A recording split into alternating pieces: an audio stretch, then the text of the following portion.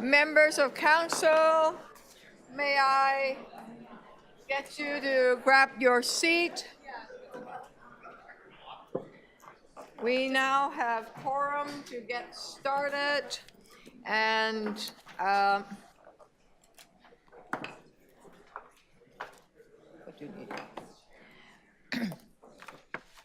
Good morning. I'm Olivia Chow, Mayor of Toronto, and I'm the chair of the Executive Committee. We now have quorum. As I said, I'm calling the meeting 21 to order, and I want to welcome everyone. Today's meeting is being held by video conference and in person at City Hall at Committee Room number 1. This meeting is also being live streamed online at youtube.com, Toronto City Council Live.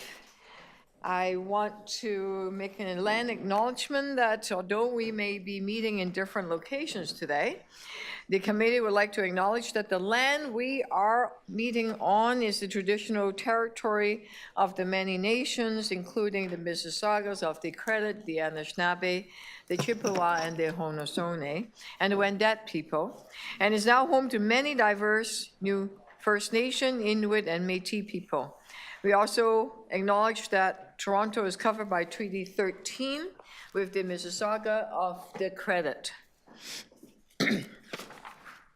If you are registered to speak at today's meeting, please listen for me to call your name, and I will call the speakers in the order they appear on the list.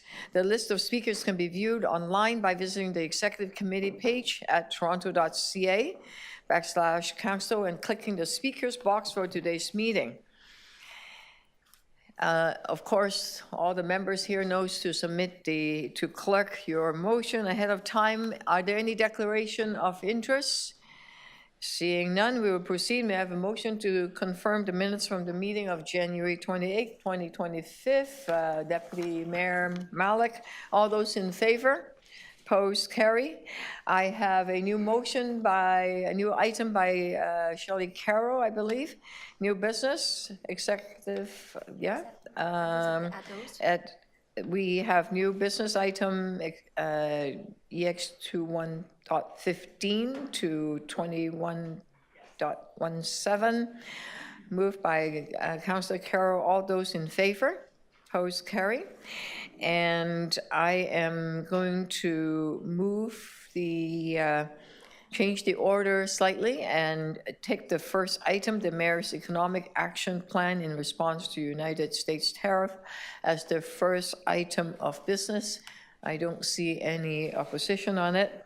And I'm now going through the list. Madam Mayor? Yep. Can I, and I'll just do it now so people know, can I move to close the speakers list at 10 o'clock? Okay. In case folks can't hear it, those of you that want to speak but have not put your name on the speaker list, do it now. We are closing the list at 10 o'clock, which is in 17 minutes from now. Okay. All those in favor of that motion? Opposed, carry, thank you.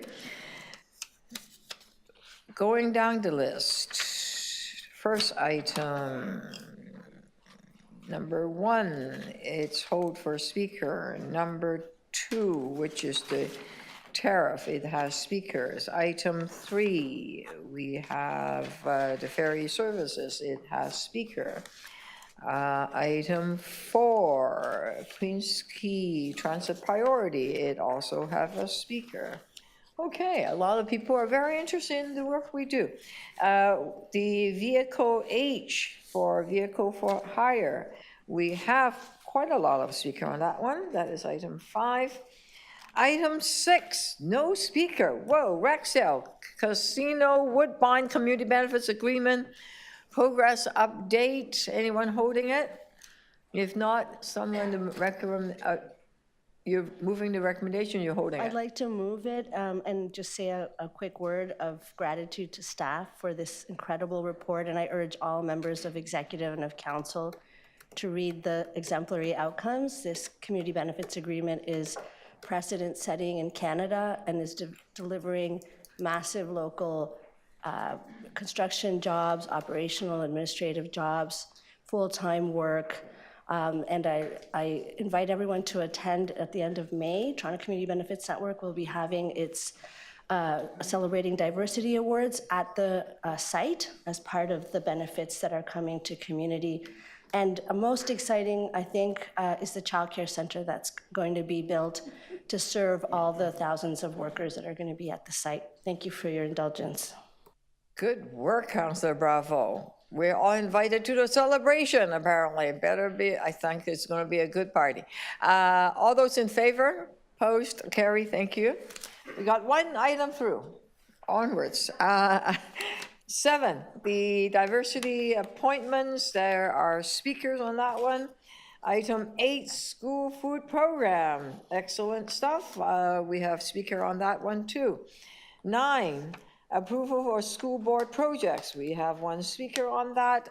The speaker have asked that we do that in the afternoon, which we can do because I am sure we will be back after lunch. Item 10, number of years, this is the this is the Confronting Anti-Black Racism Advisory Committee. There is a speaker on that also. 11, public reporting of performance service standards. There is no speaker. Wow. Okay. Anyone who want to hold that item? This is a recommendation regarding the customer experience service. Councillor I move Ainsley. transparency. Huh, pardon? I move transparency. Okay, transparency is good. Councillor Carroll, and thank you for your work. It's from your committee, Councillor Ainsley. And all those in favor of the recommendation in front of us, opposed, carry. We have the Tamil Community Center. Councillor McAuliffe? Thank you. I just want to, I'll move this and just thank everybody that's been involved, including staff preparing the recommendation, and of course, our wonderful community members making this happen. Okay. Excellent. All those in favor of the recommendations here, thank you for your hard work. Opposed, carry. Item 13, supporting ownership housing development. There is one speaker on it. Item 14, there are speaker Indigenous Council members. I have a motion that I want to circulate on that one. Okay. Item 15, FIFA World Cup. I'm going to hold that down for people who have a chance to read it, and I have an amendment on that. So item 15 is held. Item 16, the Housing Rights Advisory Committee. Councillor Perks, do you want to move that recommendation? I sure do. Okay.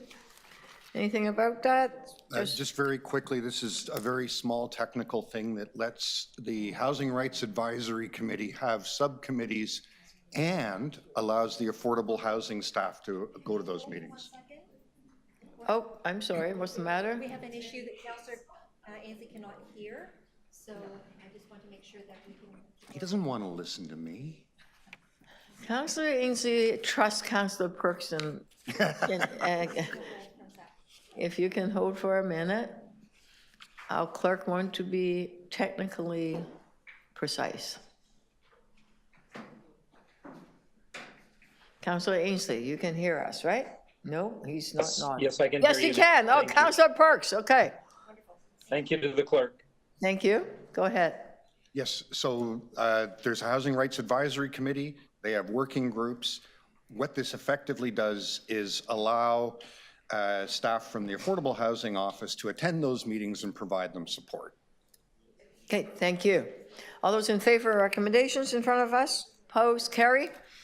Item 18, Councillor Ainsley, thank you for representing us in Washington, telling the Washington folks that we are not the 51st state and never will be, and you have those recommendations in front of you. Uh-oh. Councillor Ainsley? Whoops. He's in Montreal Thank you, representing. Madam Mayor. Go ahead. This is a summary of my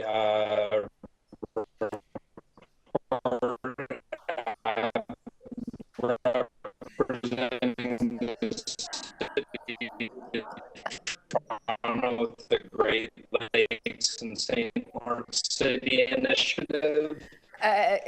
Councillor Ainsley, Which represents 270. Councillor Ainsley, we're having trouble hearing you. I think you're, are you okay just to? American and Canadian side. I'm sorry, we are having trouble. Washington. Can you mute him? Yeah, can you mute him? You're not, Councillor Ainsley. Your message. No, I'm not able to override, I tried. They can, he's online. Councillor Ainsley, we Okay. are having a great deal of problem hearing you, and we really appreciate your effort in Washington on our behalf, and we will look forward to your speech at council about it. Oh, he's still talking, I can't hear him, I'm sorry. Right, Mayor. Yes? How about if he phone in?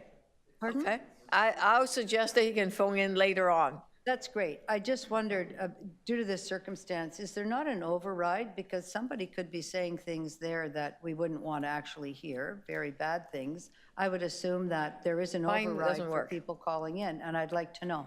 There is an override, but we tried to jabber them through the WebEx chat to let them know what the issue is and try to get them to correct it. And so we did. Okay, I think it's good. The motion's being moved. All those in favor? Thank you so much, Councillor Ainsley. And keep advocating on our behalf. We are proud that you are there in Washington for us. Okay, I think we are now able to, I'm going to take, because the fire chief is here, I'm going to take the first item, which is the economic action plan first, okay? There are a list of speakers on that item. Is the fire chief here? Yeah, okay, give us a second. We're gonna hear the deputants first, okay? Are there any other items, any other business that you folks need me to introduce? No, we good? All right. Speakers, yes, please. Sorry, at this end of the table, we're a little confused about items 15 and 16. Did you canvass on those, or? Item 15 and 16, just give me a second. We did. The FIFA World Cup has just been introduced, and Right, so it's introduced but held now. yeah, it's Okay, been gotcha. introduced Okay, and and it's 16? held. With 16, we did not hold. Okay, so let me try again. Item 15 is the FIFA World Cup, right? Councillor Carroll, it's your subcommittee. I held it on your behalf. Yes. Okay, there's a recommendation yeah, there. just I have checking. an amendment, that's why I held it. No props. Item 16. I had a comment to make anyway, so great. But, Right, item 16, Councillor Fletcher, that was what we were just doing, and Councillor Ainsley just moved it, and it's done. Just wondering about 15, and we've sorted that. Thank you. I held it. Sorry, it's hard to understand these things, but we thought he was speaking to item 17. That's why we're not clear about 16. Thank you. I'm getting a nod. I'm not the only one who No. misunderstood. Item 16 is Councillor Perks' which he moved, the recommendation, which is the Human Rights Advisory Committee Terms of Reference. He spoke, and then he was able to move the recommendations. We dealt with that. And then item 17 is the participation of Great Lakes and St. Lawrence Cities Initiative Advocacy Day and Advocacy Against Tariffs.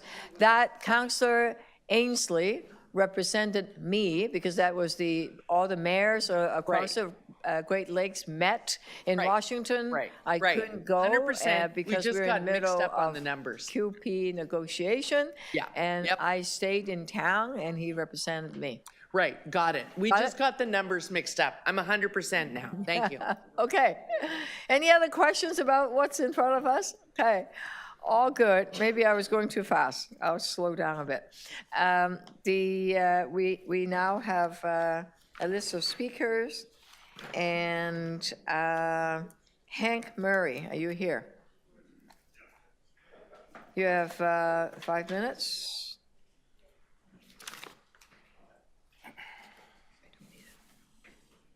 Great. Well, I want to first say good morning. It's not a fun thing to talk about the tariffs, and I want to commend members of this executive committee, yourself, Mayor Chow, for the fact that we are charging our way through threats on our sovereignty and also a war that's on our economy at the moment. I'm Hank Murray. I'm the founder of the Buy Canadian app. It's an app that in the blink of an eye, you can scan Canadian products and you can verify the authenticity of them.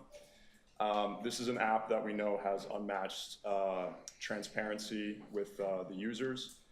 It's something that we know would cost you nothing, cost us nothing, and would only profit people in our great city and our great country. We're the only Buy Canadian app that's from right here in the city of Toronto. We've partnered with great local Canadian businesses, including in Kensington Market, Wanda's Pie in the Sky is a great spot that we partner with them. A lot of these businesses understand that on the provincial level, there's talk of being stickers in grocery stores saying this is Canadian, this is not Canadian. What we understand with our app is that the efficiency of it is unmatched, and the reach of it is unmatched as well. There's much that we'd love to improve with our app. It came out very recently, as we know that this whole thing has come out of left field.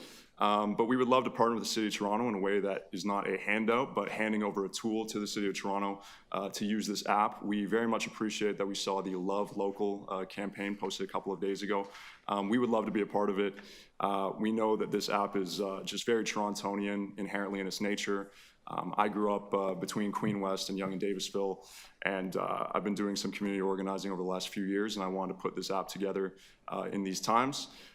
This is something that we know could be a great partnership. Even if it's ward specific, I've become friends with many city councilors over the last little while. And I know that if this is something that couldn't be on the broader level of the Love Local campaign throughout the city, I would love to work under any capacity and just get this in the hands of Torontonians and help move things forward. That's about it. If there's no questions, you do have my contact via the clerk. I'll also be at the city council meeting next week, and I'd love to talk about it, so let me know. Thank you for your contribution and your deputation. Our staff, economic development, is the second row over there, and go and say hello, and Absolutely. they would love to connect you with a growing team of people that are participating in our Buy Toronto, Shop Local kind of campaign. Beautiful, thank you. Please do. That's Thank- you guys over here? Awesome. Those Great. guys over there, yeah. Awesome, thank you, Mayor. Claire and Pat. Thank you. Perfect. Thanks very Thank you much. so much. Any questions to the deputants? No? Thank you. We're good. Alex Bahashiti. Alex is coming right up. After that is Andrea Babington, President of the Toronto York Region Labour Council, and we'll call on you in a minute. Alex, are you here? No, you're not. Okay. Not online. Andrea Babington. Andrea, are you here? She's online. You're online, okay? I am all ears. Yes, I'm here. Yep, go for it. I just Okay. want to introduce Andrea Babington and also Young Woo, who I saw walking in. They are members of the Mayor Economic Action Team. They assisted, and so is Councillor Carroll. They assisted in coming and with the ideas of and the concepts and the recommendations that are in front of you, the plan. I want to thank them for their work. So I'm going to have Andrea speak and then have Yongwoo speak right after. Okay, Andrea, go, all yours. Thank you. Yes, and I'm the president of the Toronto and York Region Labour Council, and we represent more than 200,000 workers in diverse sectors across the region. So let me start by saying I'm glad that unions are an acknowledged part of the Mayor's Economic Action Plan team. I'm proud to be at this table. As things unfold, I hope we can bring more people representing workers into the team process. We are experiencing an unprecedented time with Trump's trade war on Canada. He thinks he's picking on somebody weaker than him, but he will see that we are what we are made of. We have been through tough times before, from the 2008 financial crisis to SARS to the COVID pandemic. Each time we have made it through by working together. And I would emphasize by unions taking strong and active position. We work together. We can all weather this latest storm if we handle it in the right way. But let's be clear, workers are already being laid off. This plan you have before you had to be pulled together really quickly. As a result, there is a mix of strong and weak in the plan. Here are 3 principles that the Labour Council want to see reflected in the response to Trump's war trade. A commitment to justice, dignity, and good jobs for all. A commitment to move quickly to invest in public infrastructure and public services. Last but not least, a commitment that made in Canada matter. As part of this, pressing for a much more flexible EI approach is important, and so is retraining through colleges, transit, non-market out, and reliance on Toronto diverse population. Here is what is strong about this plan. The plan recognizes that made in Canada matter, have a local supply chain is really important. But I suggest that we need to go further to try to make sure that that big spending doesn't go to bad employers or those employers who are part of an internal race to the bottom. For example, in immediate action 1, if we simply shift to a well-known, strongly anti-union auto parts manufacturer, those will not be good jobs. We are pleased to see that looking forward, the plan includes attention paid to green manufacturing and retrofits and to Toronto's creative industries. Also strong is that the plan has Toronto calling on the federal government to provide relief for workers. The Labour Council has offered advice on EI to the federal government. Here is what is weak about this plan, and we can hope it would improve some next round of changes. The plan is very business forward, but only mention good jobs in calls to the action for the provincial and federal government. A good jobs approach should also be embedded in the immediate action that Toronto takes as well to the extent possible. It does not include enough emphasis on the economic benefit of public investment in public infrastructure and public services. And local unions should be involved in the creation of consultation around AI to safeguard good local jobs. In general, we hope to see more of our 3 principles included in the future. We know the city's approach will change and grow as we learn about what works and what doesn't. Finally, equity and justice matter as part of this. In addition to confronting the impact of this trade war on racialized community. I urge you to take seriously the 65th anniversary of the International Day for the Elimination of Racial Discrimination this Friday, March 21st. Thank you, Mayor and Councillor. Thank you. I have a question by Councillor Carroll for you. Thank you, Madam Mayor. Good morning, Andrea. Thank you for bringing up that we have to make sure that we shift the focus towards good jobs. We talked a lot about the gray areas and the challenge in doing that in the action team meetings. To demonstrate the challenge we face, are there in the region, are there instances where we actually have employers that may be US based, US founded, but they are employing union workers in good jobs in Canada, in the region, and so focusing on good jobs as opposed to just buy Canadian protects those good jobs as well? Is that sort of where we're going? Okay, if that's question for me, I believe there is good jobs here. For the hotel sector, there is, and at the same time, I think we know that in other sectors where the jobs are available, but the employers are not necessarily thinking through how to lift workers out of that. And so we have to make sure that we're not just ready to solve the problem and not necessarily vetting the employers that's coming forward to say that we are part of the solution. Right. And as we're really sort of working in stages here, the action plan we have today is really focused largely on the first 30 days.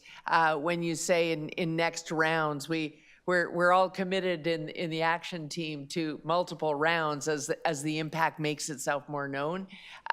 So that's something you want us to definitely have on the agenda next, to really focus in on those employer practices.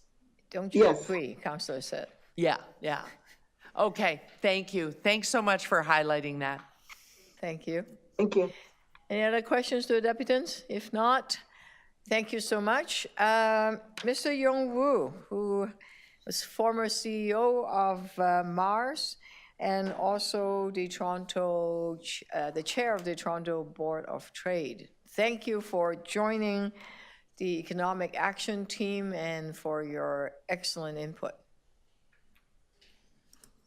Good morning, Mayor Chow, councillors, and fellow Torontonians. Yes, my name is Young Wu. I am chair of the Toronto Region Board of Trade. I'm a lifelong entrepreneur, and I am the former CEO of the Mars Discovery District.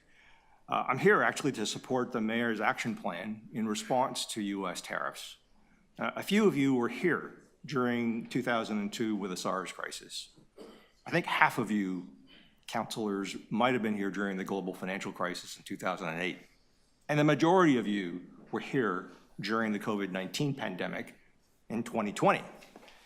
Every single time we emerged tougher, stronger, and more resilient. Toronto's resilience is etched into our streets, our communities, our businesses, our people, and it's time to channel that grit one more time. Now, I'm a serial entrepreneur. I've seen firsthand how uncertainty can paralyze, or it can catalyze.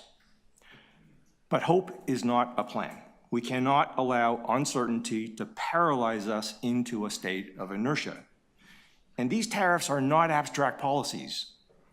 They are a gut punch to our manufacturers who are scrambling to pivot, families who are budgeting at grocery stores, and small businesses who are freezing investments and weighing layoffs. So I just want to note that, these US tariff threats have actually awakened something pretty profound in Canadians. It's a renewed sense of unity, of pride, a determination to shape our own economic futures. That is an incredible asset. So let me be really clear. Toronto does not bend the knee. We stand tall, we innovate, we create our own futures. And as CEO of Mars, I actually saw how this crisis, other crises, were catalysts. During COVID, our innovation community grew by 450%. It created 27,000 new high-paying tech jobs. Wow. And added $30 billion to GDP in our economy. Holy cow.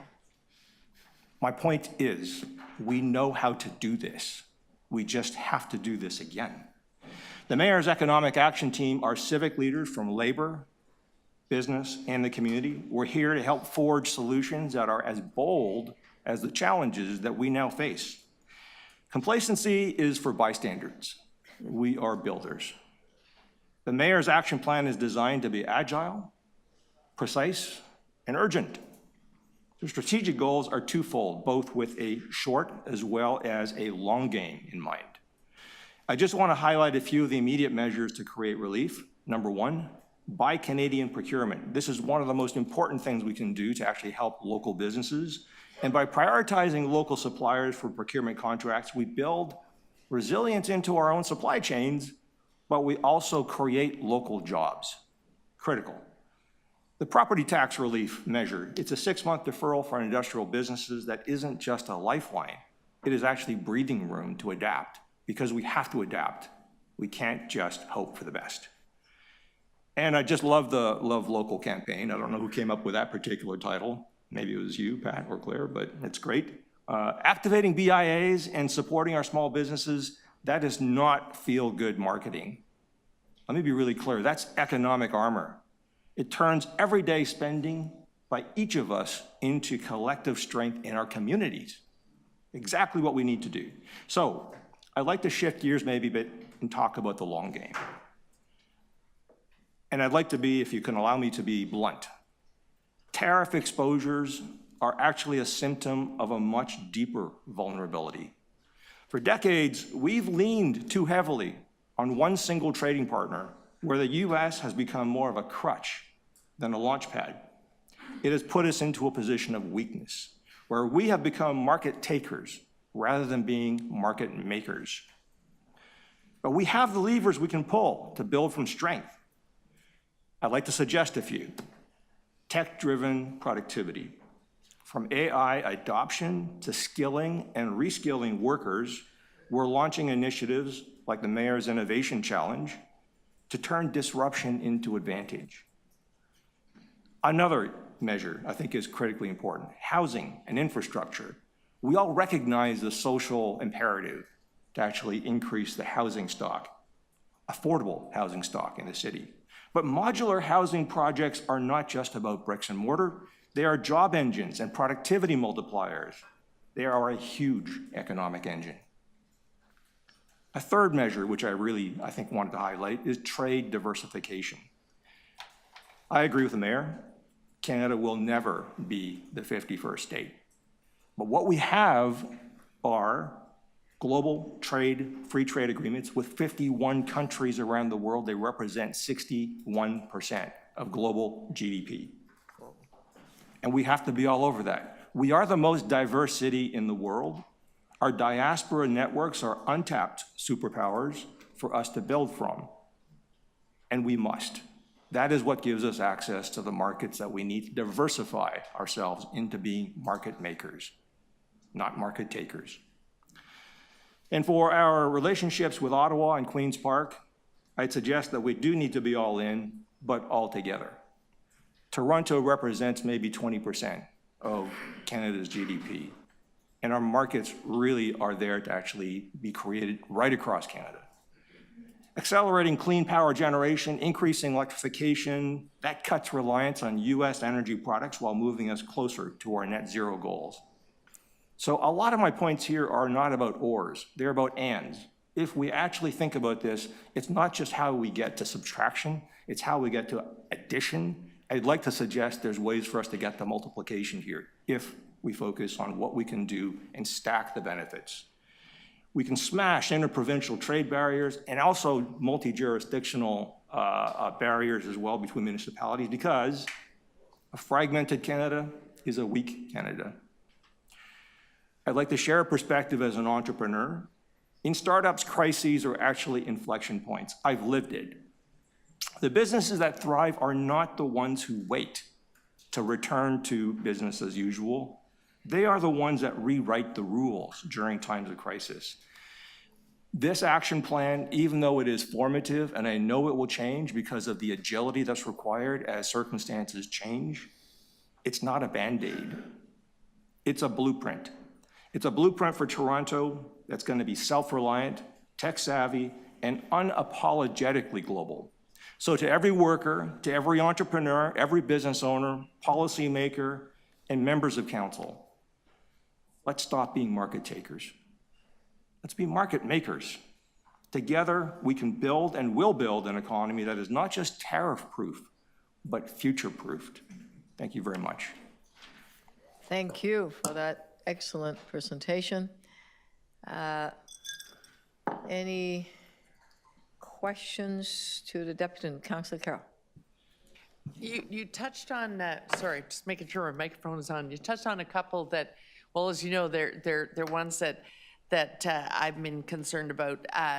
One of the earliest things that someone said to me vis-a-vis housing is, in the modular housing market, a lot of the best manufacturers of it are here in Canada, and yet we have all sorts of policy impediments to using it, even in market housing.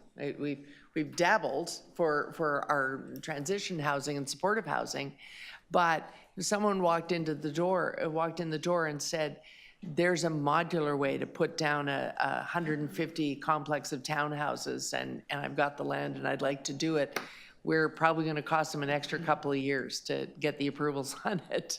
Yep. So when you talk about modular, you're actually talking about market housing as well. Yes. Okay. Yes, I think it's a really important point that, and I'll come back to my earlier point, which is that with one market that we have been addressing, we've become complacent. Mm-hmm. We are where we are in a position of weakness because of decades of underinvestment, decades where we have not actually increased the velocity by which we can actually take on these particular ideas. And by unblocking some of the pathways for these innovations to address our biggest social imperatives and problems, we actually unlock the economic benefits as well. If we can't do that at this time, I don't know when. And maybe I can add a second point just to quantify this, because I think about, how do we size up the problem and where can we size up the opportunities? The Canadian Council, Canadian Chamber of Commerce, I think, estimated that the 25% general tariffs across the board will cost Canada about 2.6% in GDP. Mm-hmm. When you do back of the envelope math, that means about, $5 to $10 billion per year in GDP for Toronto. Every single one of our key shots on goals that we've been talking about, as you know, Councillor Carroll, can not only offset these tariff impacts on our GDP, but can actually unlock GDP. Right. Right. Everyone. So for instance, procurement. Canada procures $200 billion per year of stuff across all levels of government. By itself, it could mitigate that $5 to $10 billion nut that we got to crack. It could probably do more and unlock future productive capacity. Trade. Interprovincially, we know that's a $200 billion category for Canada. Toronto probably has a fairly large part to play in terms of how we actually mobilize people and mobilize, the goods and services that we provide right across Canada. AI and innovation adoption by our small, medium-sized enterprises. I think it was Accenture that basically estimated there's a $180 billion benefit to doing that for small, medium-sized enterprises. For us to unlock that, we have to skill, reskill, upskill, certify our workers. Right. Investing into these programs unlocks not only the ability to offset tariffs, but actually unlocks our productive capacity for this city and this country in the medium to long term.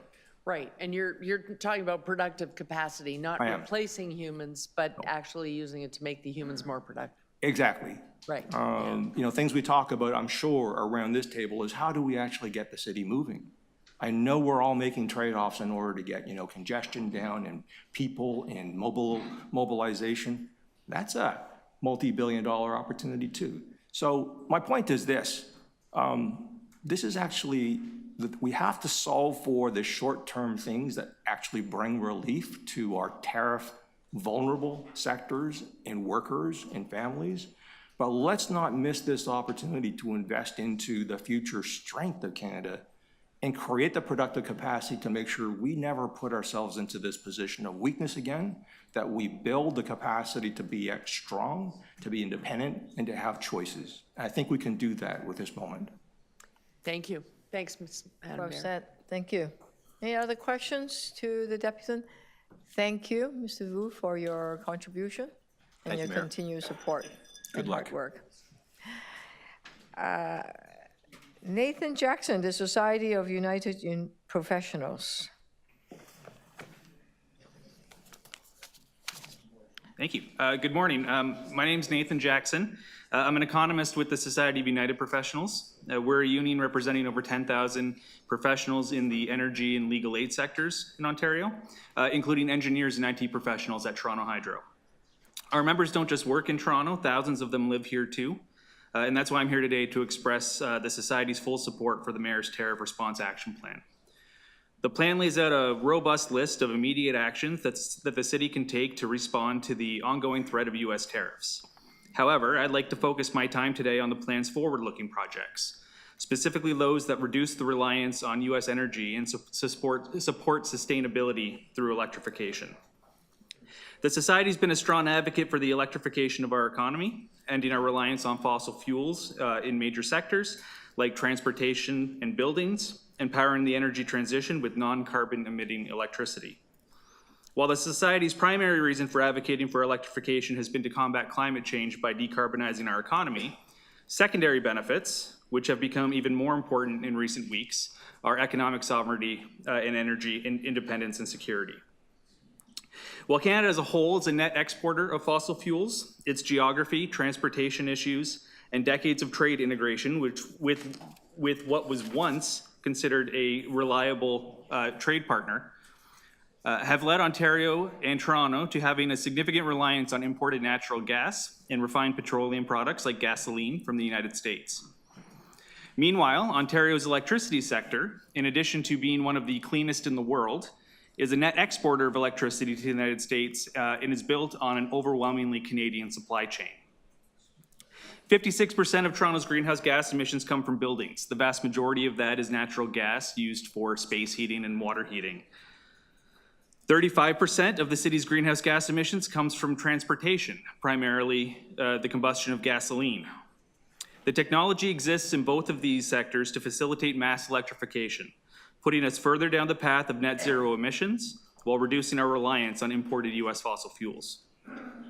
Electrifying the city's buildings by encouraging retrofits to replace gas furnaces and water heaters with heat pumps and requiring new construction projects to install either ground source or air source heat pumps are significant actions that the city could take to reduce greenhouse gas emissions while also drastically reducing its reliance on American natural gas. Decarbonizing the city's transportation sector will also reduce the city's reliance on American refined gasoline. In its simplest form, this means maintaining existing active transportation infrastructure like our bike lanes. Encouraging the adoption of electric vehicles through more on-street charging locations, more chargers and green Ps, minimum charger requirements for new parking structures will also have a significant impact on the city's reliance on imported fossil fuel. Most importantly, however, continuing to invest in fixing and expanding the TTC, getting people out of cars and into fast, reliable public transit, especially combined with the ongoing electrification of the city's bus fleet, will have the largest impact in reducing our reliance on imported American gasoline.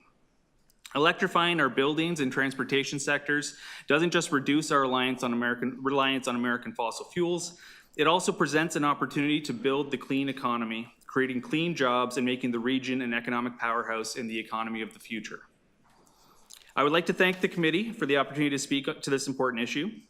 And on behalf of the Society of United Professionals, I'd like to thank the Mayor, the Mayor's Economic Action Team, and city staff for putting forward this vision for a strong, resilient Toronto economy.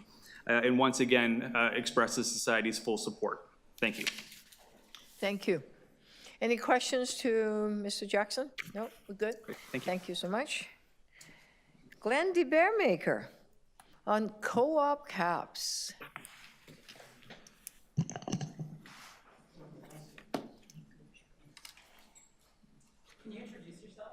Certainly. Madam Mayor and members of Executive Committee, my name is Glenn de Bearmaker, a former city councillor and former 13-year member of the TTC. And I'm here today representing Co-op Cabs, and we submitted a letter with our 4 recommendations that we hope you'll adopt today as part of the report. And I would like to take a brief moment to give you, to tell you just how happy we are as a Canadian company that the mayor's position paper, the mayor's policies that are about to be developed and adopted are long overdue, and we're thrilled that you're taking this initiative. To give you some perspective of how our city in the past has failed, has not lived up to the best potential we could be, I'll take you back to 2008. As a member of the TTC board, I moved a motion to require 50% Canadian content for large capital purchases like rolling stock. And you know what? Just like whack-a-mole, whack, whack, whack, whack, whack, whack, whack, whack. I got whacked with all these reasons why we couldn't buy Canadian, why we couldn't use Torontonians' tax money in the hundreds of millions of dollars to provide jobs in Toronto and the GTA. But with the help of Chair Giambroni back in 2008, we passed a motion that said there's a 25% Canadian content requirement. That's the best we could do in 2008. But it's over a decade since that's happened, and we're glad that your report now says we're going to do much better than that. And just to give you an idea of how offended some of us were, whether it's the Labour Council or some of us commissioners, when we passed that motion to have 25 Canadian content, the US regulations said US municipalities had to purchase 70% made in America.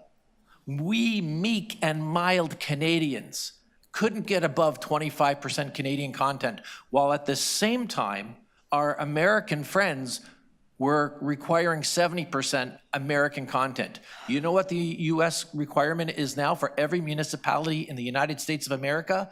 100% buy American. It's in federal legislation.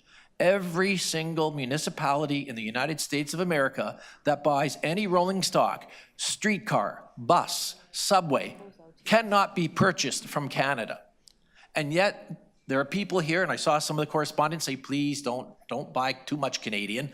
We're telling you, buy Canadian. Thank you. I'd like to take you back quickly to 2012. Councillor Wong Tam and I moved motions at this council to get an exemption from the Canadian-European Trade Agreement so that our municipality could buy Canadian products. Council supported us, the province didn't, and Councillor Wong Tam and I failed, unfortunately, to have that ability to buy more Canadian content. So we've had some failures as a city.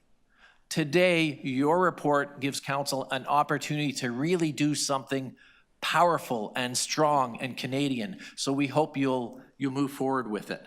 I'd like to take your attention now to the recommendations. We're asking you to support recommendation number 10 of the report, which proposes a ban on US-based rideshare companies. We think that's a good ban. We also are requesting you to formally say that, to request all affiliated agency boards and commissions to do the same thing. I think it's in the report, but it didn't quite make it to the recommendations, and call me a policy wonk, but I always believe in the operative part of a motion. And the operative part of the motion doesn't tell any of our A's, B's, or C's to do that. At least that's my understanding.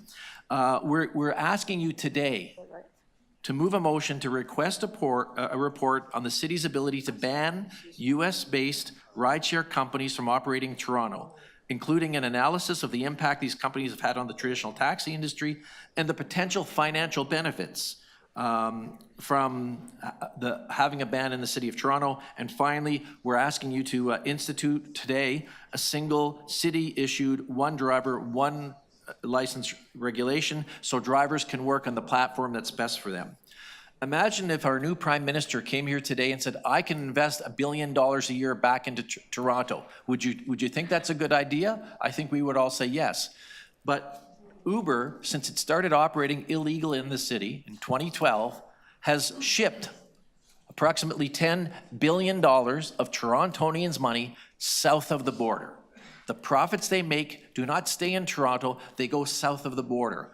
Simply by doing a ban, that $1 billion would stay in the pockets of the drivers, of the companies, of the cooperatives that are Canadian. It's time to stop this unfair advantage that the US companies have. And I conclude by just saying thank you, and remember, elbows up and carry on.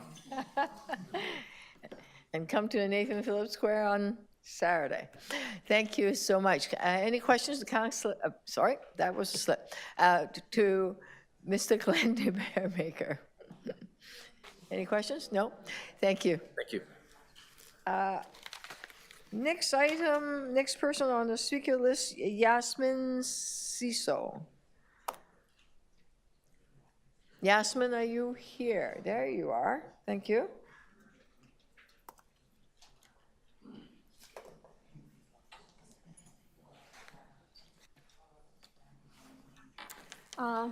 Madam Mayor and ladies and gentlemen of Executive Committee, my name is Yasmin Siso. I'm very uncomfortable in speaking in front of public, but I kind of touch our livelihood, and I feel obligated to be here to speak on behalf of myself, my families, and 180,000 rideshare drivers out there across the country. My name is Yasmin. I came to Canada in 2017 with my family from Syria. I'm the oldest in the family. I became citizen in 2023. I graduated from York University, and I'm starting law school in September. I started driving with Uber during my undergrad years.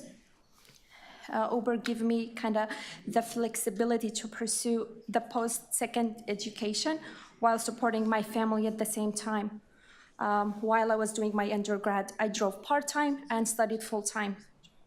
I'm proud to say that I will starting law school soon, and between now and September, I'll be driving full-time to save for school. If Uber wasn't an option for me, I don't know how I could balance my education while supporting myself and family at the same time. My brother also drives for Uber, and he's also in school, studying to be a police officer. I voted for Mayor Olivia Chow because I believed she was on the side of people like me and who are looking to support their families and create a better life in the city. But I'm kind of very worried about the proposal today because that's gonna hurt the industry, and it's gonna hurt the drivers like me and my family and many other more drivers. If I do not have the flexible earning opportunity, I'm not sure how I would have completed my undergrad or will be able to go to law school in September. I'm telling my story because banning US-based rideshare from city phones or in the city of Toronto will only hurt Canadians like me.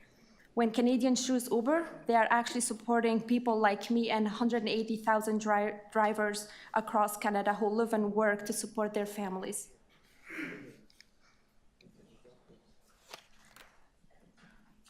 For that reason, ladies and gentlemen, I urge you please to think twice about voting for this one. Thank you very much. Thank you. Any questions to the deputant? Okay. No. Thank you. Our next speaker is Harrison Amit, the CEO of Ride Hover Corporation. Are you here, Harrison Emmett? Calling you once, twice. Okay. Christine Hubbard, Beck Taxi. Are you here? There you are. Okay.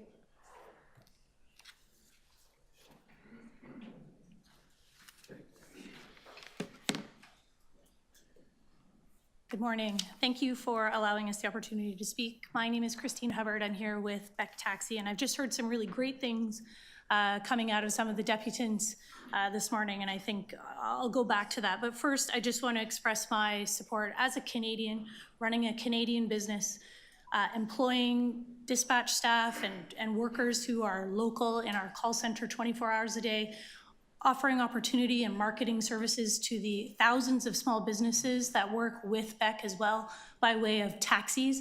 The difference between the Canadian companies right now and the alternatives is that each taxi you see is a licensed small business. And if we are talking about supporting Canadian businesses, there's no better way than to support our local taxi drivers. We heard from members of the Economic Action Team that this is not just a Band-Aid, but a blueprint. Again, there were so many great quotes at the press conference too.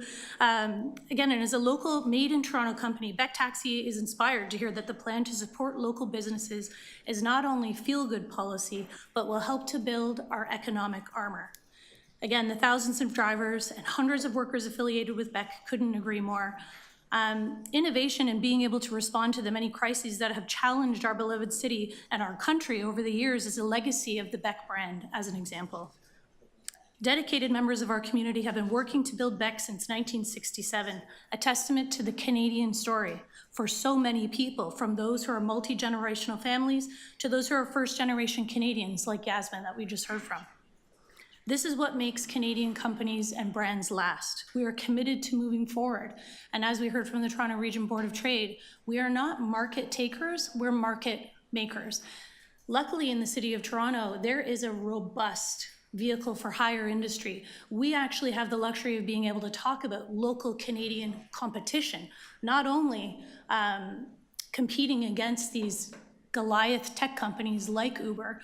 And I would say, you know, there are stories like Yasmin's, who is a ride-hail driver you just heard from, but those are the same stories as taxi drivers. And the fact is, what we heard in December in this room was driver after driver after driver talking about the exploitative nature, the abusive behavior of companies like Uber. And for Yasmin, if she's cut off the platform tomorrow, she has no recourse. And to Councillor Carroll's point, we're looking for good jobs.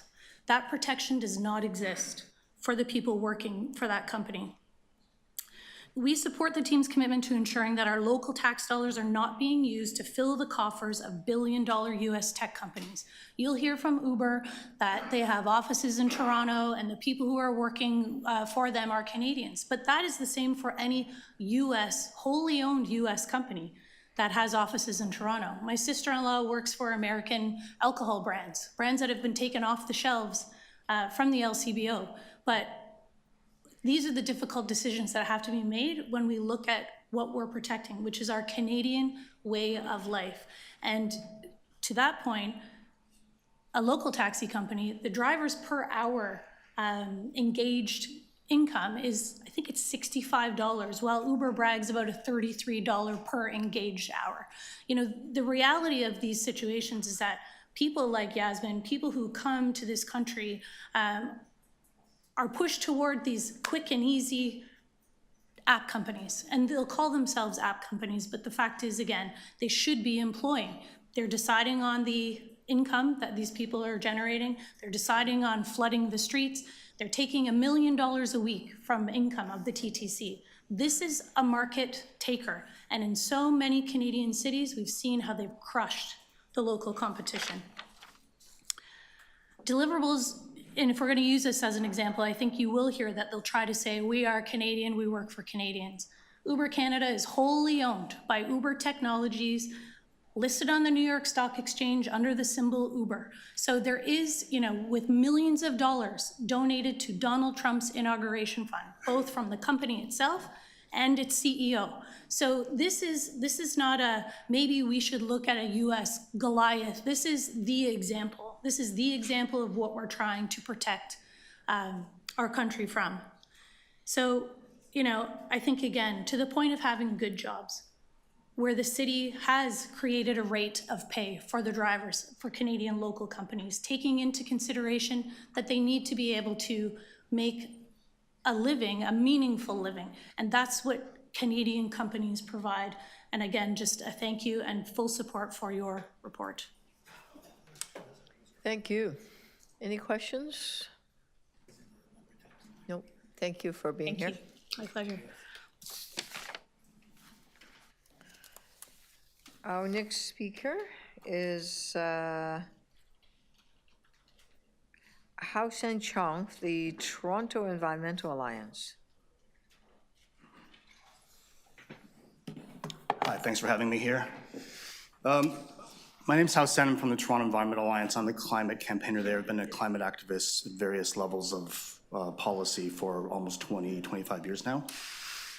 There is a reason why environmental organizations like T have been for decades calling on communities to buy local, and why one of the oldest rallying cries of the environmental movement is to think globally and to act locally, because local green economies make our communities healthier, they make them more affordable, support good jobs, and they make the communities more resilient to global systemic shocks like the one that we're experiencing right now. Accelerating Toronto's environmental plans to build a local, green, and circular low-carbon economy is one of the most powerful ways to counter Trump's tariffs.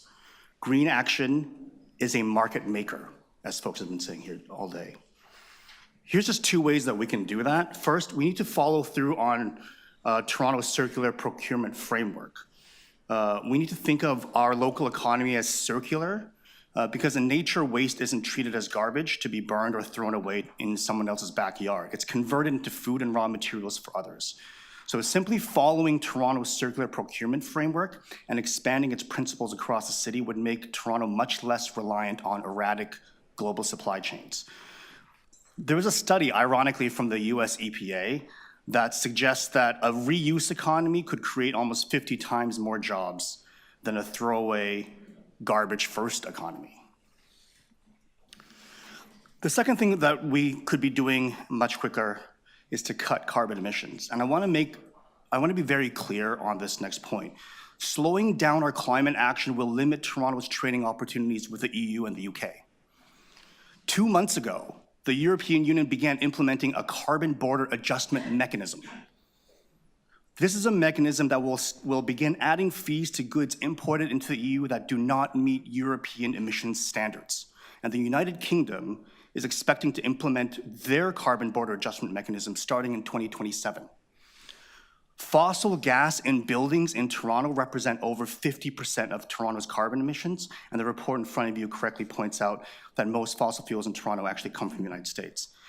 And this is why accelerating building electrification to get off gas is a good economic step to help Toronto.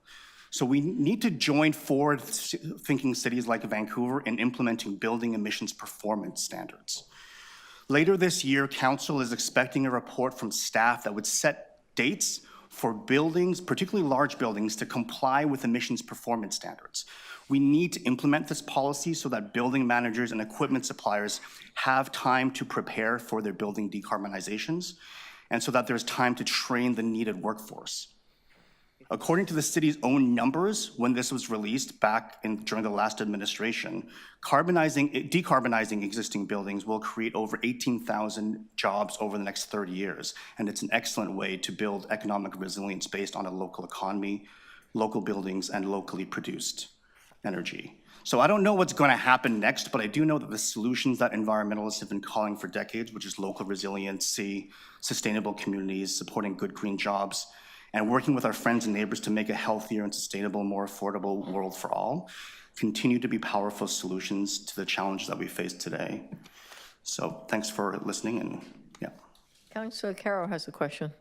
So you're really aware of the policies we're developing right now, but are you suggesting this is sort of the short-term look with a bit of a preview on some of the longer-term actions, but you're suggesting we got to look at the timelines for all of that policy development and pull it forward as much as we can. Yeah, that's right. So the policy. Possible. So I'm sorry for interrupting. Yeah. No, go ahead.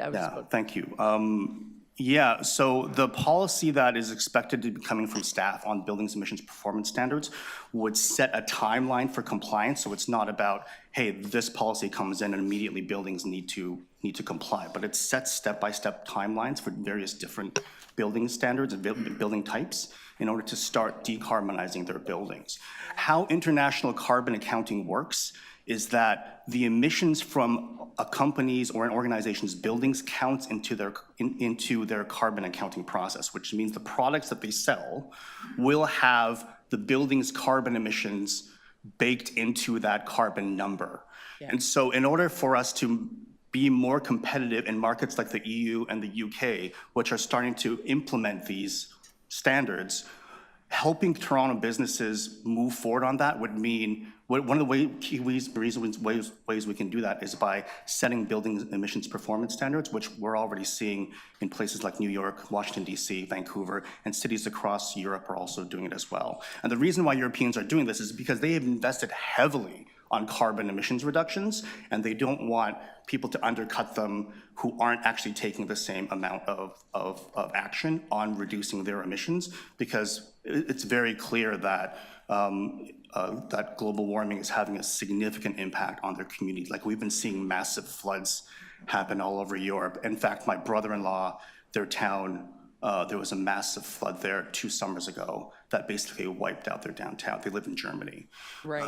And so in order for us to be more competitive in those markets like the UK and the EU, accelerating our climate action and accelerating our environmental action in general is a good idea. We have for far too long been reliant on US markets, so we've been just kind of okay with just meeting American environmental standards, which are not at the same level as the European ones. So if we want to diversify to those markets, like Mr. Wu was talking about earlier, this has to be in place. That's right. So, and you highlighted the need for the upskilling. There's a huge amount of training that has to happen on a as quick a basis as possible. I know it's Toronto Environmental Alliance and you track us a lot, but are you making that case to the provincial government? Because we really rely on their budgets when it comes to training. And we didn't put a lot of the intergovernmental asks into this initial response plan, but it's certainly coming forward. I'm just wondering if they will, in putting those in the next 60-day plan, have they already heard from organizations like yours that that's got to be their urgent action? Actually, we are a loosely networked group of environmental organizations that work across all levels, including internationally, federally, and provincially. And we regularly sit on those meetings and bring in these types of issues for our colleagues who do spend more of their time lobbying the provincial government and lobbying the federal government. Excellent. As well. We can say, you've already heard this ask we're about to make. Thank you. Thanks so much for being here today. Thanks, Madam Mayor. Thank you.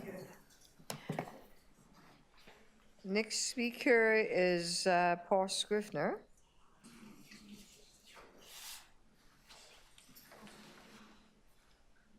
And with you, is that Patrick Connolly? A surprise guest. Good morning, everybody. For the record, my name is Paul Scrivener. I'm the Director of External Relations for TIN.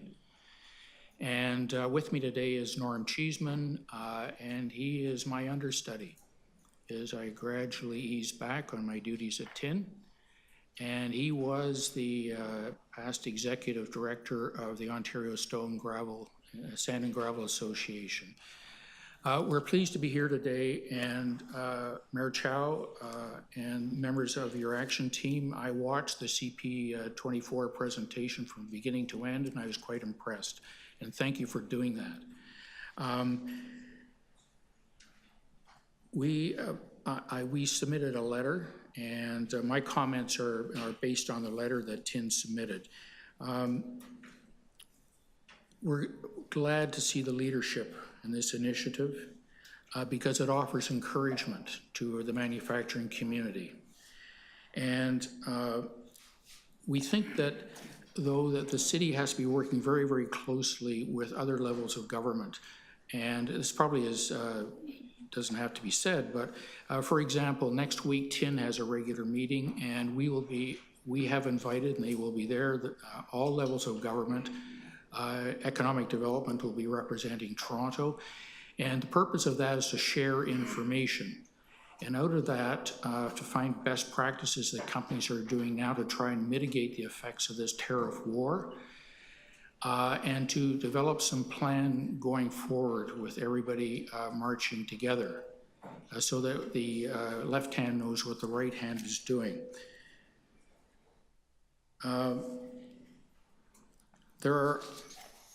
It's been mentioned already, there are a number of US companies based here in Toronto.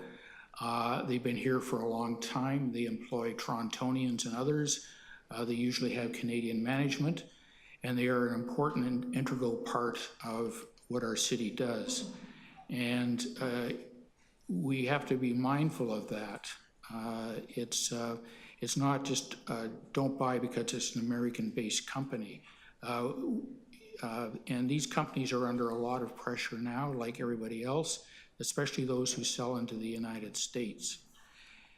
I point out also that many of our companies and manufacturers get raw materials and other things from the States to make their product here.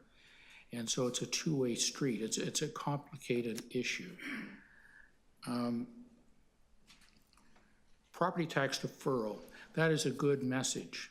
And we appreciate that very much, and it'll be helpful to us. At the end of the day, we have to pay it back. And it would be good to also canvass smaller manufacturers in Toronto to see how this is affecting them and whether the dates that are proposed in the staff report are helpful. Because, for instance, many companies, they have their year end is the end of the annual year, December 31st. The port, that was a pleasant surprise. We appreciate that very, very much.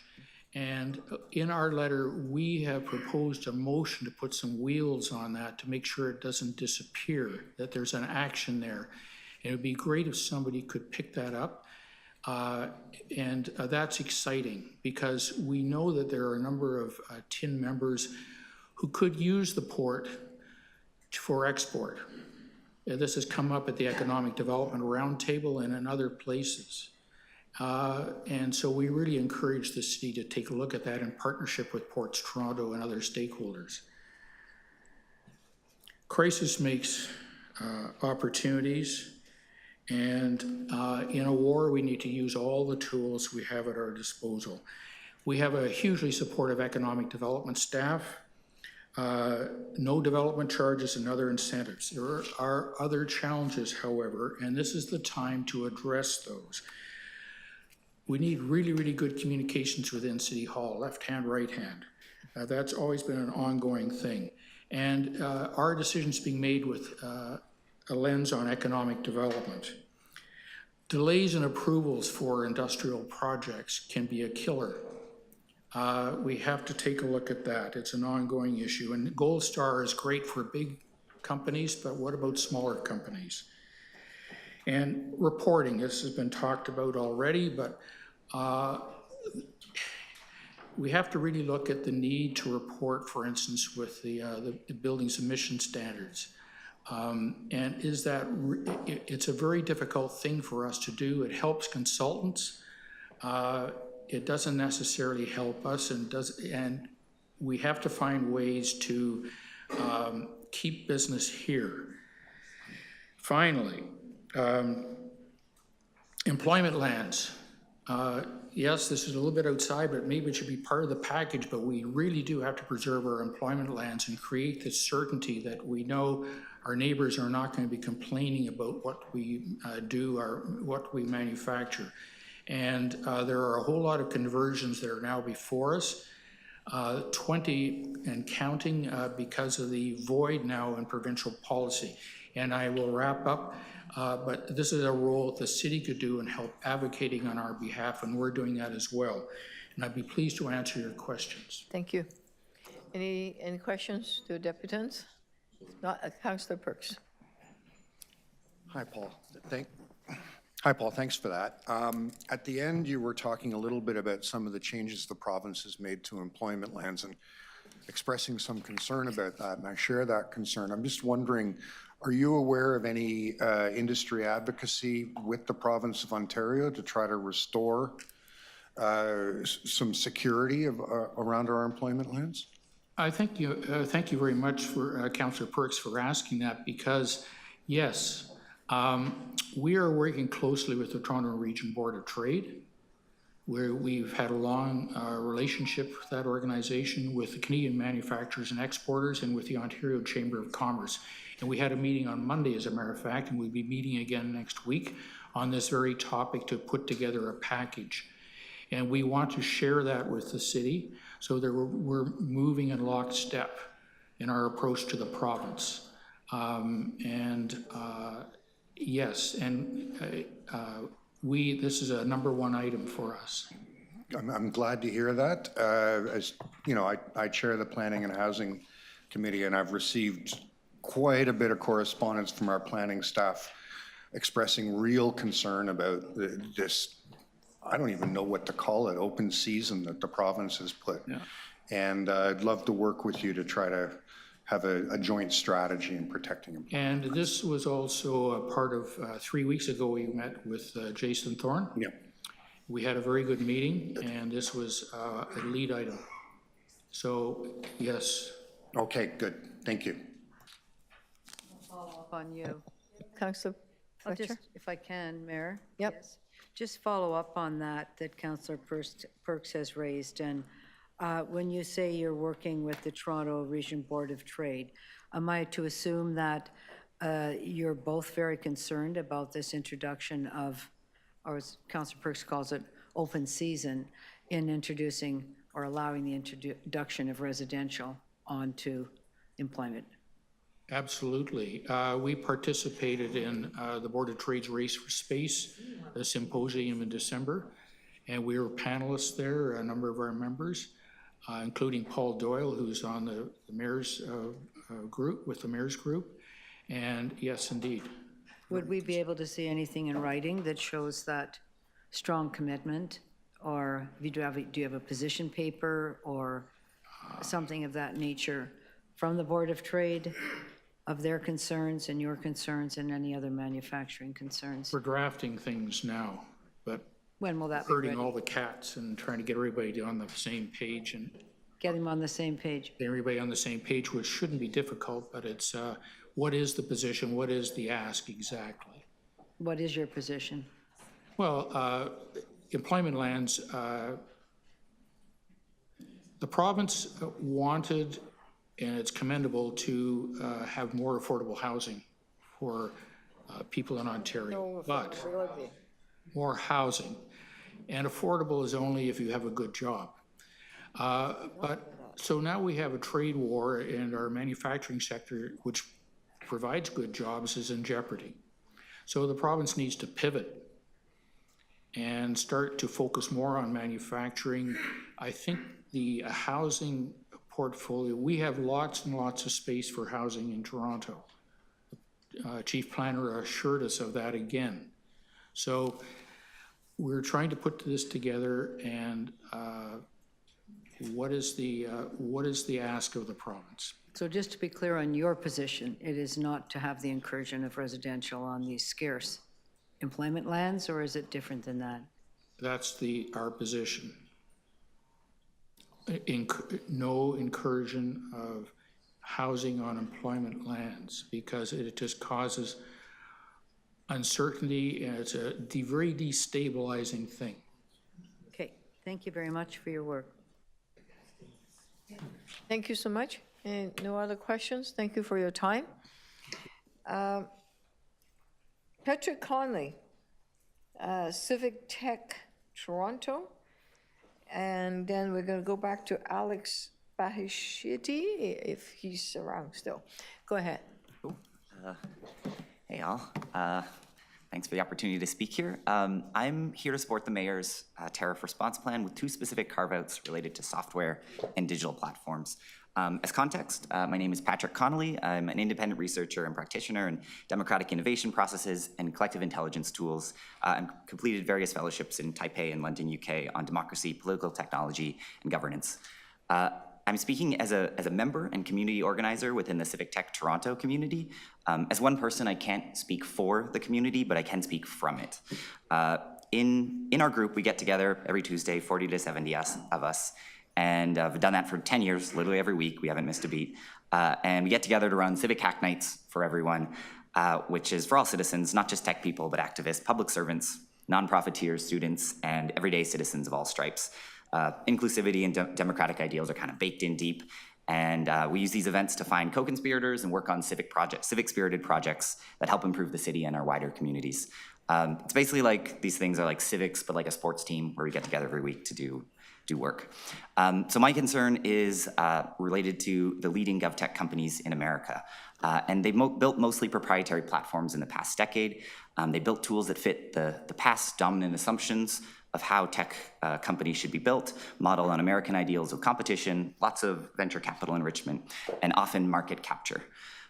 These companies are often the safe bidders. In contrast to this American approach, the EU approach, which has kind of grown in response, is building GovTech platforms that have rallied around some pretty wildly successful campaigns that go under the banner of public money, public code. So if we are using money from the public purse to build things to help us govern ourselves, that should be built in the open with open source, so that we can all build it and use it cooperatively, and no one can sell it back to us at inflated prices or lock us in. The EU position on building public infrastructure, software that runs government, is largely a response to the approach that American companies have tended to take. Yes, we could grow our Canadian capacity, but we don't just need to grow Canadian, we need to build more capacity to cooperate across the great distances that separate us from our friends, and we need to hold these friends closer. So I have two requests. Yes, 2.5 minutes in. I'd like to see, one, some carve-outs for fully open source solutions to be sourced from EU vendors, even at the smaller levels. There's a lot that we can learn from our European vendors, and if we aren't able to work with them or collaborate with them as vendors, we actually lose the ability to learn from them across the great distance. So when a vendor is building open source tools, they are de facto generating wealth for Canadians, because Canadian vendors live in the open commons with the European vendors. I just wouldn't like to see us punish cooperation between our EU and Canadian partners. We have a lot to learn from each other. So number two, I'd like to also ensure that the Canadian exclusivity clauses apply as retroactively as possible to all contracts that have been not absolutely finalized. If any contracts haven't seen the ink dry, I would love to see them paused or sent back to be rescored against the new rubric. There are some really important RFPs in process, like right now, that will affect the participatory landscape for the next half decade. So specifically a bid for a new public engagement platform that's closing in 2 days. And there are lots of safe American bids on that will score very well. But there will also, I'm sure, be some wildly cooperative bids from European partners. So I'd like to ensure that non-USA bidders have a higher chance of being awarded, even on things that have technically closed, but I would love to see them be reopened and rescored. And this is particularly important because as part of the plan we're discussing, there are calls for consultation that's part of the plan. So it would be a shame if the consultations that we're gonna be doing a lot of learning on, we're actually running through vendors and their platforms, and all that growth is happening, and the learning is being captured by private partners instead of Canadian companies, or instead of people who are building more in the open. I think that's it? Yes, that is. Thank you so much. You have a question here, Councillor Bravo. Thank you. I wanted to ask you about the challenges you were mentioning about the monetization or commodification of data that we produce, and the economic risks around that, if you had a comment. And the second one was about the proposal to be open to the EU. Does that help us to deal with questions of data sovereignty, data governance in a better way, given the standards are higher compared to the United States in terms of the governance piece? Yeah, it's neat. You can kind of like in some ways, like the platforms are like the riverbanks and the data is like the water flowing through it. So they're kind of, you can talk about them separately, but like there's really interesting relationships where when people build the platforms publicly, they can actually, like they're usually built in a way where they're really easy to run in any country, in any data center. So I know for a fact that just like European partners that I've talked to around like, these platforms, like if you suggest like, hey, can we run it in our data centers? They're like, sure, yeah, that's no different than like us running it here. There's a lot of, just eagerness. They don't have to rethink their whole business to like move to a new place, because like when you're building with public open source code, you can often kind of run it anywhere. And how important is that as a public good for ensuring future opportunities, economic opportunities, inclusion, and more robust like local economy? I think it feels very important to me. Like building in the open feels like building Canadian, because I know, if anyone ever tries to like ratchet, twist the screws, like we can just leave and find local partners and retrain them because all the resources are public. So it's not as scary to work and like allow some learning in vendors from another country, like that learning kind of goes in, like as people are making improvements to the software, they're kind of just how open source software works is they're pushing it into the public space that a Canadian competitor bid can just like be like, okay, it seems like their prices are inflated. We can now bid lower and run the same platform that they have, maybe a vendor from another country has been offering us. Yeah, so it creates an environment for innovation that isn't just driven by the capacity of big corporations to be able to kind of muscle in. And it does speak to the circular economy around the data piece, just as the Toronto Environmental Alliance was arguing around environment. Thank you. Yeah, thank you very much. Thank you. Any other questions? If not, Alex Bahashi, are you still here? You online? Yes, I'm online. Can you hear me? Go for it. We can hear you. Excuse me. Good morning. My name is Alex Baheshi, and I'm an urban planner and land economist, but today I'm speaking to you as a local resident. Canada and Toronto is facing an onslaught of 18th century mercantilism because of the actions of a president who is looking to take us back in time. In response, we need to fight back with 21st century Canadian entrepreneurship. Excuse me. Canada is one of, if not the most amazing country on the planet, but we didn't get here without the entrepreneurs that built this nation. Unfortunately, the last few decades have seen some serious challenges to entrepreneurship, to the entrepreneurial spirit in this country, which finds us weakened at a time when we need all our strength. The mayor's action plan has some decent steps towards fighting back. However, it doesn't lay out everything that the city can do. I think it's important to hear the stories of struggling entrepreneurs in this city to grasp at the issue. Excuse me. A recent Ukrainian immigrant was trying to set up a mobile European-style coffee shop around UFT, but we fined her because her mobile shop didn't have a dedicated motor to spewing diesel fumes into the air. Something is wrong with the regulations. Another owner of a shop in Councillor Bravo's ward had bylaw officers sent to her business because while the zoning allows for coffee to be served, it can only be served through self-service. We are fining an entrepreneur for literally handing someone a cup of coffee. Something is wrong with the regulations. The city had the opportunity to address some of these wrongs while promoting local entrepreneurship through the retail portion of the EHON reforms, yet this is missing from the mayor's action plan. I urge the city to expedite the neighborhood retail reforms, as well as other related policies like around food trucks, to support the setup of new local businesses as part of its tariff action plan. How can you ask people to buy local if you can't actually shop local in many parts of the city? We need to face the stark reality before us. Many people are going to lose their jobs in the near term if the tariffs aren't dropped. The city can't save everyone, but it can create a pathway for people to find their own salvation by making neighborhood retail a reality and supporting local entrepreneurship. I hope to see the city focus on expediting its work on neighborhood retail and not further delaying it. Thank you. Thank you so much. Councilors, any questions? The food truck issue is coming to council Wednesday, I think. Anyway, Seeing no other questions, question to staff on this item? Oh, no question to staff. Okay. Okay. Oh, pardon me. Councillor Matlow, Deputy Mayor. Oh, I'm sorry. You have one more. Is there another speaker? I don't believe there's any more speaker. It's on a different item. Okay, Councillor Matlow. Thank you. Thank you, Mayor. Through you. Do we know if we begin banning and restricting U.S. companies from bidding on our contracts, do we know what the cost will be to Toronto taxpayers and our own budget?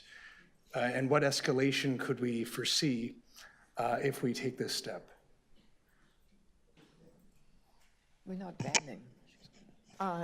To the chair, at this point in time, it's still a bit too early to actually have an identified cost, just because, again, we just don't know. We don't know how the tariffs are going to be affected. We are aware that right now, just from what we are putting, we are going to see an impact from the aluminum and the steel sector, but because our contracts are so embedded and complicated when it comes to those individual prices, we just can't tell at this moment in time. Not so much about the impact of tariffs, because that's an ongoing issue and it changes seemingly daily, given the way that Trump's machinations seem to happen. But I'm asking more in particular about if we are banning U.S. companies from making these bids, and we are restricting them only to potentially Canadian-based companies and others. Do we know the cost to taxpayers and to our budget with respect to potentially a smaller pool asking for more money? Or is there a potential that only a U.S. company, for whatever circumstances, may be able to do something for the price that we were hoping for? Have we figured all that out yet? To the mayor, so I'll speak. We will need to review it on an individual basis across each award to understand what the potential impacts would be. I will note what is in front of us here does provide for some carve-outs if it is in the best interest of the city, as well as enabling some transition periods. So all of those would be considered as we review on an individual case-by-case basis what is being brought forward. But that's a vague, it's not defined. Like for us to vote on it, we don't really know what that will mean. That just gives you some flexibility. To the mayor, it does. It gives us some flexibility, again, if we determine it to be in the best interest of the city or as part of a transition period to enable that flexibility. Could the consequence of this lead to even a higher property tax request to residents next year? To the mayor, it really would be too early to tell. There's also a difference between what we would be procuring on the operating side of the budget versus the capital side. We would look at that within the total capital budget. If it was a capital initiative, at times you may review scope. It wouldn't be any different than when we were experiencing higher inflation on some of our capital construction projects. And at times it may have required us to reprioritize, but not necessarily a property tax impact. Have we considered whether or not all the U.S. companies that would bid on any of our contracts, are they entirely bringing in American workers to do the jobs? Or are some of them companies that may be US-based but hire many Canadians who live in Toronto whose jobs might be impacted if we make these bans? To the mayor, so I'll start. I may turn over to our general manager of economic development to speak to some of those. I will note within our overall procurement, so while we do have an operating budget of almost $19 billion and a capital program of almost $60 billion, our procurement itself is just over $3 billion. So this isn't the entire entity of where our capital. Do we know the answer to that question, though? So within what we do procure, I'll turn it over to our general manager of economic development.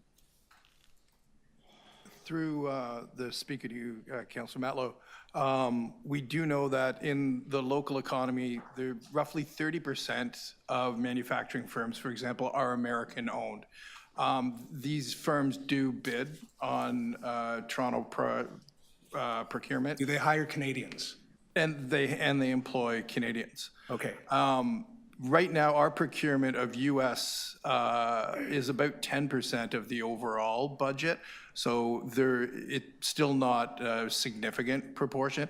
There would be impacts should there be a considerable number of firms who do not gain city contracts, but it is both too early to tell. Too early to tell. And there's a lot of work that will be going on So- to ensure workers are supported. I appreciate that, but I'm hearing like we don't have any of this information. Everything's too early to tell.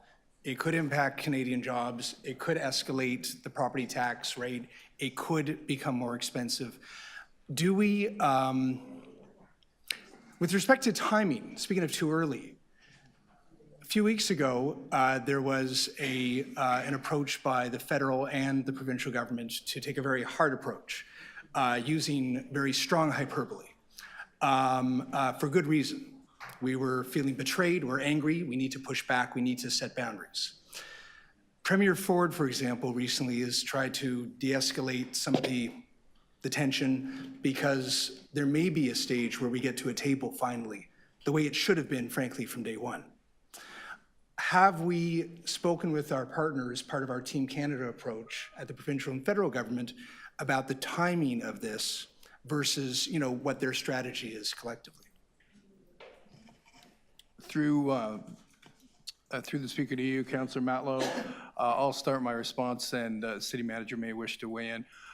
First point I'd make is with respect to the Mayor's Economic Action Team, it was deliberately designed to actually have overlap with tables at the province and more specifically with the federal government, because we wanted to reinforce the Team Canada approach and ensure that city actions were in keeping. This specifically, though? Yes, so the timing and actual actions in here are informed by an action team that was selected in part for their line of sight on the provincial and federal efforts so that we could have a shoulder-to-shoulder Team Canada approach. I think these actions are also calibrated in a fashion that they are not overly alarmist or performative, but they do deliver material support to what we anticipate to be the most impacted parts of the local economy. The editorial about performative, it could be argued. I'll wrap it up just because I'm out of time. Thank you. Last question, though. Oh, thank you. My final question is, have there been discussions in that case with the provincial or federal governments, given the limitations on our budget, because we don't have the same kind of revenue tools as they do, that if we're willing to make sacrifices, that they will make us right in some way due to that? To the speaker to you, Councillor Matlow, absolutely. There's a section in the latter part of the report called Calls to Action, which essentially sets down a series of city actions and priorities for which we seek provincial and federal support. Sorry, not seek. No, have there been commitments? Do we know that we're getting them? Discussions are ongoing. There are not specific commitments in relation to those calls to action, but we are hearing from federal partners with respect to federal stimulus programs that would align with some of the priorities you'll see in our plan. But we don't know. Okay. Thank you. Councillor Crescente, I see your hands up. Yes, yes, Mayor, thank you so much. I do have just a quick question and excellent recommendations, Mayor, and I just want some clarity on the property tax deferral program. Again, the key word here is deferral. So what happens at the end of that 6-month period? Do these companies, are they going to be asked to then pay their taxes up to date at that point? Are they going to be given some time over to pay that 6-month tax amount that's been deferred? How does it roll out? Can you speak to that for a moment, please? To the Mayor, so what we have brought forward is a property tax deferral program specific to our industrial properties. This was based on feedback that we received and was discussed as part of the Economic Action Team. as a benefit that industrial properties could leverage to support them if they are impacted by the tariffs. The program is rolled out, so it gives up to 6 months in terms of deferrals, which again help with the cash flow situation of those properties. The requirement is at the end of that 6-month period that those taxes do be paid to the city. So what happens then? So like this is going to be implemented for a reason, and if these companies take advantage of the fact that they can't pay their taxes in full, I'm sure the companies that can likely will, because they know they owe that money regardless. So what happens if they have some difficulty, and I don't know, just pick a number. Let's say there's $200,000 in taxes owed, and they simply can't pay that amount. Is there some consideration to work with these companies for in order to pay back so it doesn't hinder their business and give them hardships that are unnecessary? Otherwise, I'm not sure what we're accomplishing with this deferral if they're going to have to pay it all at the end of 6 months regardless. To the mayor, so this is very much a deferral program. This is a program which frees up cash flow. It enables industrial properties to then leverage that cash flow that is freed up for different requirements that they may have. Again, it is an intake-based process whereby they would need to demonstrate that they have been impacted by tariffs, either in the form of layoffs or in the form of lost revenue. The intent of this program is to give support to those industrial properties to enable them to weather any challenges that they may experience if there is an impact from the tariffs, and essentially to buy them time through an interest-free, penalty-free deferral program, which is what's in front of Executive Committee. Yeah, and again, a program. Again, I'm just concerned about how that actually rolls out beyond that 6 months, and in terms of any, look, if they've incurred hardships for 6 months, they're likely still going to have a hardship at that moment in time. Anyway, that clarifies my question, and I'll take it from here in terms of considering maybe. I think we need more than just this to assist companies beyond that 6 month point. Thank you. Thank you, Councillor. Deputy Mayor McAuliffe, questions. Thank you, Madam Mayor. So we know that the Made in America content, that actually started quite some time ago. And I know in the last term when I was on TTC, we did ask to review that and look at how we could advocate to increase the Made in Canada percentage. So where are we at with all of that? Has that been updated? Have we heard from the federal government that through the funds that they're giving us, for example, we know we have to buy buses, subways, we have to buy things, like have they changed that Made in Canada percentage or given us any more flexibility around, for example, sole sourcing? To the mayor. So at this point in time, I'm just going to speak from the procurement lens. Specifically, we are looking at increasing those thresholds within our procurements going forward. Again, it's always hard with the made in Canada, product of Canada, that there is, again, a lot of complexity behind that. But at this point in time, we are looking at including it. I can't speak for the TTC and I can't speak to the funding, but I can say that we are going to start implementing those fairly quickly to increase the products made within Canada and the origins. So it would be an evaluation component. But is it fair to say that we are limited in what we can do because of those provincial and those federal rules and guidelines that we have to adhere to? We need them to step up to help us spend that money in Canada. So we would be bound if we are getting funding from them in specific areas, correct? Yes. Okay. And then my next question is, while we have an approach here for the City of Toronto and guidance on what we'd like to do there, what is our interface with our agencies, boards, and commissions, and how are we working with them to bring them along on this Made in Canada journey?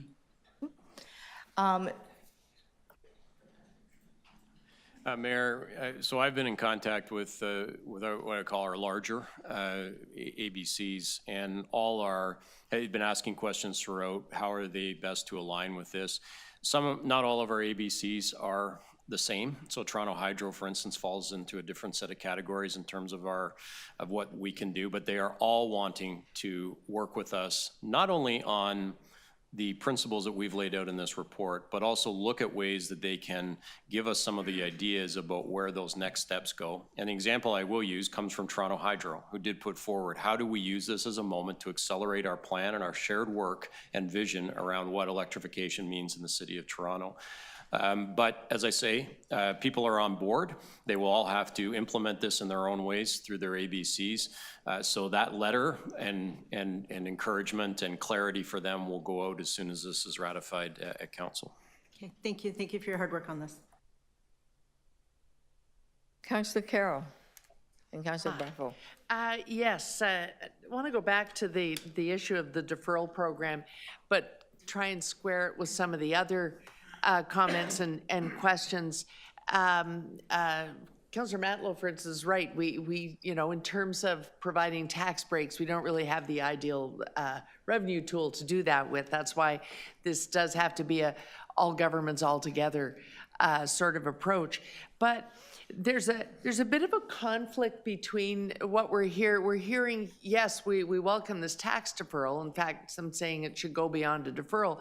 But at the same time, we're also hearing that one of the ways we're going to keep this economy moving is pressing on with building infrastructure, pressing on with some of the things in our capital plan, pressing on with the investments being made, but adding to it more of a local procurement lens, more of a green retrofit lens, retraining to be able to do that. They're kind of in conflict with each other. So my question is this.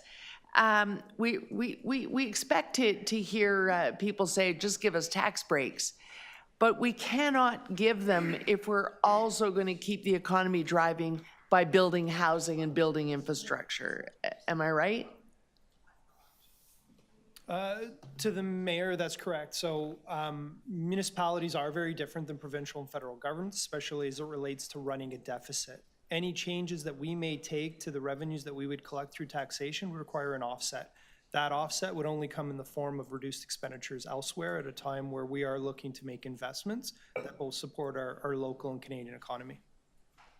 So the deferral program is being willing to be a bit creative with the timing of our own cash flows to provide this room. But ultimately, we need to continue to deliver on those things that we plan to do in this city that are needed by those same businesses. They need us to be able to house their workers. They need us to be able to keep the hard infrastructure underground flowing if their businesses are going to work.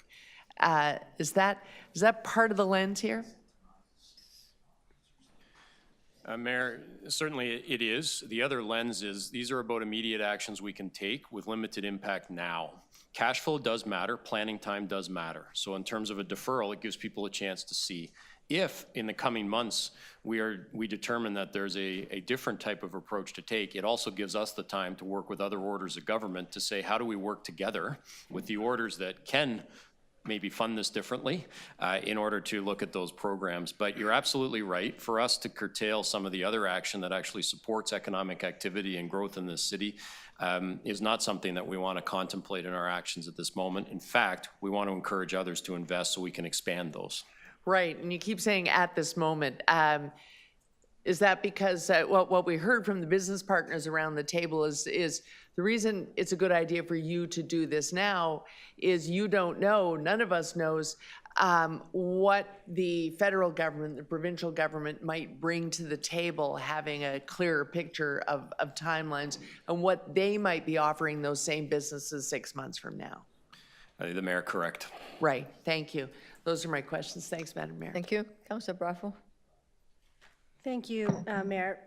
I had follow-up questions around the procurement pieces. I appreciate Deputy Mayor McKelvey asking about the conditions that are set out by the provincial and federal government. Do we have the capacity to identify pre-qualified Canadian vendors? I understand it's very complicated to disentangle what constitutes Canadian, and is the federal or provincial government developing any program to aid municipalities and other large purchasers to actually arrive at a pre-qualified list? Okay. Through the chair, thank you for your question. So we've actually defined, we are going forward with the definition for what is considered a Canadian supplier, which really is going to assist as we move forward. We don't have a pre-established, pre-qualified list for Canadian suppliers. Instead, it will be evaluated on a case-by-case basis, depending on, again, the solicitation. We have kept some flexibility, again, within our action plan, only because, to everyone's point here, there are subsidiaries that are employing a lot of Canadians, Torontonians. So from that side, we don't yet have a list. We are going to start building more and more and more as we go through each of these procurements. But would you agree it's a challenge for an individual municipality to do this? And I think that on top of it, we'd like to add the lens of, are these good jobs? Yep. I think it would be incumbent on us to apply that lens, which was suggested by the Toronto and York Region Labour Council, but I think we need to, would you agree that we need some help with this? It's a big job, and there are a lot of there are 445 municipalities in Ontario. I would agree it is a big lift. Okay, and then the second question has to do with Supply Ontario, to the provincial government set up to centralize procurement in the public sector and the broader public sector. I understand that municipalities are looking at working through Supply Ontario, and I'm wondering if that's true, and if so, do we have an opportunity to inflect some of the values that we've raised here around environment, around good jobs, around circular economy in that process? So Mayor, two levels to that work. Some is just municipal to municipal work that's happening outside of Supply Ontario. Mm-hmm. And that has served us well for some of the larger municipalities in the past. And we've been able to talk about what is it we want to achieve, not just on cost savings mm-hmm. and purchasing power, but on the broader value statement. Certainly Supply Ontario wants to work with us too and see where we can do that. We can always start to inject those in, and I think that that's the point here. It's not just about dollars and cents. It's not just about changing potentially what a supplier looks like. Mm-hmm. It's actually building a base for the future for Toronto. Mm-hmm. So we would be hoping to build stronger partnerships with long-term new suppliers potentially, and that's where many more of those factors come in. It's not just a one-off. And the workers, et cetera, are also part of the economy. So quickly, I have two more questions.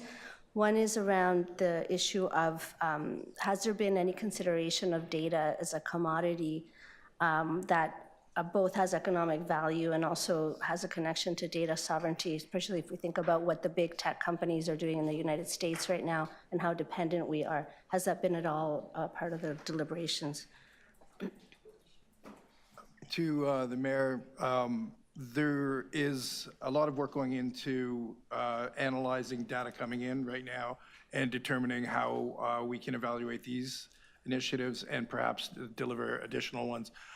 With respect to data sovereignty issues, it has not been a primary focus at this point, but it is something that we always bear in mind and open to discussion from community. Thanks. And my final question has to do with the issue of you can't buy Canadian if you can't make in Canada things to buy, and just a question around the employment lens, and we should be at 15%, we're at 12.5%. Is there anything new here with respect to a recommitment to the protection of what I'd like to consider the jobs belt for Toronto so that we can actually have that economic autonomy to make the things that we need to purchase and not just rely on jurisdictions far away where there could be real value-add products here? To the Mayor, I would suggest that the focus on manufacturing, you heard it echoed from the stakeholders of the Toronto Industry Network, will help the public and ideally our elected officials recognize the importance of the preservation of employment lands, where some 87% of manufacturing jobs, many of them, as you stated, are good jobs, are held, and the current threat with a concern around housing, but our need to underline both the preservation of all those lands, but that we have other lands in the city available for housing intensification to meet our targets. Okay, thank you. Councillor Fletcher? I just would like a comment on all of the work that FCM is doing how we're folding into that, and opportunities to be part of larger city initiatives across the country. So Mayor, the Team Canada approach applies not only government to government from an elected perspective, but also through the organizations that support some of that work. So both AMO and FCM conversations happen, as well as I've been having conversations with deputy ministers at the appropriate levels of government as well, so that we are building on what each is learning and doing and not duplicating it. We are trying to align where best we can with the uniquenesses of Toronto outlined where necessary. Are there any kind of scope plans for the big city mayors across the country to have a common ask of some kind, or to intervene in some more organized way?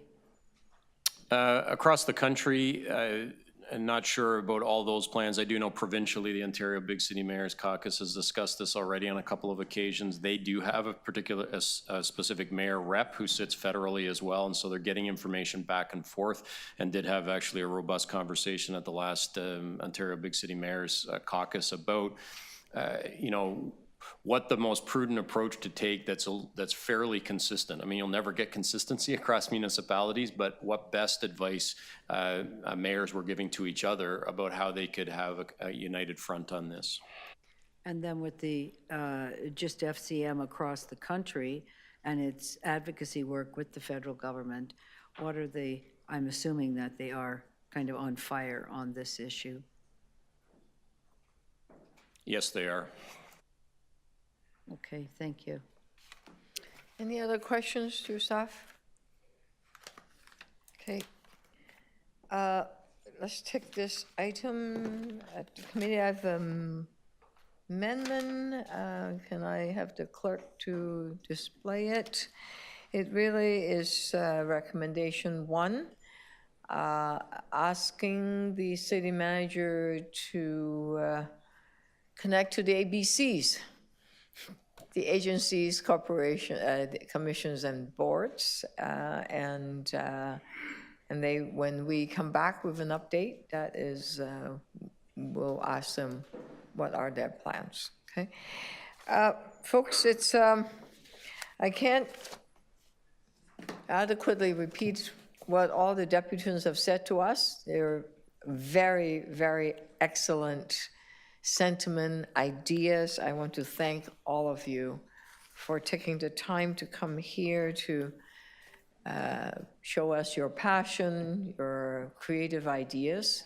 We will follow them. This word just keeps coming up. I think we were talking about unity, about coming together, about seizing the opportunity, about supporting each other and have each other's back. I think if we continue with that spirit, we will emerge from this trade war stronger, as we've done in the past, whether it's the COVID or the 2008 economic crisis.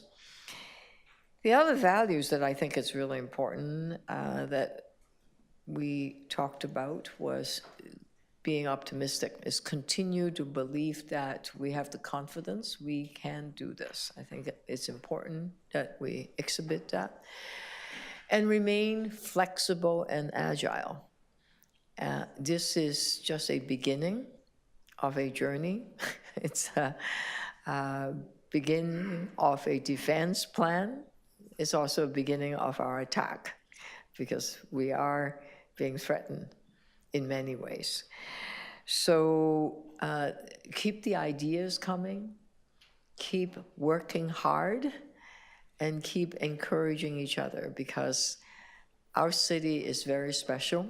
We have the most educated workforce in the world. We are most diverse. Around the globe, people come to Canada because we are a global beacon of hope. Let's continue down that way. And you may know that I attend a lot of events. Everywhere I go, I ask the question of us being proud Canadians. People said, yes, we absolutely are.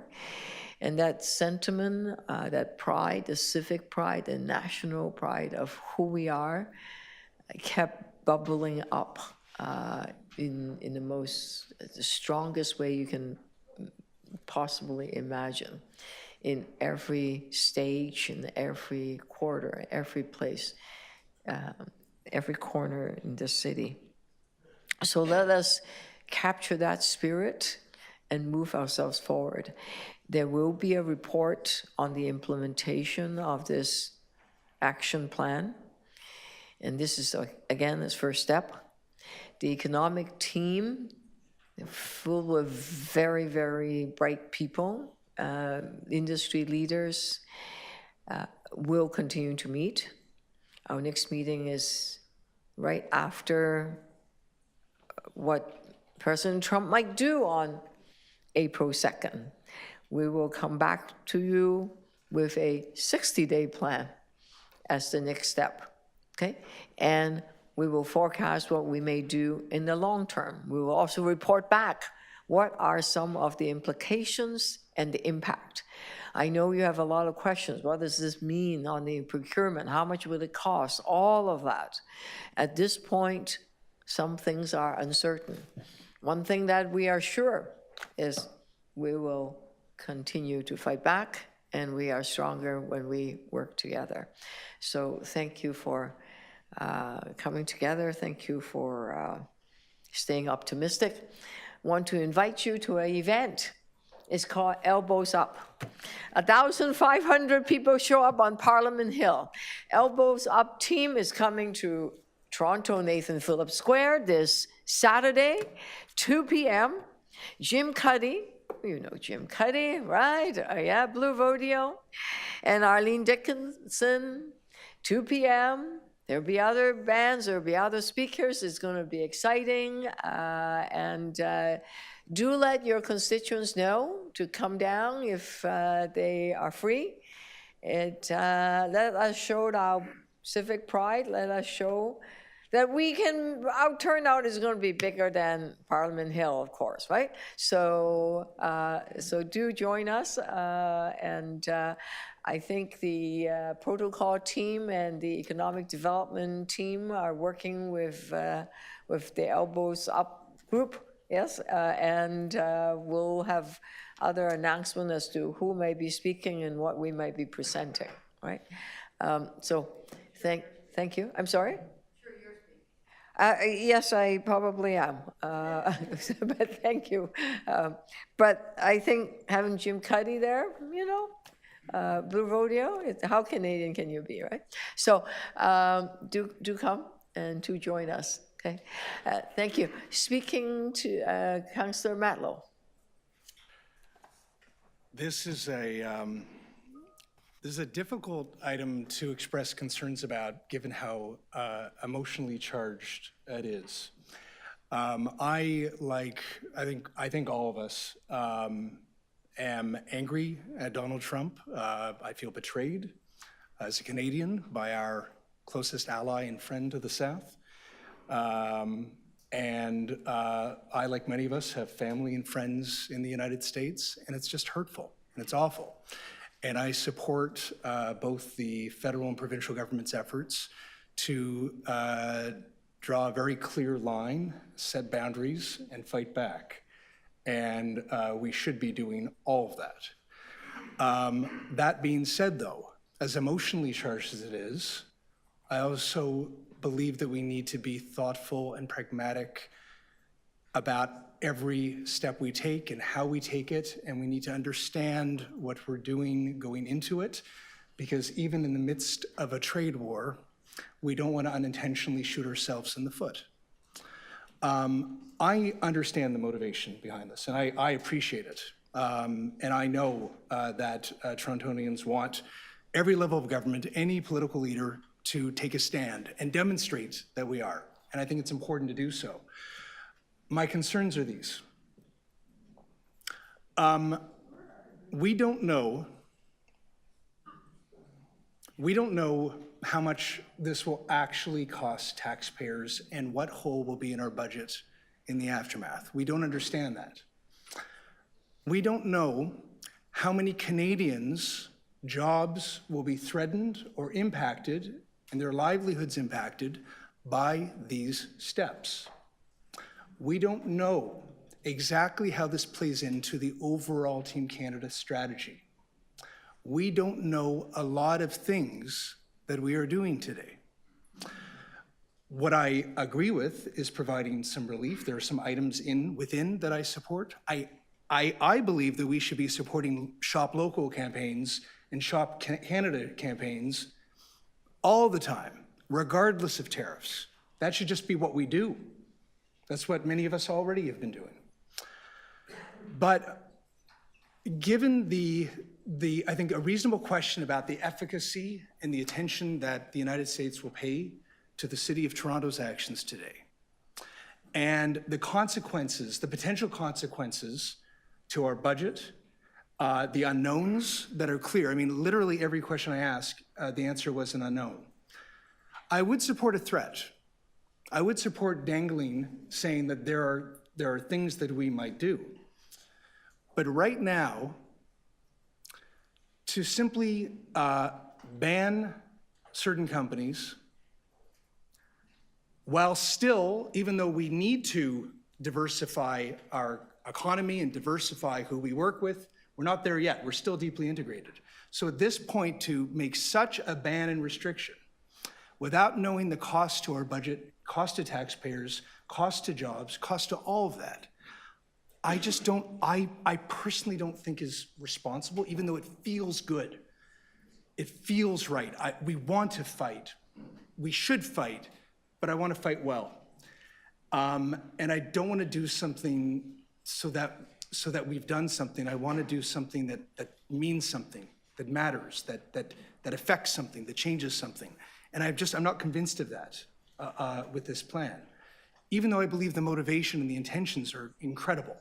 And I support wholeheartedly where this comes from.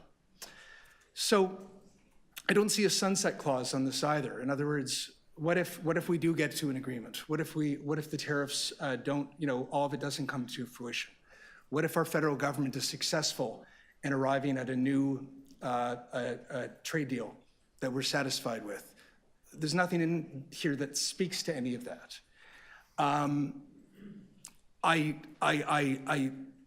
I would submit that it would be wiser to lean in on our preference for Canadian companies, as we already do.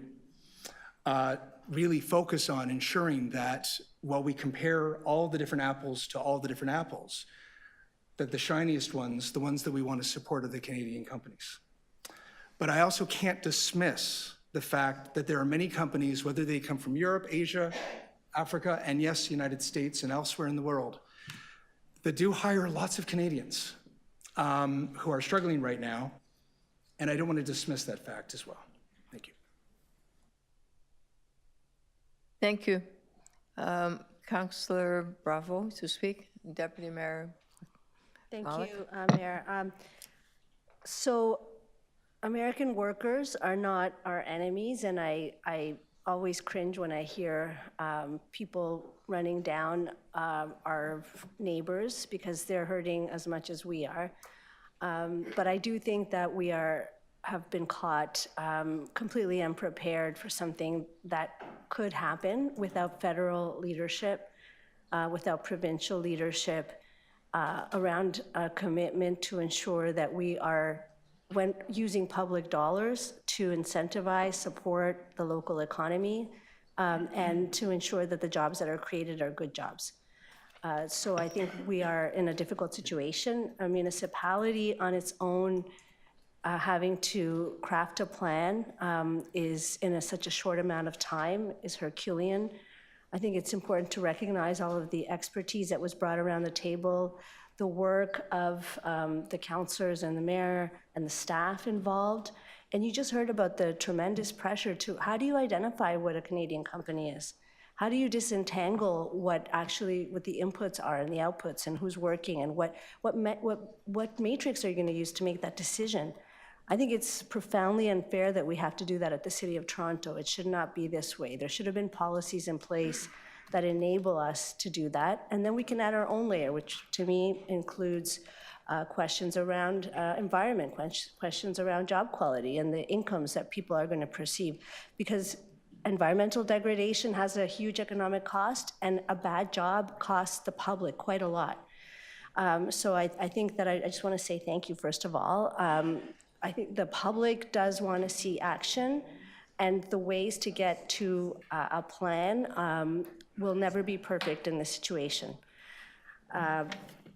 I think it's also important for us to recommit to the things that we can and should do here. The employment lands question is something that is truly crucial, and we haven't been doing well enough at protecting the jobs belt that ensures that we can actually make things in the City of Toronto.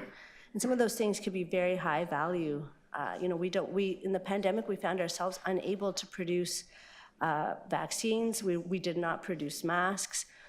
Flexibility does require that we have the manufacturing and also the making stuff that isn't as material as a mask. I think it's important that we consider data and information. There has been a commodification of Canadian data, Toronto's data, for a long time, since we've been producing it, and we have not paid sufficient attention to governing that, to thinking about what the value is of our data, who's making money off of it, what's being sold to us. And I think this is a really good opportunity for us to reconsider these questions. We're producing data everywhere, from fridges to smart apartments. It's actually quite stunning, and we've made, I think, some missteps at the City of Toronto, which have been made quite public under previous staff and previous leadership.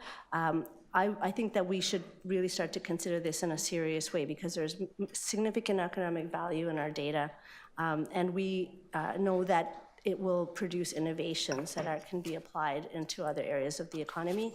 And finally, the question around housing and moving quickly. I just want to lift up a good example in my ward at 1120 Ossington St. Clair's project, a supportive housing project, which, by the way, I received 0 complaints about throughout the process, and I'm very proud of that neighborhood. The building was raised up in 17 working days. It was made by Assembly Corp, which is a Canadian corporation, using timber and using prefabrication. And I think that we have significant opportunities to lean into this. People want to see more of this, and now with the Federal Housing Design Catalog, which was recently released, it's solutions for 6-plexes, 4-plexes, and I think mid-rise as well.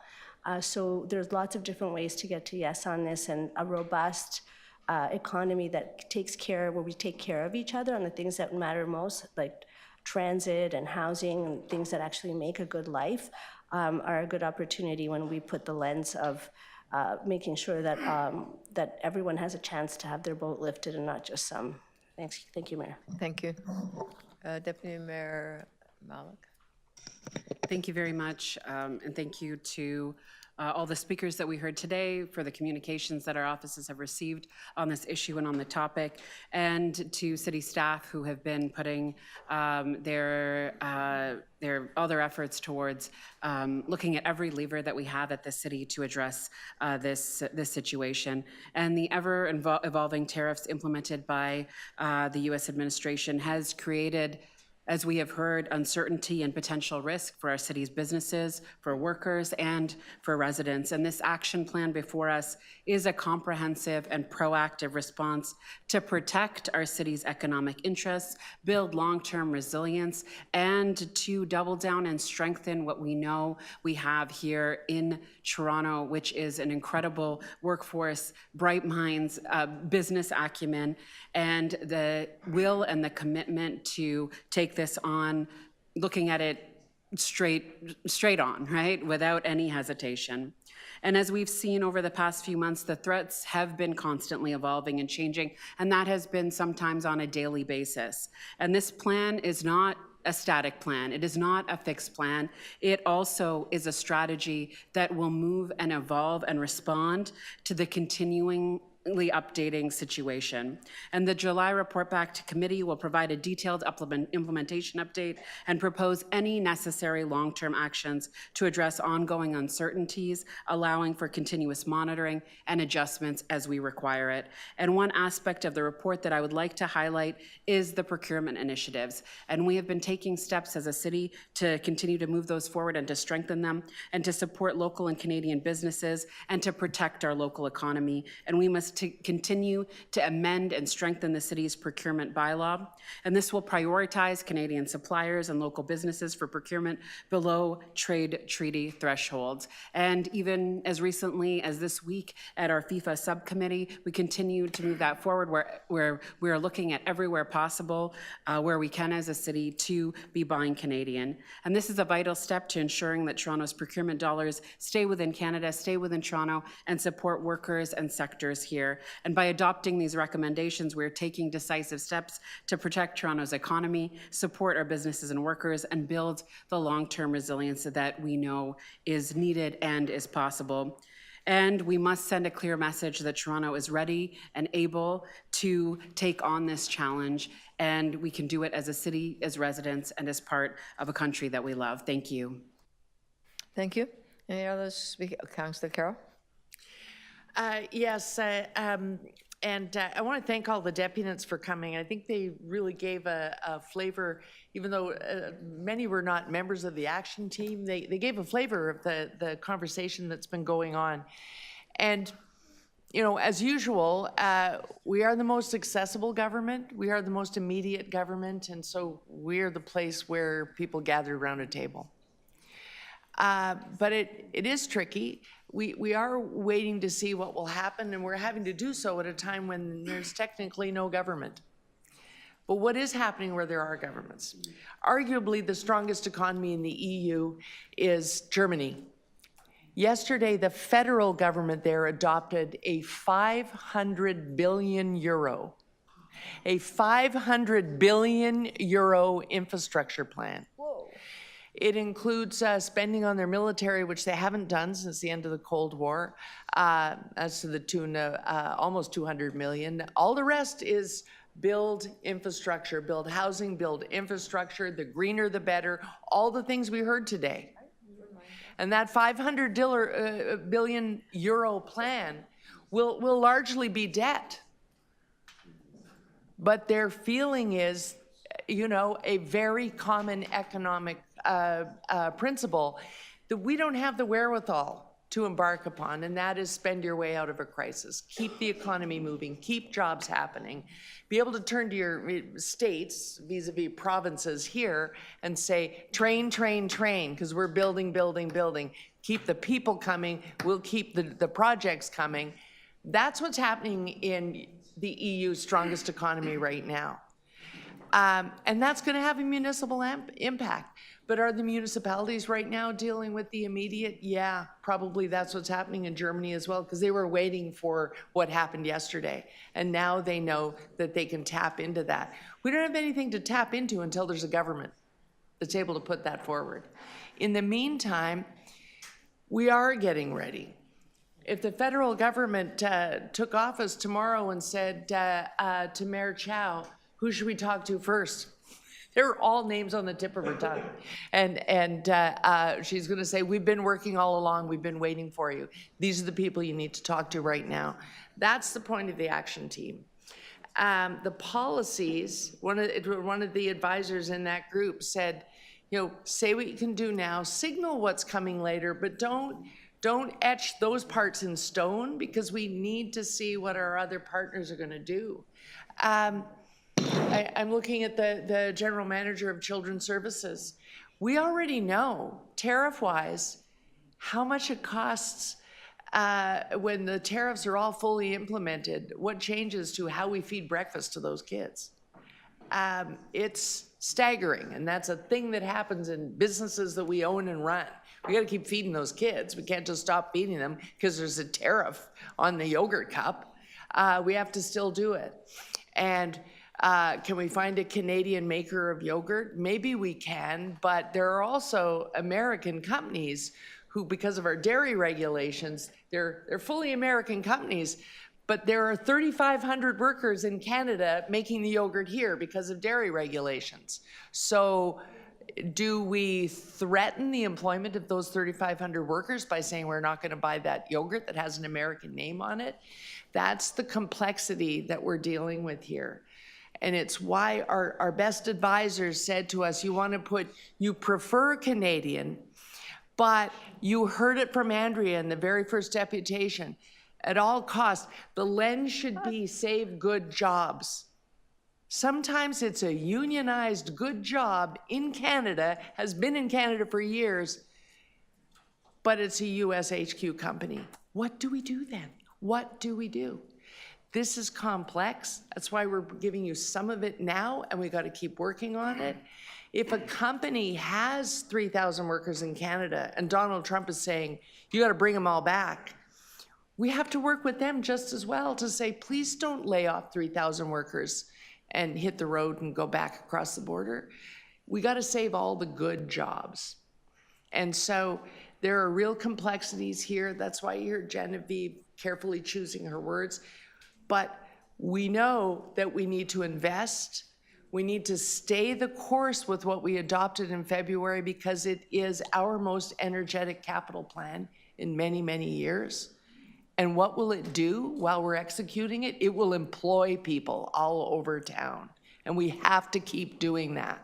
And so I'm glad to hear so many people giving early compliments. There are some who will criticize, but I heard lots and lots of people saying, thank you for this plan and thank you for acting so quickly. And I hope that people will be there as we roll with it once we have more of a picture of what the federal government is going to do on this front, more of a picture of what the province could do. Remember, the first time we met, the provincial government hadn't met as a new government yet. They were just coming out of their own election. So this is a plane that we're having to build, even though it's well and truly taken off, and we don't even really know at the back of the plane where we're building who's at the front. Yes, I am wrapping up. And so I hope people will be along for the ride, even if at council we have to add something to this plan because we know more on the 26th than we know today. Those are my comments. Thank you, Madam Mayor. Thank you. Seeing no other, Councillor. I will just quickly add to all the very wise words that have been here this morning and say it's just such an incredibly difficult time to respond to something of this nature, and to have the city's plan is really important. I'm very interested in the FCM and how they're operating and how they can lift up all the work that all the cities are doing. I also just want to thank the staff for just working overtime on a response. It's really something. And you, Madam Mayor, for just out front immediately and taking charge of this issue. This is not an easy issue because it's not just a Toronto issue. It's not a Toronto City Council issue. It's a Canada-wide issue with a lot of complications with provinces and another country.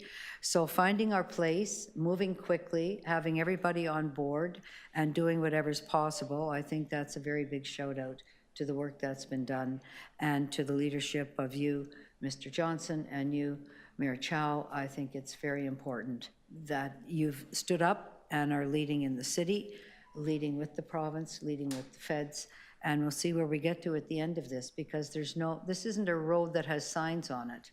This isn't a map. There's no map.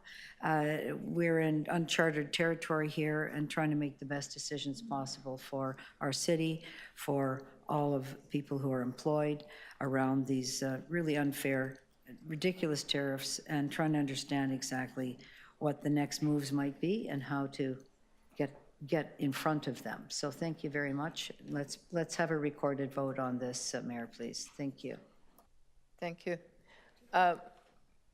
Just going to back you into just want to make one quick sort of announcement in some ways. Just echoing what Councillor Carroll said about Germany. In the last month, we have, and this morning including, we landed a housing deal It's a landmark housing deal. It's Build Toronto. Federal government had a Build BC, where they provided billions of dollars. I've been eyeing that for a year plus now. And 3 ministers later, we now have a Build Toronto housing deal. That's $2.2+ billion. A few weeks ago, we had a Waterfront Toronto, which is, that's $1 billion. That includes a bit of our money. Subway cars, that agreement was signed, is $2.25 billion in total, include federal and provincial government. The Housing Accelerator Fund, the second installment, we just got letters signed, that's $117 million. Yes, finally, yep. Finally, yep. So it's a total of $5.6 billion of funds, federal infrastructure funds in forms of many different ways. So we too are working with the feds and the province to come together, and we are building Toronto. So I wanted to say that.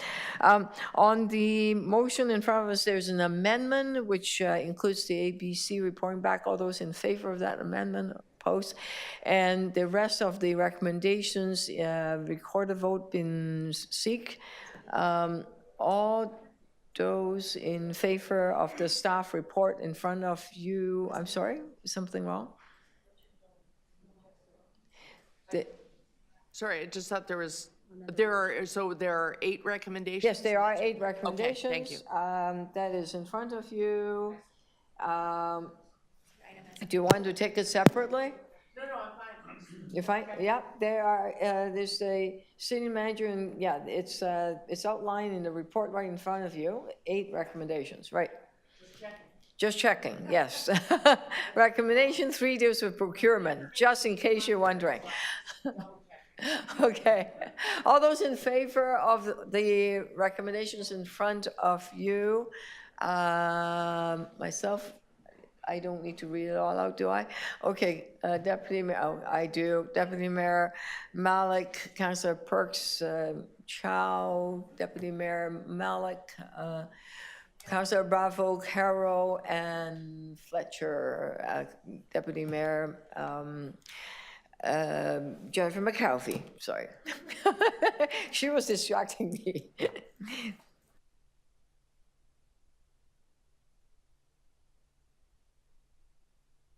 Thank you. None opposed. Onward to the next item. I'm going to move things around because there's only one speaker and one of the items that are fairly important. I'm going to do that one. Supporting ownership housing developments, 13. I thought before lunch, let's just get a few items done. Walid Gali Ali, are you here? Walid, are you here? Would you like to speak to that item? I'm just trying to get a few items done before lunch.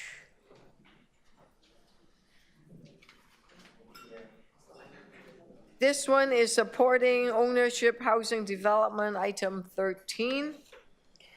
The other one that you want to speak on is student food program.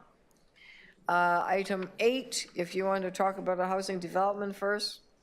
I'm just trying to get all the ones that only have one speaker could quickly get through. Okay, go for it. Thank you, Mayor, and thank you, members of the Executive Committee. So good afternoon. My name is Walid Kogali Ali, and I'm here today on behalf of Neighborhood Pods TO to strongly oppose 21.13, which is supporting ownership housing developments, and advocate for a public build approach to affordable housing in Toronto. Firstly, I just want to congratulate the Mayor and the rest of Council on today's announcement when it pertains to the investments made by our federal government in helping address the housing crisis in the City of Toronto. At a time when our city is facing an escalating housing crisis, we cannot afford to continue subsidizing for-profit developers while failing to invest in public deeply affordable housing solutions. The proposal to defer development charge payments for condominium projects represent a dangerous precedent that prioritizes private profit over the public good. So why do we oppose development charge deferrals for private developers? Firstly, a $182.1 million handout to developers. This proposal allows developers to delay their payments for up to 4 years or until condo approval, transferring a financial burden of up to $182.1 million to the public. The city also stands to lose $28.3 million in investment returns, further straining municipal finances. While we are told this will not impact planned capital investments, we must ask who truly benefits from this deferral. It is not Toronto renters, it is not our low and middle income residents, it is developers who continue to build high-priced condos while our affordable housing crisis deepens. Secondly, public money should not subsidize private profit. This proposal is not the first time we have seen incentives for developers with no clear affordability requirements that are enforceable. Just last year, City Council approved $325 million in incentives for purpose-built rental housing, a move that funneled public resources into private hands while doing little to ensure truly affordable housing. Toronto has nearly 40,000 unsold condo units, and yet we're expected to believe that the solution to a housing crisis is to provide even more financial concessions to the private sector. The reality is that we cannot subsidize our way to affordability through the private market. Toronto's own public build program is the solution. Instead of deferring development charges for-profit developers, the city should redirect these resources to a robust public build program through Build Toronto. Toronto owns significant underutilized land that could be developed into affordable, rent-geared to income housing, but only if we prioritize public investments in public assets rather than giveaways to private interest. Just this year, the city signed this announcement just came out today, a $2.5 billion agreement with the federal government to build nearly 5,000 rental units with at least 1,075 designated as affordable. This is the kind of bold public sector-driven investments we need. What we are asking City Council to do is the following. Reject the deferral of development charge payments under this motion, 21.13. The public should not be subsidizing for-profit developments. Reallocate funds to public build programs like Build Toronto to develop city-owned land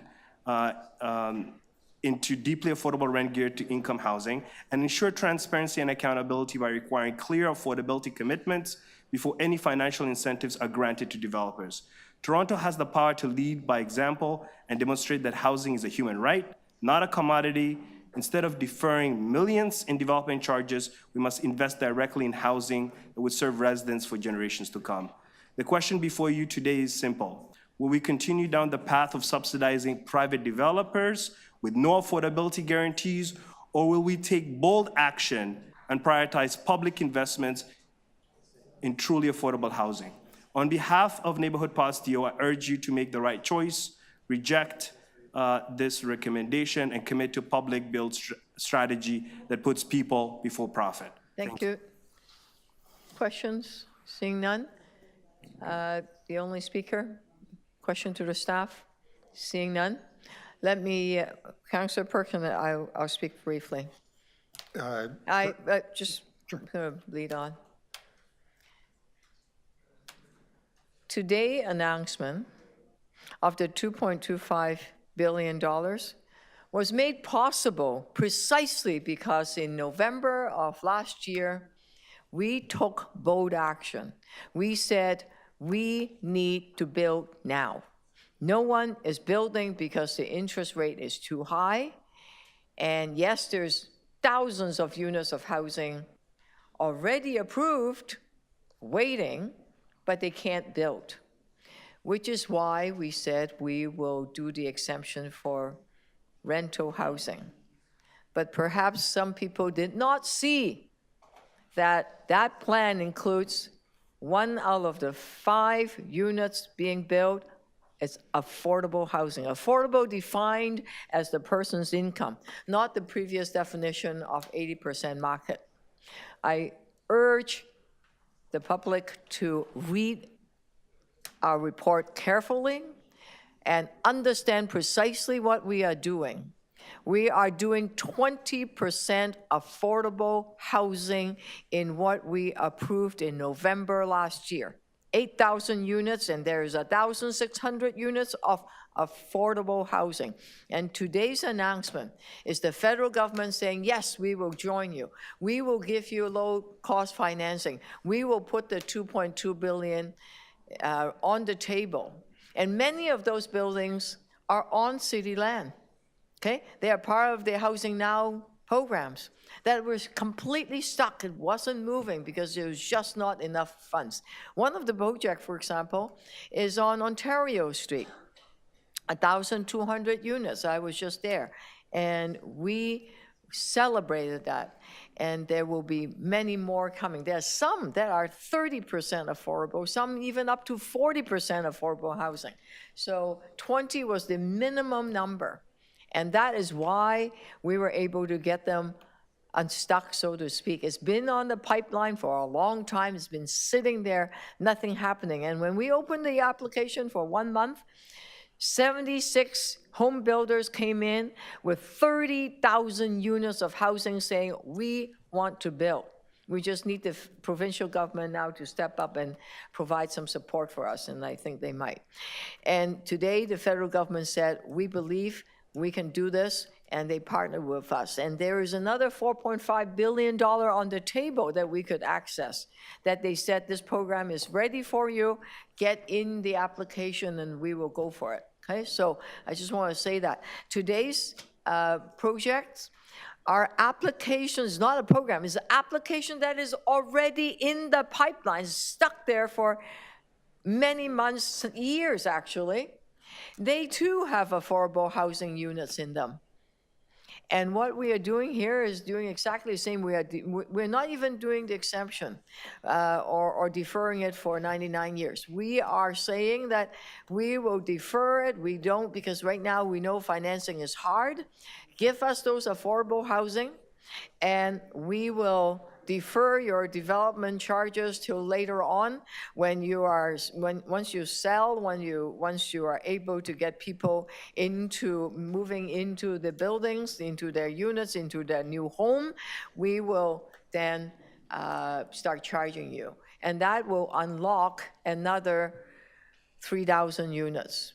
Can't do anymore. We don't have the funds. Okay, so, and again, there are affordable housing there, and I looked at some of the applications, some of them 8-10% of affordable housing. It better that it's sitting around, it's on paper, it's not being built. Might as well get them built right now. So I just want to say that, and I urge your support on this this motion in front of this proposal in front of us. Councillor Perks. Thank you. First, I want to begin with a motion. Yes, please. Yeah, so the effect of this motion says basically, we've already said there's a priority for affordable projects that have affordable housing. As a second priority, we want to put in projects that can move quickly. City staff and I and the mayor have worked together on this. Essentially, you know, we don't want to make financial commitments and then wait and wait and wait for the project to get done. So if 2 projects come in, they have the same number of affordable units, one of them is ready to go this year, one of them might be 3 or 4 years from now, take the one that's ready to go. That's the effect of that motion. First, I have to just catch my breath. The announcement the mayor just made, I'm kind of speechless. This is actually, gee, it's a big moment for me. I have been saying since 1994 that we needed to get the federal government to make a deal with the City of Toronto to let us build affordable housing. And lo and behold, we got it.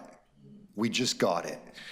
We've been doing little one-off projects, and every single one of them had to go and apply separately. And oh my God, the City of Toronto staff probably work an extra 20 hours a week each in the affordable housing office, just talking to CMHC to make individual projects work. So this idea of a program that bundles us and lets us lead, this is a breakthrough. This is probably the most important housing agreement the City of Toronto has had with the federal government since the 70s, I would say. So thank you and well done. I think it's also important that we as a city communicate more clearly to people what it is we're doing on the affordable housing file. And, you know, it's unfortunate that Mr. Kogali wasn't able to get the full picture on what we're doing. I made a couple of claims that are inaccurate, and I think they need to be cleared up.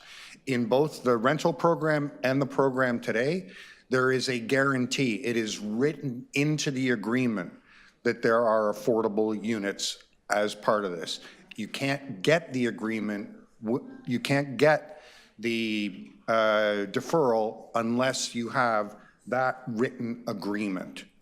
So it is public money to create affordable units, which will be socially managed and socially owned effectively.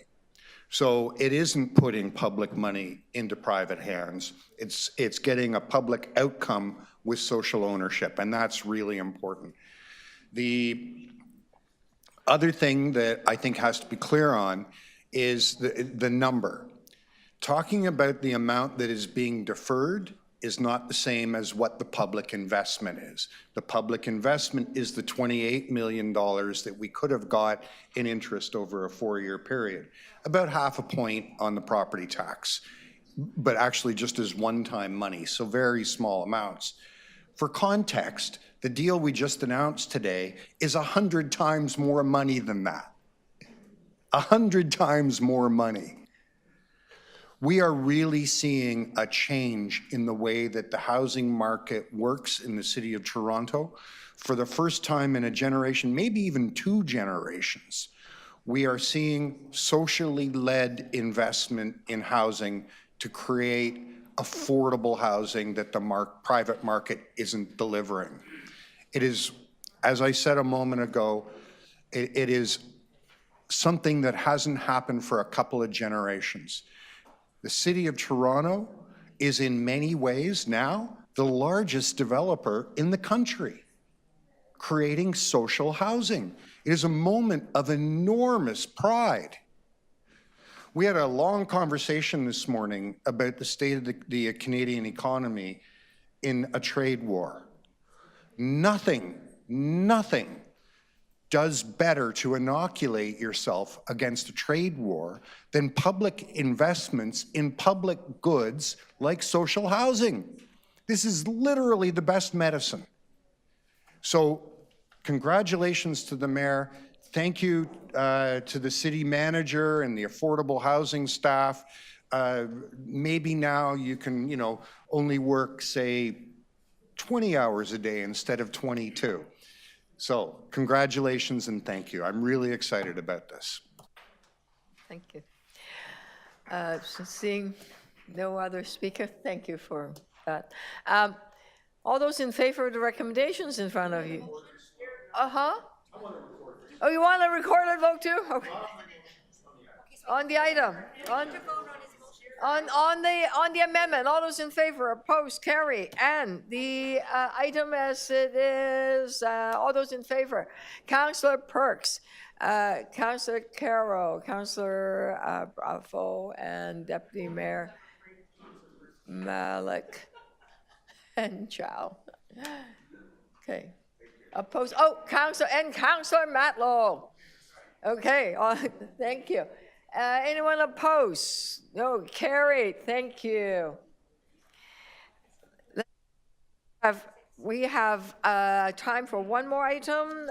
Which one? I think, Mr. Ali, you want to speak about a food program. Yes. Do you want to get that done? Yes, Okay, less go for it. controversial topic. I think we can all agree that this is a great recommendation. So again, my name is Waleed Kogali Ali, and I'm here speaking today on behalf of Neighborhood Pods TO, a network of grassroots organizations, community workers, and advocates committed to strengthening economic livelihoods and improving the well-being of low-income individuals and communities across Toronto. So I'm here to express strong support for the building a universal student food program in Toronto and to reaffirm our endorsement of the letter from the City School Board's Advisory Committee on this urgent matter. The urgency of food insecurity in our schools is a real issue that we need to address. Right now in our city, far too many students arrive at school hungry. 1 in 3 children in Toronto lives in poverty. And for them, school meal programs are not a luxury, they're a necessity. Without proper nutrition, young people struggle to focus, their academic performance suffers, and their long-term health outcomes are at risk. Food insecurity is an educational issue, a public health issue, and a social justice issue. We need to expand the program to reach more youth in need. A universal student food program is a crucial step in ensuring that no child in Toronto goes hungry, regardless of their background or socioeconomic status. But to make this program as effective and impactful as possible, we urge you to extend it to key community initiatives, such as Pathways to Education. I know a lot of youth that I have mentored in my community have gone through that program, and I think it's critically important to partner with community organizations. Pathways and similar programs provide direct target support to young people who face significant barriers to education, many of whom are racialized, from newcomer families, or living in low-income households. Expanding this initiative to include community-based programs will help ensure that students not only receive food within schools, but also through the wraparound supports that help them succeed outside the classroom. This is a meaningful investment in Toronto's future. A universal student food program is an investment, not an expense. Research has repeatedly shown that when students have access to nutritious meals, they perform better academically, have high graduation rates, and experience improved mental and physical health. This initiative will not only support young people today, it will shape this and strengthen the prosperity of our city for generations to come. We urge you to commit to fully funding a universal student food program in Toronto, ensure that the program is accessible and inclusive of key community-based initiatives like Pathways to Education that provides essential support beyond school walls, and work collaboratively with community organizations, school boards, and public health experts to design a program that meets the needs of all students equitably. As city leaders, you have an opportunity to help set a national precedent and demonstrate that Toronto is a city that prioritizes the health, dignity, and future of its children. On behalf of the NPTO and communities we serve, I thank you for your time and urge you to take decisive action in supporting this critical initiative. Thank you. Thank you so much. No question to the deputants? Okay. I'm just going to extend the agenda to finish this item. There's only one. Mayor, is it by any chance, do we have quorum by virtual participants? If I don't go to the washroom, it's going to be a problem. Oh, okay. I'm sorry, I have to Don't be have frank any? about it. Okay, so we people will. keep disappearing. You want us to? I have to go to the okay, washroom. we are adjourning. We are adjourning for lunch. The deputant on food item from the school, sorry, will come back after lunch for you. Okay, thank you so much.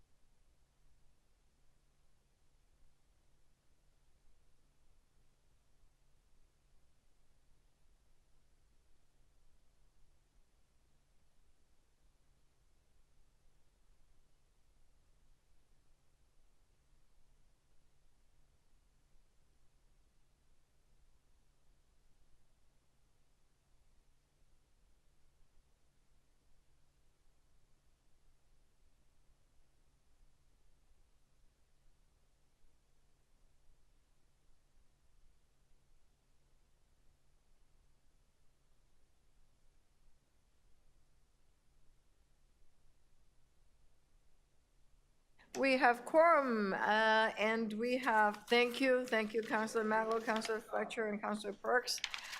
We have, back to that one speaker from Melvin Family Resource Center. Are you here? Come and speak to us. We're going to try to deal with a group of items that only have one speaker, and we're just going to get through all of them quickly, okay? Go ahead.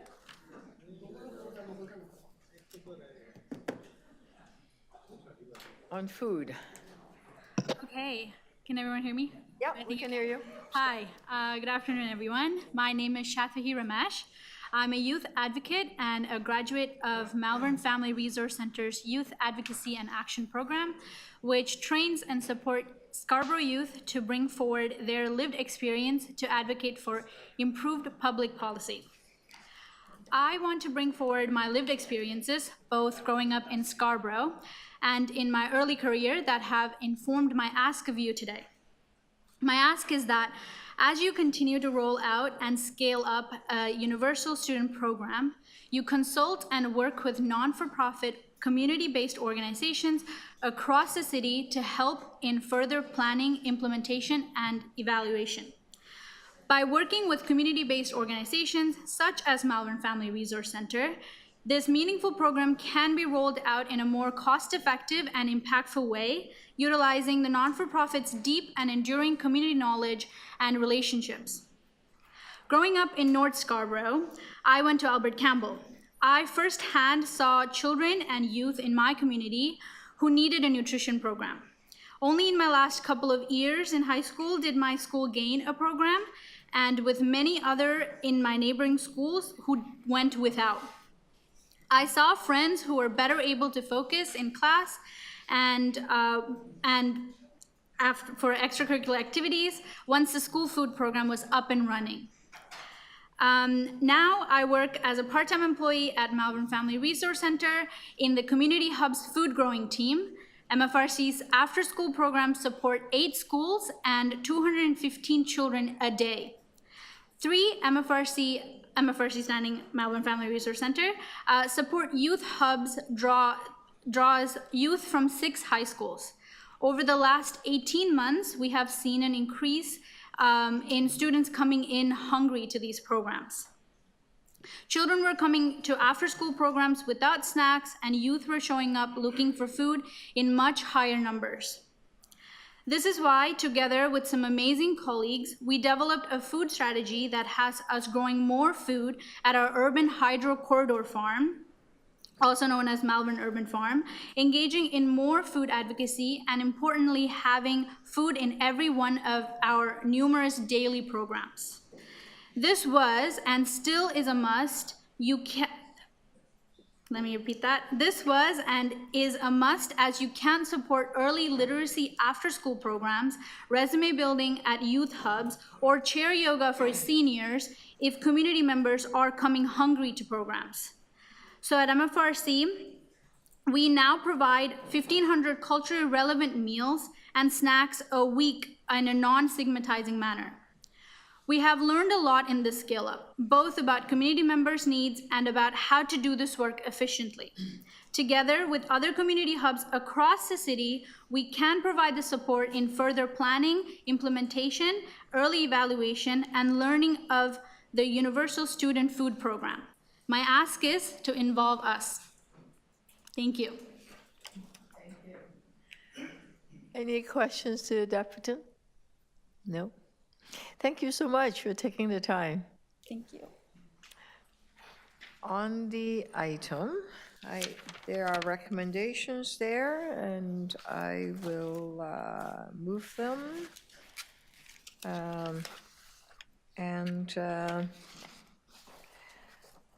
Well, we know what we need. We know what food does for kids and for all of us. So there's an element also, if we expand the programs adequately, think about bulk purchasing. It will really help the local farmers or people that are growing the food, because then it's a good source of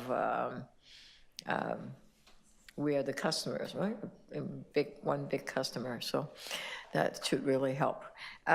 Those recommendations in front of us, we will advocate for the provincial and the federal government and see if we could get some financial support from them. All those in favor of the recommendations in front of us? Opposed, carry, thank you. I'm going to do items that only have one speaker, the transit priority on Queens Quay East. Ellen Yu. Are you Ellen Yu? You are, okay. Let's hear about interim priority bus lanes. Let's just get that done. I usually don't speak to this committee, but I am known to the TTC members, likely as, oh my God, not him again. This is a stripped down version of a deputation that was done before the TTC board last month, so sorry to 3 of you.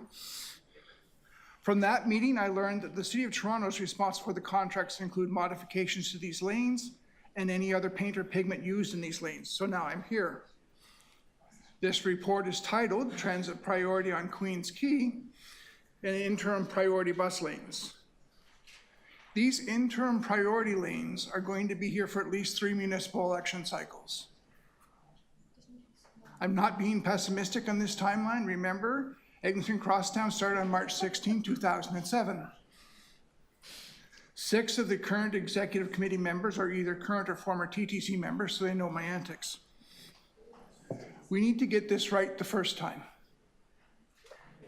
Figure 2 on this report is missing the 97C Young route. Figure 3 only shows priority lanes eastbound on Front Street West. Right now, private security at this parking lot is often contravening existing Toronto traffic signage. This slows down both east and westbound buses in this area. This is the northeast corner of Bay and Front. It includes a bus stop and 2 no standing signs. Often cars are illegally standing or even parking in this zone, blocking the bus stop.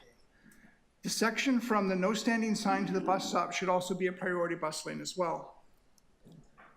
We are now on our second mayor since Rapid TO was launched and Red Roads started. White diamonds on roads with just signage, they don't work. Look at Bay. To be effective, bus priority lanes need to be clearly defined with red roads. Streetcar Physics 101, the red paint on these lanes does not affect traction safety of the streetcar at all. York Region uses a red pigment in their paving material. These roads have the same traction safety as any other road in York Region. The City of New York also uses this material. San Francisco uses a red pigment in a concrete base for their Van Ness BRT line. Other cities are using what is basically a textured driveway sealant to identify their bus lanes. Here's a close-up shot of this type of sealant. These paints have, you can see the texture. My day job is in a red road corridor. From my experience, this paint is considerably less textured and significantly more slippery when wet. From last month's TTC meeting, Councillor Ainsley said he won't ride a bike down Morningside Avenue in the red lanes when it's wet. Oh, it's too slippery. If you have traction issues on a red road when it's wet, what about a 12 or 18 meter bus we use on these roads? I've talked to a lot of bus drivers across 4 different bus divisions. They all like the idea of these red bus only lanes. They all, without exceptions, say that when it rains or snows, these red roads can become very slippery. This is an issue that has come up in US jurisdictions as well, hence the red traction paint. Now, I'm afraid I painted you into a bit of a corner. You now know that what other North American transit agencies are doing and why they're doing it. You have a member of this committee who will not ride a bike on the current red roads when they're slippery because it's for his own safety. What kind of legal risk does using the wrong paint on these roads put the city in, especially if there's an accident on one of our wet roads? Thank you. Thank you for that deputation. This is very effective, Alan. Any questions to Mr. Yu? No? I think we heard you loud and clear. Thank you. Are there recommendations? I assume so. Any questions to staff? If not, recommendation 4. Sorry, item number 4. Anyone moving the recommendations? No? Okay. Councillor Bravo, are you going to talk about slippery red paint or?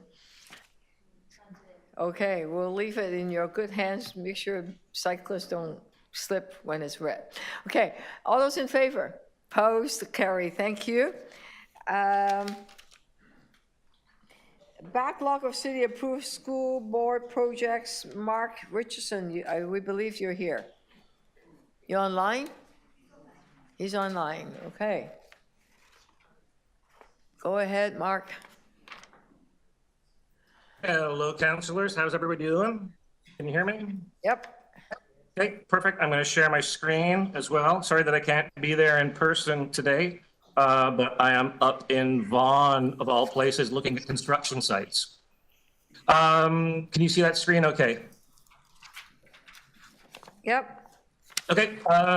First of all, before I start on the school boards issue, I just want to say congratulations on the announcement you made with federal housing, Federal Housing Minister Nathaniel Erskine Smith this morning. I like to see affordable housing announcements that have $1 billion plus in them, $2.55 billion. Our affordable housing volunteers have been very active in trying to explain some of that math to the new housing minister. And we want to just pass our thanks along to everybody on the city side who we know worked very, very hard to make that a reality. So the report that's before you today is about another public good, just like affordable housing is about Catholic school board space. And we were interested in the letter that came from the Catholic School Board because they spoke to some very specific challenges that they are experiencing in dealing with city planning. And we just wanted to sort of reinforce what the Catholic School Board was saying, and also to repeat some of it, because we hear many of the same things from our affordable housing partners.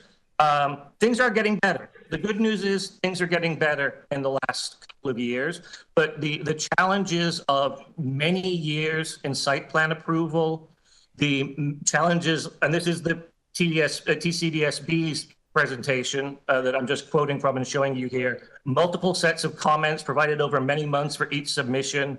Planning comments between departments are often conflicting and can take months to receive and to manage that internally. New comments coming from City Hall staff as late as the 3rd and 4th resubmission, where engineering and transportation services and fire services haven't been responding to the earlier cycles.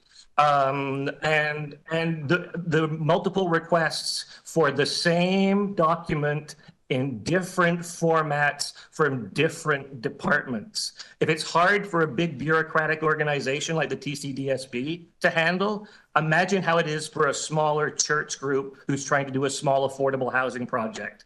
And as the TCDSB says, this reduces the reliability of tracking by the principal planner that the files were all received. The last one on their list is the ongoing change in city staff, the constant churn, the constant re-education. Things are getting better. Hopefully the billions of dollars that you've received from the federal government will continue to make it get better. But right now, these challenges still exist, and it's kind of luck of the draw. Who is the planner? Who is the principal planner your project gets assigned to, and what particular division or district of the planning regime in the city are you in? You know, there's only one Valesa right now. And unless you can figure out a way to clone Valesa, you need to find a better way to manage these kinds of projects, be they affordable housing, be they schools, be they rec centers, especially when we want to put a Catholic school in the base of an affordable housing tower at Shooter and Parliament at the bottom end of Regent Park. Very hard to do that if everybody in City Hall isn't rowing in the same direction with a very clear responsibility on responding in a timely fashion. And that's my time. Thank you. Thank you. Any questions to the deputant? No? I have a question to staff. The report in here look at the 3 years in some of the school, Loretto Abbey, for example, John Henry Newman, 2 years, St. Monica at 2.5, Buttonwood 2. Do we have any ways to speed these projects up? If so, how much faster can we make it? To you, Mayor, we have, as the deputant mentioned, we have made a lot of improvements to, I would say, strengthen the way we approach these approach planning applications, to improve the consistency, and ultimately to reduce timelines. Over the past year, we've reduced our approval timelines by about 80% for all new applications that have come into the city over the past year. And that's an 80% improvement over the previous 5-year average. In terms of these specific applications, out of the 9 that have been identified by the TCDBSB, 6 are awaiting revisions by the applicant. 1 has already been approved as of October last year. 1 recently received NOAC, so Notice of Approval Condition, and 1 has not yet formally submitted an application. I have reached out since this was brought to my attention in late February. I have reached out to the school superintendent, and we will be meeting next week to discuss all of these projects, as well as to look at their pipeline of projects and strengthen the partnership so that we can move quickly to deliver these projects on time. There are, of course, benefits not only to the school board, but also to the city as we can continue to look to build complete communities. Excellent. Thank you. We have a good number of councillors who have been former school trustee in this chair. In fact, there are more former school trustee than not in this room. Councillor Carroll? Yeah, could I just ask a follow-up question to that? What's interesting is this is not an exhaustive list. You know, the Catholic School Board seems to be more friendly than most. They're in a position to expand, but also they seem to be more willing to look at condominium partnership projects at the moment. TDSB was at one time, but it seems to be more the Catholic Board. There are some times, though, where it seems like it's a delay with us, but we're often placed in an awkward situation because the delay is actually on the applicant's side.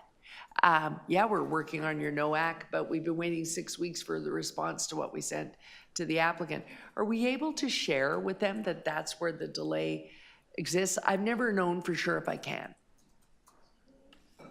Through the mayor, yes, Councillor. For the meeting next week with the school superintendent, I have pulled all of the details since this was brought to my attention, and we will share, or I will share with the applicant where there are opportunities for both parties to do better. The development review process, it's a collaborative process, and it requires ongoing communication, open and frequent communication in order to meet our shared objectives. Right, right. And the trustee who's making this submission knows development very, very well, having been a city employee, a city council employee for some time. But when I went through the list, I was looking for the project that's upcoming in my ward, and it's not on there. So she's been sort of selective about the ones that she's showing us. But is this also a collection that can give you some idea of whether the delay challenges are inconsistent from one division to the other, one community council division to the other, or is this a pretty consistent trend?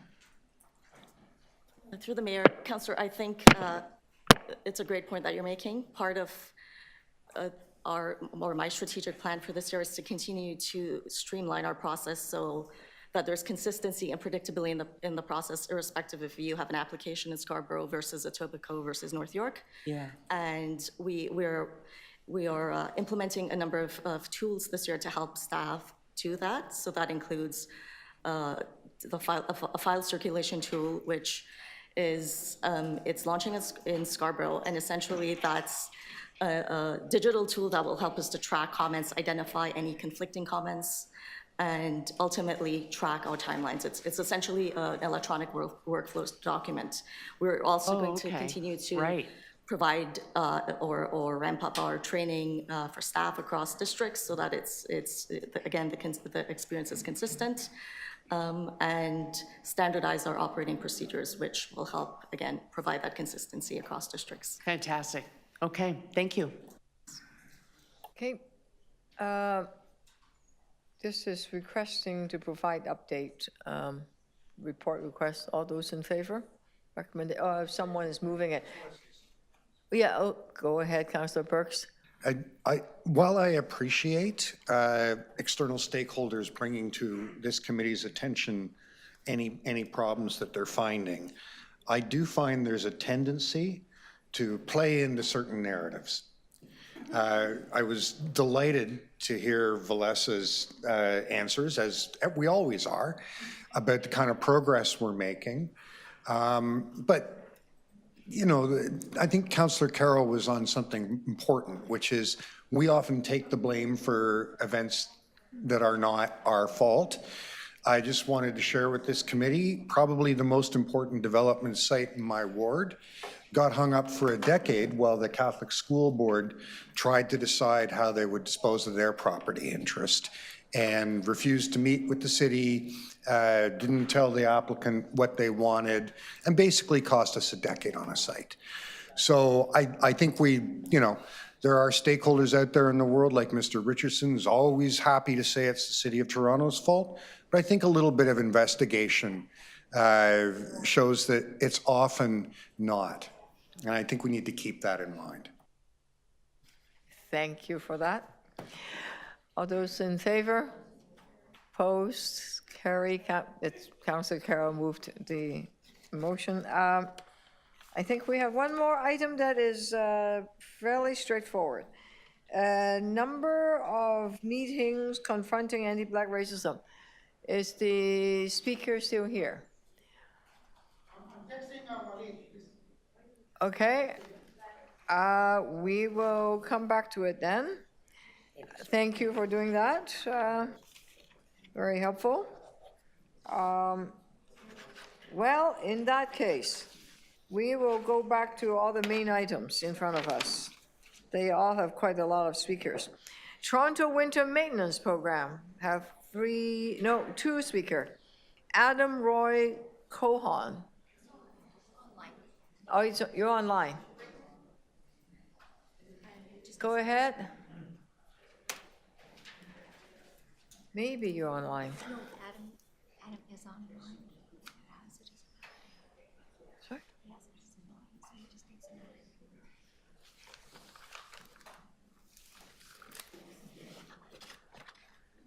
Hello. Hi. Thank you for adding this item to the agenda. The main thing I want to say is that the city really did dodge a bit of a bullet in the fact that after a week of the city hand-wringing, saying there was too much snow, Mother Nature stepped in and brought us a wonderful milding thaw. But the main problem for me as a person with a disability was there was no easy way when using the digital system of 311 to flag that I was a person with a disability. You don't know how hard it is for me to now live in a neighborhood where they just opened a wonderful full-service supermarket, and know that even after the proverbial 72 hours, I could not get across the street to the supermarket in my power wheelchair because the city sidewalks, and I now live down in the Canary District. The city part of the sidewalk was not cleared at all. The private retail was clear, but when I talked to the people, that they said, "Oh, we're not allowed to clean the city area, or we might get fined." So that meant that I had to wait till Mother Nature cleared everything up, and I just want, better communications. I also want you to realize, even though we still make jokes about calling in the Army, if the Army has the resources to help out, maybe we should look at calling in the Army to come and fix some of these issues when it comes to snow clearing. And it just disappoints me that I have not been able to get a good answer on why my neighborhood still, and that pile of snow I have a picture of, that was from the Monday after, a week after the snowstorm, or maybe the Sunday, right before the thaw really started. So that's how it was after a week. So I'm frustrated, and I did send a document that had more actual recommendations, but I thought it would take my few minutes to actually just tell you how frustrated I am. And the last point is, rather than just talk about it at a few meeting like this, I would like a special meeting where all the groups involved, whether it's environment and infrastructure, the executive committee, even that public health committee, and all the groups could come together to discuss this issue, rather than the neighborhood sort of going against each other, and one neighborhood saying it went great in my neighborhood but not in another. Thank you. Thank you for that. We hear you. Hamish Wilson, are you here?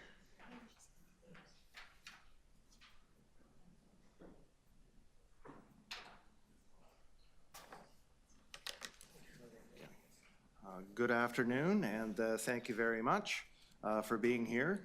And let's just acknowledge that the built-up area of Toronto that snow falls upon is absolutely huge. What a task it is to clear everything to a certain standard. No wonder it's a slow process and a huge undertaking, and snow is often heavy, and it comes at an awkward time. So respect to the laws of physics in terms of moving all the snow and the people doing it. And yet at the same time, that said and admitted, it wasn't a good resolution this time round, or this set of events. It really was not good enough. Was it an American-owned company? Like, you'd think Canadians would know how to plow snow, pardon me. In Montreal, I think I heard they were moving like 1.6 cars every minute. We weren't necessarily doing that at all, it felt like. So you're right, Mayor Chow, in assessing a set of issues with the contracts. I was kind of surprised, I believe, when I was deputing, whenever that was, that they were assigned. Like a 7-year contract seems to be way too long. Do other cities and towns have 7-year contracts? So yes, please, let's open it up, because I think we do have problems of leverage if things aren't well done. And they were not well done in so many ways. So briefly, bike safety is an issue. The transit, especially the streetcar transit, in my view, was really fouled up and harmed by bad plowing. And then we just heard the ability of pedestrians to get around, and the disabled community, we can be patient up to a certain point. We can modify what we were doing and trying to do, but the city has to do better. One small suggestion, if perhaps the online, the projection could be turned on. I wish we could try experimenting with plowing to the curbs of roads and leave the crown a little bit muddy. Now we have the crown all cleared, and the gutters were left to be kind of full. And that's where the freeze-thaw cycles work their worst. That's where the cyclists are supposed to ride, is in the gutters. So when we don't, it's just, I like being a bit of a roadical, as it were. The roadical solution sometimes is to rebuild all the roads to have a drain in the center, but that's far too much concrete because we've invested so much in our road system. So that's one thought. A seasonal slowdown. What about slowing the cars down for like 5 or 10 kilometers an hour during the worst of the winter time? Because the cars, when they go fast, they tend to be the serial creators of harm and worse. With the transit, we really had an issue with the blockages of streetcars, especially by private vehicles. This was on Queen Street one Sunday. It was over an hour to get this car moved. Just appalling. Late Sunday afternoon, well, Sunday afternoon into the evening, the officer was quite attentive. Oh, the door's not locked. Let's see if they left the keys in. Nope, not quite. And eventually the tow truck came at, I think, about 6:29, something like that. The officer in attendance had done a good job of preparing his vehicle to block the streets. And then finally, it got towed away. And then the service could be resumed. But an immense amount of harm to the transit services and stealing of time of paying transit passengers. And it seems to be endemic. This was taken at the same time as all the other stuff behind me on Queen Street West there. There's another blockage. And also, getting to the issue of hazards to cyclists, this was also in the interval of when I was out taking pictures. A woman trying to ride her bike, at least she didn't fall down on the road, but notice of hazard again. King, Queen, Dundas College, because of the streetcar tracks and the fact that there's no room if you're not plowing to curbs properly and the big cars and stuff. Notice of hazard is not safe enough for cyclists.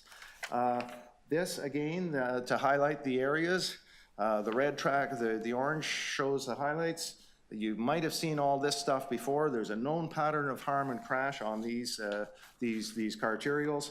Bloor Street, the plowing of the bike lanes a week after the snow events, they were unusable. Yeah, and it wasn't just the bike lanes. Sometimes the pedestrian paths, like the bike lane there was plowed, but the pedestrians, like you're supposed to cross on that? Sorry. So many, many, many things to complain about. Yes, it's very heavy. Yes, we're lucky that there's so much energy involved in moving things, but it wasn't well done at all, so please make it much better. Thank you. Questions? Okay, any other speaker? I don't see any. It's an item that I put on the agenda. Snow. We live in Canada. We live in Toronto. Yes, we are used to snow. For the first week, I went out I think that, I'm sorry? My apology, I forgot. Question to staff. Councillor Carroll. I do have one, and it's because I was chatting with the city manager about this. I know we have some degree of technology involved in management of these contracts yet, but in my travels and learning about new technologies and startups, et cetera, there are even more updated solutions. Yeah, and we're not going to replace a human, at least not now anyway. The plow's got to be driven by a human, but just in terms of managing and really knowing, not just on a map, did a truck go through here, but what was the quality of the job they did? There are technological solutions. In the review and the recommendations as they stand now, do staff do they feel they have the ability in the recommendations to look at cutting edge solutions, or are we starting with just taking the temperature of the contracts and technologies that exist today, and that's a step for later? We absolutely do have the ability to look at new technologies. Our Transportation Innovation Zone that we have at the Exhibition Place, we've actually tested a couple of technologies related to snow management, and so there's always things that are coming out all the time, and we're happy to do that. Okay. Although it might take us into the direct line of American suppliers, there are ways to look at it, and there are innovations happening right here in our own post-secondary institutions. When you start talking about something like this in the media every day, before you know it, some innovative young person is trying to find a solution to it. Seeking those out in some of our digital and AI zones right here in the city could be one of those steps. Do you need an extra recommendation, or are the recommendations broad enough that you could pursue that? Mayor, I think they're broad enough to enable us to do that. Excellent. Okay, thank you. Those are my questions. Thanks, Madam Mayor. Councillor Fletcher. Yes, I've done a lot of data here, gone through quite a bit of it, particularly in some areas. And the sidewalk cleaning really appeared to be one of the most difficult things, where there was 9,746 service requests to 311 only on 4 dates, and the largest on the 18th, 19th, 20th, and 21st. I don't know who can answer that for this storm versus other storms. They do all appear to be in one section of the city, so I'd like to know what happened. I've gone through all the contracts, believe me, looked very hard at that, and see that the majority of these requests are from the old city of Toronto. What broke down, if anything, during that time? So, Mayor, the areas that Councillor Fletcher is referring to are actually the locations in the downtown where we started up our city staff-led mechanical clearing of sidewalks. For many years, we didn't do the mechanical clearing of sidewalks in downtown because many of them are quite narrow and have some encroachments. And so what we are finding, the equipment that we tested, which is, as of right now, the only equipment on the market that is able to fit in tight spaces. Those machines, we have about 59 of them, and there were a number of challenges. We worked very closely with Fleet. With a storm of that duration, there are breakdowns and repairs and maintenance and malfunctions that need to be corrected during that time. So we did not have the full complement of those plows out, but certainly we have a lot of lessons learned from this storm that we will take back to look at those locations where maybe we cannot actually, we need to expand the number of locations where we cannot actually plow the sidewalks mechanically because it's just too narrow with those high volumes of snow like we got in the days that you're describing, Councillor Fletcher. So just yes or no, were there broken plows? Yes? Yes, there were plows that required lots of maintenance. Great. Yes. Thank you. Yes, absolutely. And you're aware that in the old city of East York, north of the Danforth, that all those roads and those sidewalks, which are very much like Ward, there's a new Ward 19 and 14, that those sidewalks are basically all the same. Are you aware of that? Not, I mean, if Those you say sidewalks so. are the same width as the ones north of the Danforth. I do on know East that Shore. north of the Danforth, Councillor, that is contracted services, and so they have different equipment. So they have a different standard now, north, because that was always done. That had been added on years ago, and that's, now these ones that are the same sidewalks, they appear to have had different standard during this storm for sidewalks. So how many plows were broken down of your total? That's something that. Sidewalk plows. That's something that we'll be prepared to bring back in the annual Okay. winter report, where All we'll right. do a full assessment of that. I don't have any time on there. Am I just able to go as long as I'd like? Because I've got lots of questions. Pardon me? I was too interested in your answer. Are you interested in my numbers? Snow at intersections that impede mobility. So these are basically generally snow at intersections where pedestrians can't get across. 1,195, 18th, 19th, and 20th of February being the main. I just want to go to a question because I know, Mayor, you've asked for the, road plowing requests, 4,910 over those same 4 days. And I think most of those were, again, when I look at the numbers ward by ward in the old city of Toronto. Would I be correct on that? Yes, Mayor, you would Thank you. absolutely be correct. Thank you. And then I'm just going to go to ask about the review, and maybe I'll ask you, Mr. City Manager. There was some controversial matters in the snow contract that the Auditor General looked at. And she made a number of observations, perhaps not recommendations, but a number of observations. And will you be looking at any of that in the review? Is that your intention, or do we need to direct you? So, Mayor, we will be looking at the Auditor General's recommendations to us, and then again, within the Mayor's letter, the Auditor General is being requested to do some additional work. That will be the Auditor General's to do, but in terms of what's happened in the past and those recommendations, yes, those will be reviewed as part of it. So when I just look at wards, I'll just ask somebody, maybe from transportation and perhaps as well our general purchasing manager, that wards 2 and 3 were the subject of the what I'll call controversial contract that we had many people come forward. Am I correct on that? For that contractor, that it wasn't through the tender, it was awarded differently?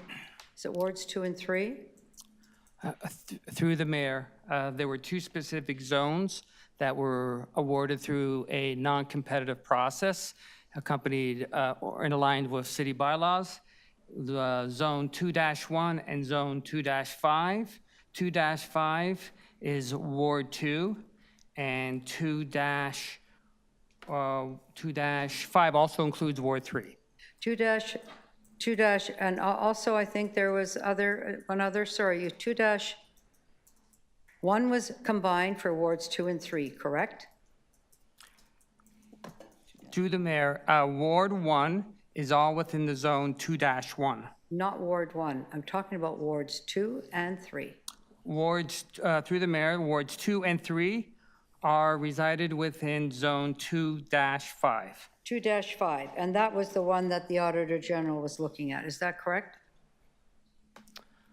Through the mayor, the Auditor General's recommendations were with reference to the previous contracts, which we then took those recommendations into the new procurement contract. Sorry, did she not review that 2-5? And I just asked procurement. There were letters that went, I'm just asking about that actual contract now. Through the mayor, I'm not aware of the Auditor General looking at that particular contract. Oh, then I'll ask procurement. What was the controversial contract? Was it 2-5, if you're aware of that? And secondly, there were letters that went from either transportation or procurement saying that there was a $26 million difference in the bidding, and I'm very interested in having that reviewed. So could I just get that answer? I believe it was that area. To the chair. Unfortunately, I can't speak to that at this moment, but I can definitely get back to you with that information. Well, I think you'll be getting back. So I'll just ask Mr. Transportation then. The letters that went around that area said it was $26 million over the tender, when indeed it wasn't. So I'm wondering how letters of that nature were sent out into that area, because areas 2 and 3, wards 2 and 3 also have one of the highest complaint numbers when you go and you look at the service requests. So service requests were very high there for that, I'm going to call it controversial contract, but we haven't confirmed that was the controversial one. So Mayor, we're happy to go back and do a full review of what Councillor Fletcher is referring to. We don't have the information in front of us. I believe it's the sole source piece that you, Yes. the non-competitive one that you were describing. Yep. We can also identify what the service requests were both in 2022 when those contracts would have been in place and now in 2025 when those contracts are in place as well. So just, thank you, ask one more question. Was it a $26 million difference in the tender for the non-competitive? Because that's one of the reasons why apparently that was not a competitive area. It was indicated by staff, whether it was purchasing staff in cooperation with transportation staff, that the delta was actually $26 million. It was not $26 million. So who said the delta was $26 million that then initiated this non-competitive Again, happy to look into that, Councillor Fletcher. I don't have that information in front of me, and I believe it has to do with that last non-compete and what the bids came in at. So we'll be happy to look into that and get those numbers. I would just ask, would the city manager and auditor general be taking that review? Yes, we'll look into the questions you just had as part of the review. Thank you. And just for clarity, I will look into those. I can't speak for the Auditor General, but I will look into what you've just raised. Thank you very much. Thank you. Thank you. Deputy Mayor Malik, and then Carol Matlow and Deputy Mayor McAuliffe. Thank you very much, and I appreciate my colleagues being really thorough in the questioning. I just want to, I guess, really zero in on the concerns around the sidewalk clearing. Like so many of us, and like the speakers here today, sidewalks that our residents reached out to us about were not cleared so narrowly that they were not accessible, which especially impacted residents who are elderly, with residents with disabilities, with young children. And I just want to hear a little bit more about what the accessibility standards are that our contractors are kind of bound to meet, and how that extends to also accessibility to transit stops.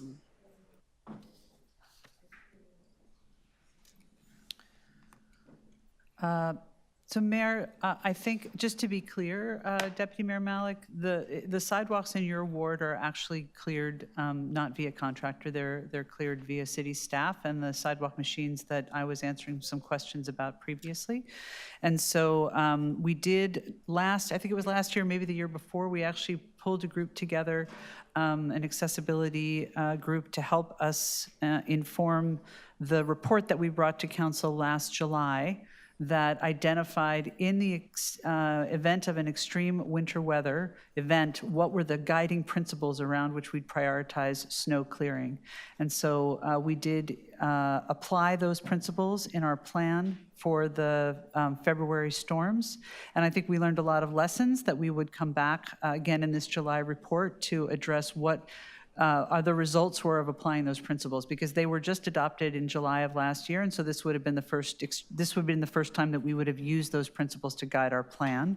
And I also think that the amount of snow and the fact that it came over 3 separate storms where you had very narrow sidewalks in a lot of parts in your ward in particular, but in many other wards in the downtown, that it was very challenging to clear those sidewalks mechanically. And so it did result in an extended time to get them addressed. So we know that. We're going to take a look at that and bring back some concrete recommendations on the go forward of how we would continuously improve the program. Clear, we have our own accessibility standards in parts of the city, like my ward, and there are accessibility standards for contractors as well that are different. The sidewalks are the same. So the sidewalk plows go out at 2 centimeters of snow. And I think what you're talking about, though, is the accessibility in terms of the clear path. Yes, and accessibility for people who have mobility challenges. So, many people just braved whatever sidewalk conditions they found. And like so many of us, we heard about residents who were stuck in their homes for many days because the sidewalk was not appropriately accessible for their motorized vehicles, for strollers, for other things. Accessibility standards for sidewalks. Through the chair, there is a standard of performance of safe and passable that all sidewalks must achieve, regardless if it's serviced by contractors or by in-house crews. There isn't a specific accessibility service level as it pertains to snow removal exercises, regardless if it's a contractor or in-house service, an extreme weather event.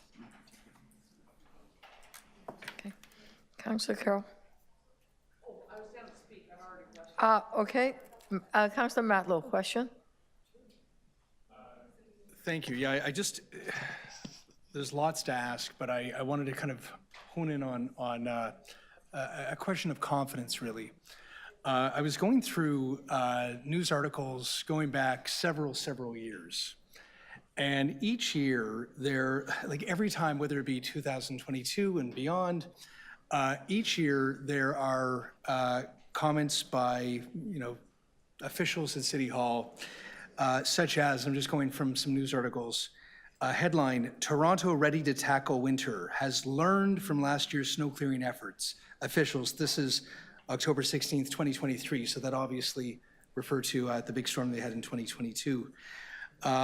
Quotes like, city plans to be diligent in oversight of contractors.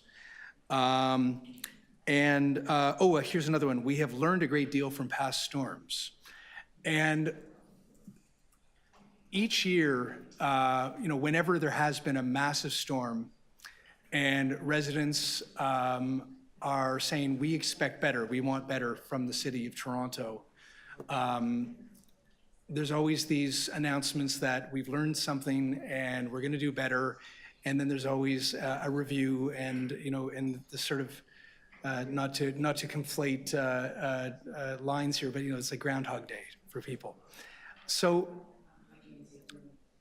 given what occurred, even before you go into a deep dive review, as you're being requested quite rightfully today, a lot of Torontonians are paying attention to what we're discussing today. They want to know that we validate that people with disabilities were trapped in their homes for far too long.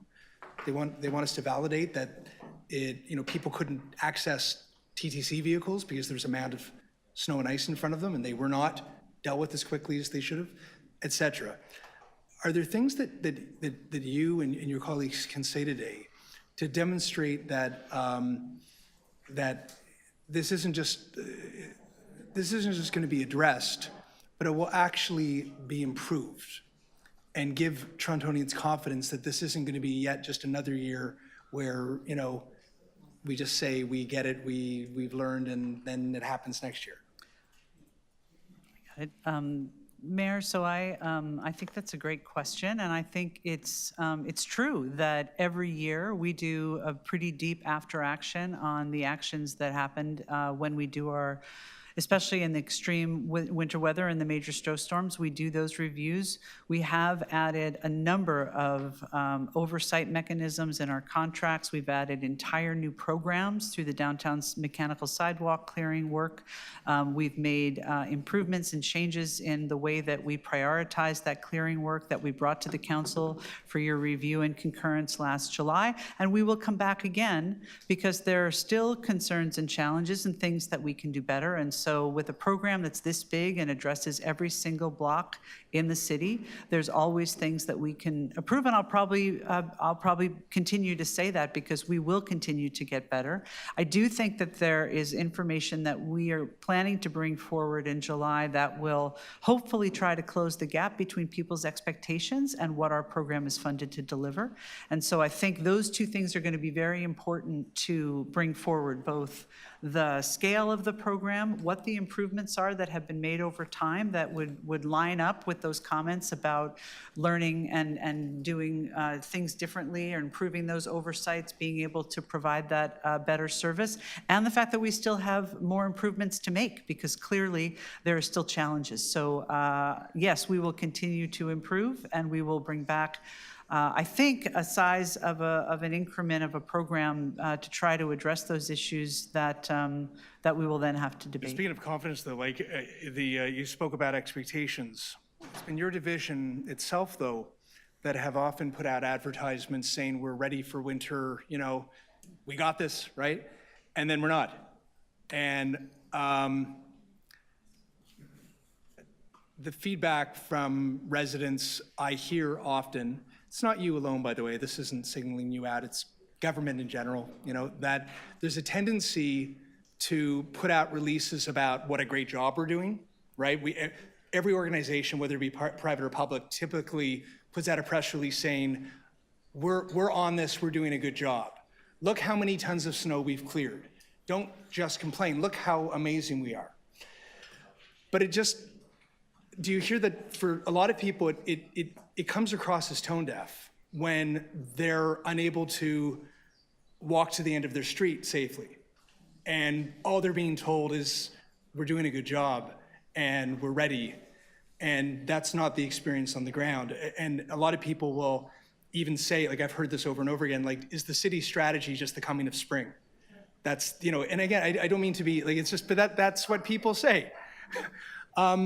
So have you considered, even when you talk about expectations, even like sometimes just say, yeah, like that wasn't good. Like, you know, like just being real about those, not just expectations, but also how we validate people's expectations not being met. Mayor, the comments that you're making, I do understand where you're getting at, and I would say through this, we will be taking a deep review of everything that happened, and I guess my commitment, what I'm trying to say is that we will look at all of this, and I think there is an opportunity for us definitely to improve the way we communicate, and I think it's exactly what you're talking about, and that's one area I do want to see. I want to see some improvement in the way we communicate. I think, you know, we just need the time now to go through all of the information that we have and look for those opportunities to improve. And I think after every event, there's always things that you can improve on. And my expectation from Transportation Services, after each one of these reviews, we do a real honest dive into what happened and look for those opportunities to completely get better. But I do hear your comment about, for community, what they're listening to is, okay, it was bad last time, and the message to say, I think we can do a lot of work on improving the way we communicate that. So I do hear your comments. I appreciate that. Deputy Mayor McAlfee. Thank you. So firstly, you've received the administrative inquiry that I submitted, and you'll be reporting back on that at the next council, so that there is information that's available for everybody to read through as they go through these recommendations, because I think people are pointing out pieces of data. It'd be nice for everybody to have that. So I just want to make sure you've received that and you're comfortable reporting back on those things. Yes, we have, and we are, and we'll be prepared to bring that forward at council next week. High level, I know you'll have more detailed responses, but I want to ask some of the general things that were in that administrative inquiry. So again, there was some confusion around contracts with downtown and suburbs and all these different places. So the downtown sidewalk plowing, how many kilometers of sidewalks are cleared by the city through the downtown core? And are some of those done manually? Through the mayor, approximately 1,400 kilometers of sidewalks are serviced by in-house crews, and approximately 1,300 of those 1,400 are serviced through mechanical means, through an equipment. So about 100 are serviced manually. 100 kilometers of sidewalk are serviced manually in the city of Toronto by our city staff. Great. I just want to make sure, because I think that's something people aren't aware of, and as you go look through for improvement, I think it's important that we keep in mind that it's not all contract, it's not all in-house, and it's not all mechanical. And in fact, sometimes there's like people out there with shovels that are actually clearing sidewalks. Like, it's important that we keep that context. I also have some information on service requests that I've sent forward, and I know that the 2022 and 2020, they're not entirely comparable because we were also during a lockdown last time, so people not going out as much and stuff. But anyway, you'll be presenting that data, correct? Yes, that's correct. For contracts, a lot of talk about the contracts. Have they been audited? And in this administrative inquiry, will you explain the audits that have already been done? Yes, we will. So we will, yes. And then extreme weather, and there was talk of what happened after the 2022 storm. So you did, since that storm, put out an extreme weather response plan. Did that include things like declaring a snow emergency earlier, the ability to tow cars? Can you maybe, because again, I think continuous improvement, you've shown your commitment to that. Can you maybe speak to some of the things that came out of your review of the 2022 storm? Yes, Mayor, that was the first year that we had done an extreme winter weather plan because we had learned much from the 2022 storm and realized that we had to be much clearer.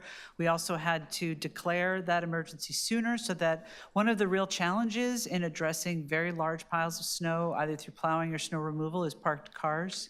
And so being able to apply that major snow condition earlier gave us the ability to then designate our snow routes, put out the signs, and get people to move their cars, or use towing or ticketing to remind and reinforce that that's what was needed.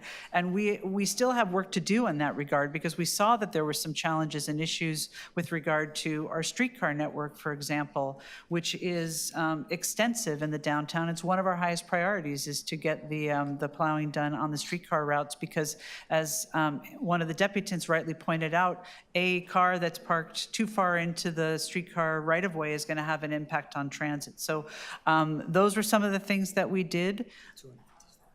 We hired 250 additional staff that we share with my colleague Howie in Parks, Forestry, and Recreation, that we bring them on in the wintertime to help us manage snow, and then they go over to Parks in the summertime. And they are the staff that now are permanent, and they are now continuing to get trained up and have more experience running those sidewalk plows. As you know, the small sidewalk plows in the downtown, the first year that we actually deployed them fully was in 2022, and that major storm was soon after the first time, after we went through the pilot phases. So that and a number of other things. And I think when we come back in July, we will have a good indication. I guess the other thing was these guiding principles on how we manage the extreme snow, and so we'll have some feedback on how we might tweak those in the future. Great. So, and I'm cognizant I'm out of time, so I'll kind of put my two questions together. So firstly, I don't know that we had a service standard above, I think it was 40 centimeters in the past, for example. So that was one of the things that you're working towards on just total volume. Also, I think there's some confusion around plowing versus removal. So on removal, my question is, do we have a service standard?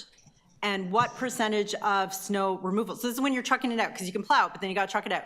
What percentage of that is done in-house by contract versus contract? So through the mayor, the percentage of snow removal is a split about 70% contractor and about 30% in-house staff. And with respect to service levels, the guiding principles that the general manager referred to is used to develop criteria that we then prioritize locations that we will be removing snow from. And then every major snow event is different. One could be 30 centimeters, one could be 40, one could be 50, it could be very cold, it could be otherwise. And then based on those weather conditions, we do then develop a timeline on how long the work would get done. So we use the guiding principles and the criteria that prioritizes the routes, and from then we determine exactly the timeline involved for removing snow. But there are no snow removal service levels. Yeah, For snow removal, there are no time's service up. levels. I'm sorry. Thank you so much. we're at 6 minutes. Councillor Bravo, last question. Yeah, a lot of questions have been asked already. I just wanted to ask about the challenge of being told that a sidewalk has been cleared or plowed and then not being able to be sure that that has in fact happened. And I understand that snowstorms will happen, and I think certainly in Davenport, constituents were pretty patient, but I ended up going out on Valentine's evening and going to a number of streets that I was assured were plowed but weren't, and that, you know, that kind of shakes people's confidence. And secondly, I had a question around the high incidence of sidewalks adjoining or bordering schools and parks that weren't cleared, and I just wanted to ask if there's any lack of clarity. And because I don't want to use up a lot of time, the third question has to do with just the disparity in the wards. We're talking about downtown versus not downtown. I'm a little flummoxed about this because Davenport is half of the old city of York, and I live in the old city of York. And so I'm confused about what we mean by downtown and where does downtown end? Yeah, but the old city of York, I understand. The old city of York, where I live, is very different than the old city of Toronto in terms of sidewalk width. And I went onto those streets and they weren't cleared, and the sidewalks weren't cleared. So those are my three questions. So Mayor, on the first one, I think we really recognize that communication is so important in how we communicate and describe information around snow. And so that's something I think we have to be very specific about, related to what plowing versus clearing means. And we've had that challenge before with regard to roads as well, but I do think it's very important because there's clearly been some challenges with being clear on the communication there. So that's something that we'll definitely bring back in the July report. The second one was about, second question was about Well, I believe, through the mayor, the second question was about school bus loading zones in schools? No, just that how many sidewalks, at least in Davenport and as reported in other wards, where the sidewalks bordering schools and parks were not cleared, which was perplexing and very challenging when it came after the first snowfall. Honestly, on Thursday and Friday, it was a challenge. But then obviously it became far worse after the weekend. Right. Has there been any has there been any look at that? Because schools have childcare centers, they have, you know, different kinds of populations, and it's something that was reported repeatedly to us, and something that I observed as well, skiing from St. Clair down to Bloor, cross-country skiing on that Sunday.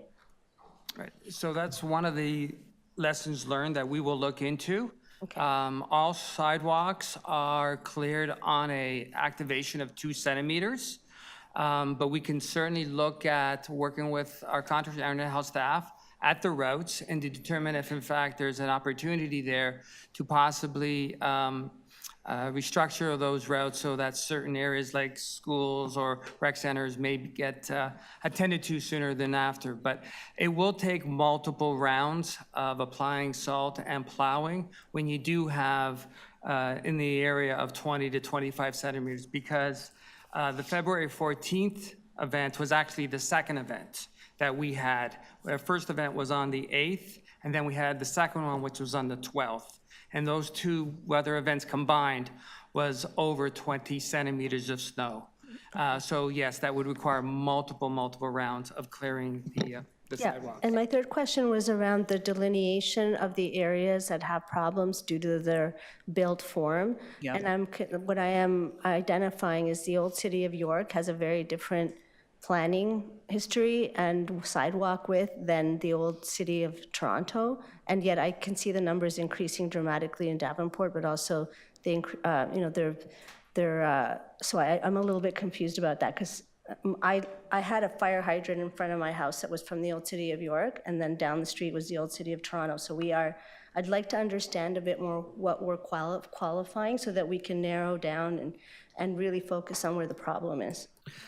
Last question? Yeah, so Mayor, I think that your ward in particular, Councillor, is quite challenging in a number of ways. You have a lot of laneways in your ward, and I think we also have encroachments and other pieces that make that plowing challenging. And I also think it would be very useful, especially in locations that are similar to what Councillor Fletcher was talking about, where part of the ward is done via contracted service and part of the ward is done via internal city service, that we're clear about that and what those constraints are and how we can better manage them in the future. So we're happy to have that conversation with you, I think, before July, if that's possible. Yeah, thank you.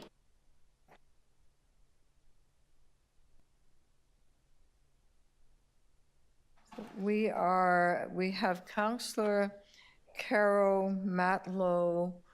This is speaking, just one sec, let me just say a few words about it. I walk around quite a bit, and when the snowstorm started, I went outside and looked after the storm, and the roads were very cleared, and it was clear fast. So cars has no problem getting around. But the sidewalk is a different story. The sidewalk was not cleared, it was not plowed. I don't think there was even an attempt to do it in the first round. But because it was just a few days later, there was another storm. And the same thing, the roads were plowed. Because I travel across the city, I see them everywhere. By and large, did a very good job in terms of the roads. They were open. It wasn't much of a problem. The sidewalk is a totally different story.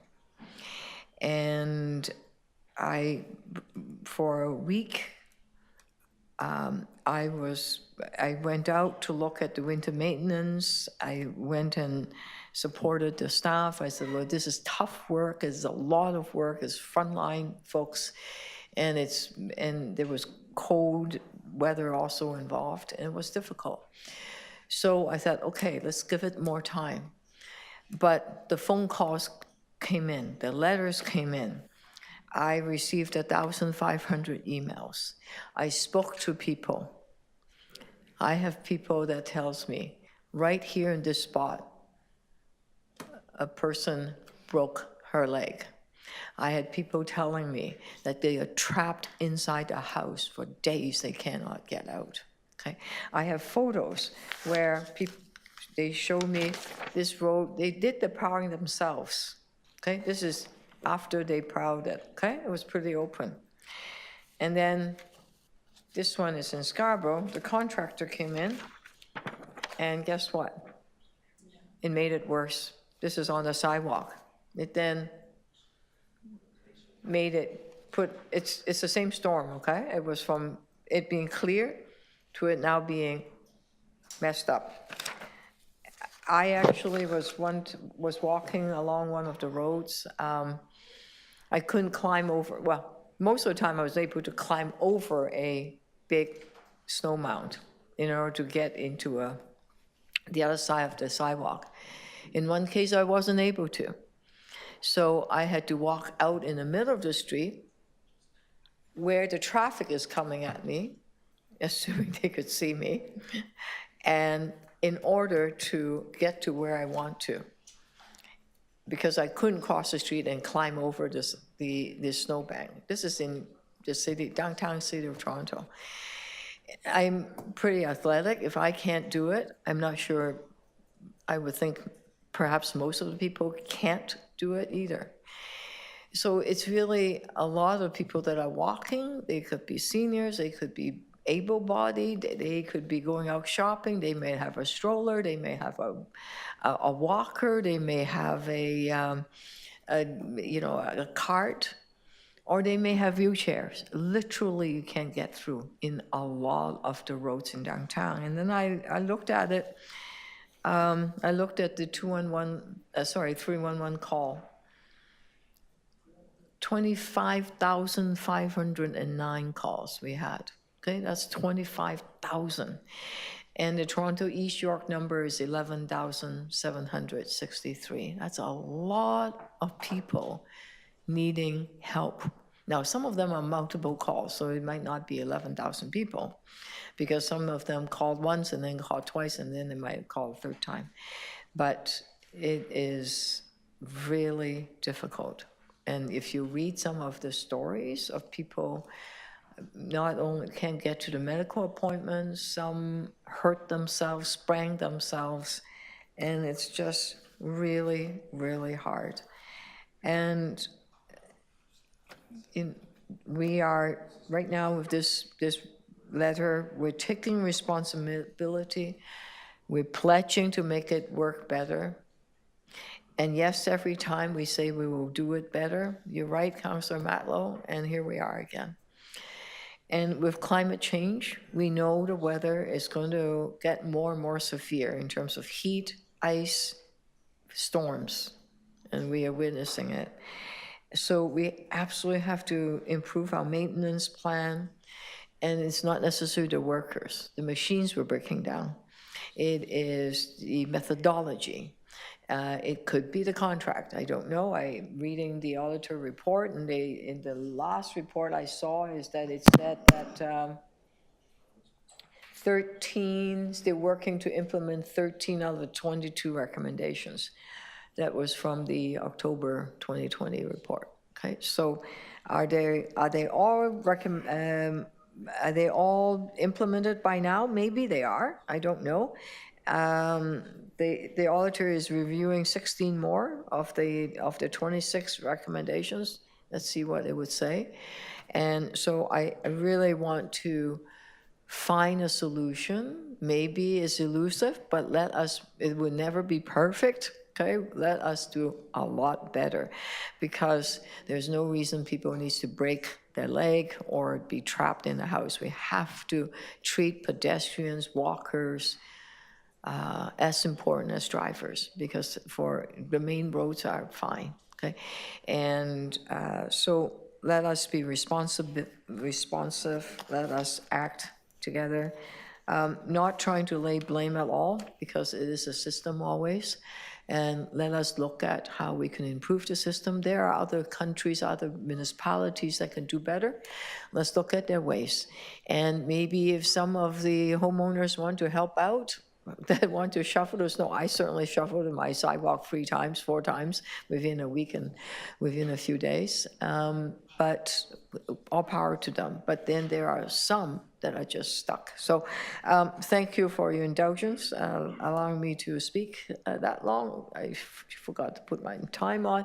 My apologies. Councillor Carroll. Thank you. I'm not going to move any motions. I really think that we just need them to get on with the work. I'm sure there'll be lots of dialogue when it comes back. I hope that we mean it when we say we're willing to look at anything, because that hasn't been the case in the past. Generally speaking, when we do these audits and reports on snow removal because we've had a bad storm and it hasn't worked out so well, somehow when the report comes back, we add to the service. We don't just find the flaws and fix them. We add some sidewalk clearing in the downtown, or we add windrow clearing in another part of the neighborhood. And so they come back to tell us how they could do what we do better, and then we add to it. And that, you know, I'm seeing nods of heads of people who've been around here as long as I have. And so if we really wanted to change, we have to be willing to look at things that make what we're doing now, because it's pretty much universal now, all of the services. But that brings me to my point. If you're really looking at making this better, we've got to be willing to look at things. A year ago, when the general manager of transportation proposed in her budget eliminating windrow services, I asked her one thing in the interim. If we were to do that, there's the money savings, but would every other part of this service get better? And without batting an eyelash, but she didn't have time to blink, she said 100%, absolutely. That's what Ms. Gray said. We have to be willing to be bold and look at how we really can perfect the services that we can perfect here and not just make it worse each time we review it. Does anybody know what windrow clearing looks like in Markham? Here's what they do with the miracle invention known as the computer. Yes, with technology, because it's easier to design routes now, they have windrow clearing citywide, but only if you're over 60 years of age. You either have to be 60 years old or have a doctor's certificate explaining the homeowner's disability, the reason why they need to do it. And doing that, they're able to get her done within 4 hours of when the plow comes. So we're lucky if it's 8 hours. And they're very clear about it. It's 4 hours, and we're clearing the windrow created, the pileup in the windrow created by the snowplow on the street. If a little falls over when the sidewalk clearer comes through, we're not coming back for a second time to clear up that snow. We actually are saying to the homeowner, there's a little bit of a role for you here. We're coming to do it, but after we leave, if some snow falls over, is it really time to phone the counselor's office, or can you just move that little bit of snow out of the way? We have to start to manage expectations for ourselves, but also for our homeowners, also for our business owners. So cast your mind back. Why did Mel Lastman really call in the Army? I knew we were in trouble when the mayor made a little funny about the Army and the entire city erupted. How dare she make a joke in the middle of this? But she really was just talking about for a moment about something in our history. And we do have to have some collective, calm about the fact that we're in an extreme storm situation. Maybe help your neighbor out. Don't just call the counselor and yell at them. Maybe you can help your next door neighbor. Maybe you could move the little bit that fell in the driveway from the sidewalk clear. We've lost the ability to do that. When Mel called the Army, it was because our services were so bare bones back in those days. There was no sidewalk clearing where the businesses were. He needed a bunch of soldiers to take shovels and hand shovel out downtown streets because the businesses couldn't open. We've come a long way. We offer a lot of services, and there are technological ways that we can improve the quality of those services. We could not just have Plow TO telling us if the truck's been through this street, but actually showing an image to the contract manager of whether or not they did a half-decent job of that street, and where they say they cleared a sidewalk, did they really? We can technologically solve for that. But at the end of this, I hope it doesn't lead to we're going to add services on to what we're trying to improve, costing more money, but really just giving ourselves another new assignment that we then proceed to not do well. We have to come out of this review with clear expectations of what the service levels are going forward and what that means in a normal storm and what that means in an extreme storm and what an extreme storm really is. That has to be the result of this review, or we're just wasting time again. That's my rant. I'm going to get in trouble in North York. We invented windrow clearing, and I just said I hate the stuff, but we've got to get better at it. We just have to. Thank you. Thank you.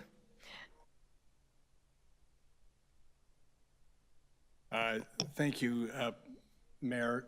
So I have a motion to look at other jurisdictions and try to learn from their best practices, as I believe you alluded to earlier, and I agree wholeheartedly. Would you pause my time for a moment as we figure that out? Mayor? Somebody up there? Thanks. Okay, thank you. What happened?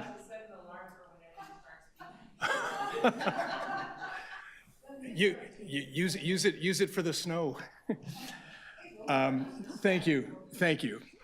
So I'm moving a motion to learn from best practices from other municipalities, other jurisdictions. Much has been said about Montreal, and I know that there are differences, and they get more snow, and I get all the arguments.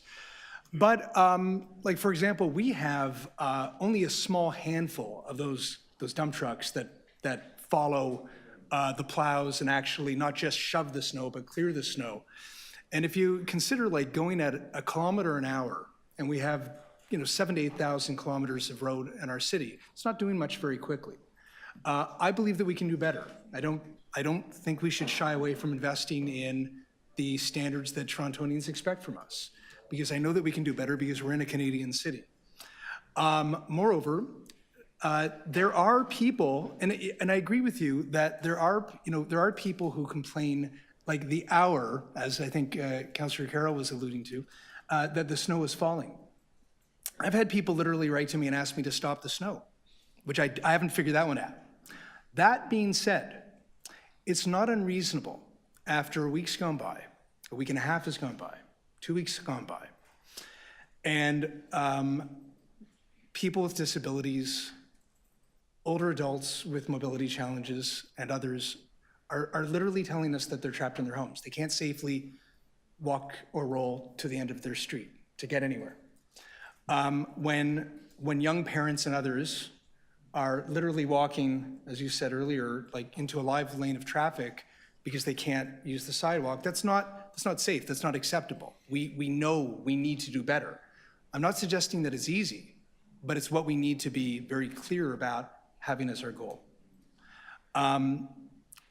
I think we need to set better priorities, and we need to set that for our contractors. For example, our subway system doesn't function when the open cut areas are covered. We have to work with the TTC to make sure that we deal with that better. When people are trying to get onto the bus or streetcar, and there is a mound of ice and snow in front of them, that means that our city is not functioning. People can't get to school, they can't get to work. That's not reasonable. Those need to be priorities. In fact, we've already set them as priorities, but that wasn't reflected in what people experienced. We should not be telling people that we are fully ready for winter and using hyperbole that set expectations that everything is going to be fine. And then in reality, things are not fine and things are not done well enough. I know that when major storms happen, it's really difficult. And some people, again, want just sort of everything to be cleaned up that day or that hour. And it's not fair to staff to suggest that you can make that happen. But I also believe that, when I mention how people often say, is the city's strategy the coming of spring? In many cases, it seems to be true. When, there are some streets and sidewalks that really are only clear now because the temperatures went up. We can do better than that. When we raise property taxes, I think most reasonably, people understand that we need to invest in our collective society and we need to improve our services. But we also, especially when that happens, need to demonstrate that we've done what we promised we'd do, that their investment is paying off. And I want to conclude with kind of going from what I just said about where politics get involved that isn't fair to anyone. Mayor Chow wasn't the mayor when the contracts were signed. Some will defend the contracts. There are others of us who are quite cynical about those contracts. That's why I didn't support them in the first place. But Mayor Chow wasn't part of that. She didn't work here at the time. She is forced to be in reaction mode in real time when everybody's angry. And there were some members of council that focused only on the blame game and fighting with the mayor when all of us should have been more focused on fighting to clear the snow. And it's not helpful. It doesn't help a single person. It doesn't clear a single sidewalk. It helps in those individuals, but it doesn't help our society. And I think that we can express our upset and our frustration with the standard of service without personalizing it. I've learned that. I've personally learned that. So I have learned that. People can mature. So I hope that this, if I may conclude on this note, just aspirationally, I mentioned earlier about how this Groundhog Day effect, how residents keep hearing year after year that we're gonna have another report, another review. I hope that all of us are committed to working together to making sure that there is a material difference in people's experience next year. Thank you.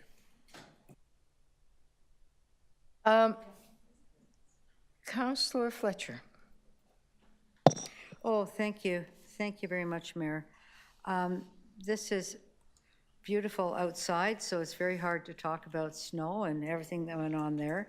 But I too got a lot of calls. I do think the last time, majority of the issues were somehow, I remember you, Councillor Deputy Mayor McKelvey, you had a lot of issues.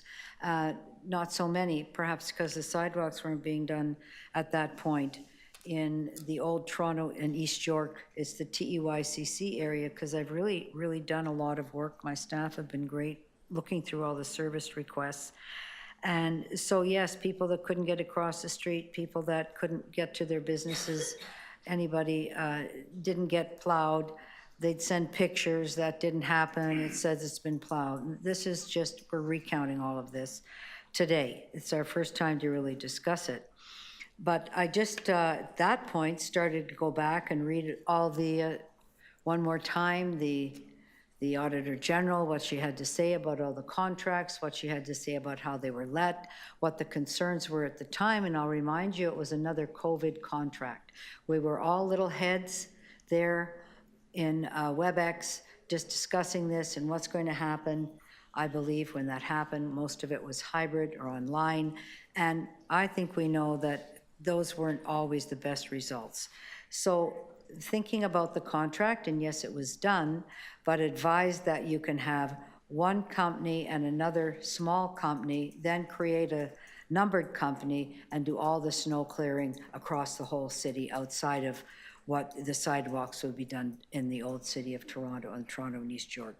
I just think that that notion perhaps was a problematic notion that nobody caught, and I appreciate that when they were done and we were told, if you don't do this now, there'll be no snow clearing next year. I heard that over and over again. You will remember we did try to defer that to make sure it was right, and that when you can't defer it, be no snow clearing if you don't approve this, councillors. So that was another difficult COVID contract. I know I've referred to that matter of telling somebody twice that their bid was $26 million over, which was actually physically impossible, and it turned out there was not much of a delta between those that got the sole source contract. And always, I think we always, our ears perk up when we're looking at sole source contracts. It's disappointing to hear that the machines were broken, that weren't working for the old city. I will say again that wards 14 and 19, we used to have 4 wards, and old part of that was all cleared.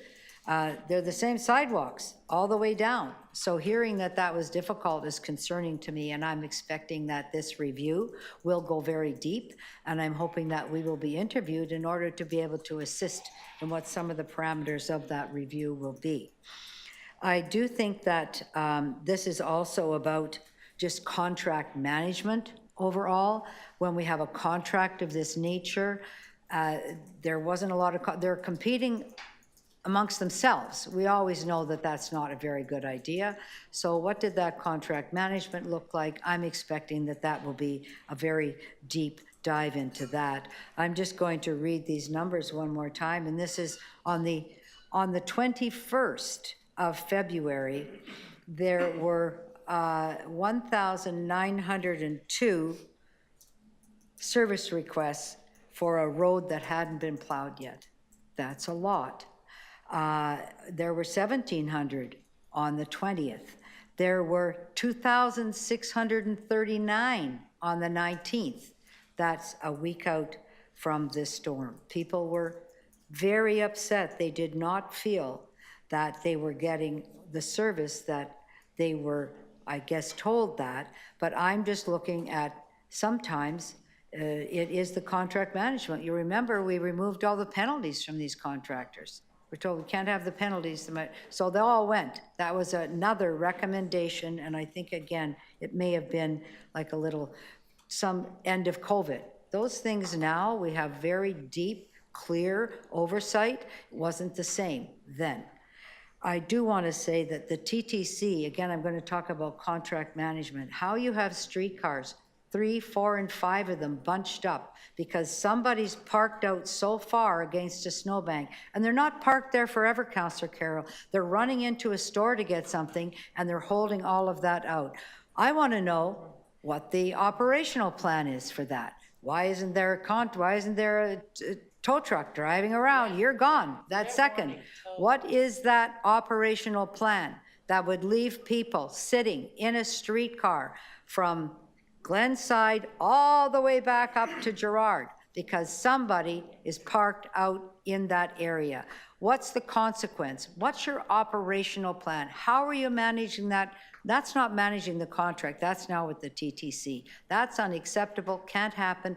How about when you don't have those zones plowed out, or used to go out with a shovel to make sure people could get on that bus or streetcar? We have streetcars with 5 doors. You could hardly get across the snowbank to get on. That's, again, these are operational issues that we deserve an answer to. We deserve that service. And lastly, for key city officials. Now, we know not all city officials live in the city. We would prefer if they all did. But those who do, like top city officials, how can they not have their road cleared so they can get out in the event of an emergency? That didn't happen. I've seen the pictures. So I think there's a top to bottom operational review, and that's all I'll say. Thank you very much, Mayor. Thank you. Councillor Deputy Mayor Malik. Thank you very much. And I'll be brief because my colleagues have covered a lot of the ground that has been raised in this committee and the concerns that we have heard over several weeks about the approach to our winter clearing and maintenance program this time around. And you know, the issues have been vast and they've hit our different neighborhoods in different ways. And for me, one of the key ones that has stuck with me has been around mobility and accessibility. Folks who couldn't cross the street due to the snowbanks circling their intersections, stopping residents from being able to run some essential errands or get to where they need to go. And to emphasize that the climate crisis continues to affect and impact, and it will continue to our day-to-day lives. And we know that these 100-year events or these extreme weather events that we could say were unusual or uncommon are now happening more and more. And as a city, we have to continue to be prepared as part of, you know, ensuring that that life in the city is something that's manageable, where we have good communications and we have expectations around how the response should be, even when that requires us to be patient in some aspects. But we can't say to residents that that actions are happening that haven't actually been done. And we have to continue to build back the confidence that so many of us have referenced. We have to make sure that our city's winter maintenance program is trusted, is reliable, and is appropriate for what we're seeing. And I'm grateful to the mayor for bringing this forward and looking forward to the results of this report as we continue to tackle this issue with seriousness. Thank you. Okay, any other speaker? Nope, seeing none. Councillor Matlow's motion. All those in favor? Post best practices. Thank you. And the report in front of you, request report, sorry, the letter. All those in favor? Opposed? Carry. Thank you. Okay, we have other items here. Ferry service operational review. We have 3 speakers. Sorry to keep you waiting. Quay Ferry, the first vice president of QP Local 79. This is regarding ferry services.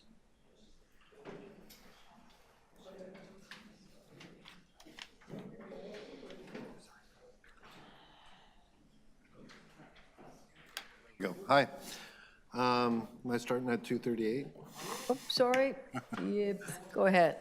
There we go. Thank you. Thanks for having me here today. My name's Keith Fearing, First VP, QP Local 79, and to my left is Nasrin Udolahi, President of QP Local 79. We're here to once again present on the ferries and give our take on things. We've reviewed the report. We actually think the move to fleet is a good move, and we're hoping for some positive developments there. PF&R was one of our biggest divisions when it was PF&R, it's now Parks and Rec. And what was being experienced there, in our opinion, was the lack of a strong internal responsibility system that would take care of the ferries from start to finish, meaning mechanical, meaning having safety measures in place for workers and the public. If you look after the workers, you're probably looking after the public as well. So we look forward to seeing what Fleet can do with this, but we do want to recommend that Fleet develop a strong internal responsibility system around that. And for folks who don't know, that's health and safety language. And that means that a supervisor has frontline supervisor competency, who can take the issues that they are not themselves experiencing, but understand that the workers are experiencing. And they take that and they move it forward through the division to get whatever's needed to be done. One of our concerns is, in February and early March, there was another report of engine issues when trying to dock the Angiera. Health and safety lives every day. No matter what your report says, health and safety is happening out there today. And we have to be on top of it. Members have to be able to report it. Captains, mates, they have to be able to report it. Supervisors have to be able to act on it. And this is what we recommend occurs in Fleet. We cannot overemphasize how important worker members are. They are on these ships and they are experiencing what is happening on the ships. And supervisors have to have that link, and then supervisors have to have the support either from management or directors to take care of the issues as reported.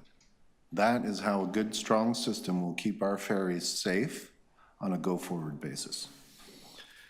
I do want to tie in corporate health and safety here to a certain extent. There's a coordinating committee that was once set up by council. I think it was in the Miller era. And that's because our accident rate was so high, our WSIB rates were so high that we had to get those down.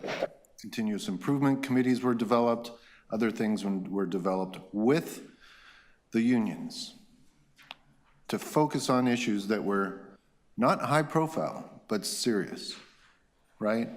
What is the severity level? And if you have workers in the public in danger, I'd suggest that's a high severity level. To my dismay, this coordinating committee is not functioning the way it should. Most recently, a policy change that was put on the table was that people needed medical notes to use appliances, needed an accommodation to use an appliance in their office. I ask you how that is more important than things I've sat at this table to speak to, such as lead poisoning, ferries, and other issues. I do ask this committee to look at its health and safety program within the city, because if we were paying attention from the get-go, these ferry incidences may not have occurred. We wouldn't have had issues with the reporting as was discovered. And we would have had support from the corporation to the divisions to respond accordingly to information they knew about. And that is how you eliminate circumstances such as this. And we look forward to Fleet being able to capitalize on their new area of concern and address these issues positively going forward. Thank you. Thank you. Any questions to the deputant? Yeah, Councillor Matlow. Thank you. Excuse me. Thank you very much for that deputation. So, if I hear you correctly, while you're satisfied with an outcome, which is the move to Fleet, you are expressing concerns about perhaps the lack of engagement with frontline workers, with service operators, to really understand from their professional lived experience, what can improve health and safety and ultimately service. Please. Yes, absolutely. It's an integral part of what we do, right? The workers have the experience. I'm operating a piece of equipment.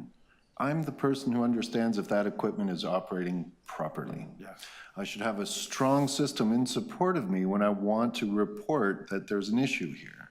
And that support system lies typically with supervised, it could be depending on the structure, but it goes through the line of management. And it does rest with the director, and then eventually, due to our corporate health and safety policy, with the city manager. This line can never break if you want to maintain a strong health and safety environment, right? And so when there's breaks there, then it becomes culture that we don't report. Yeah.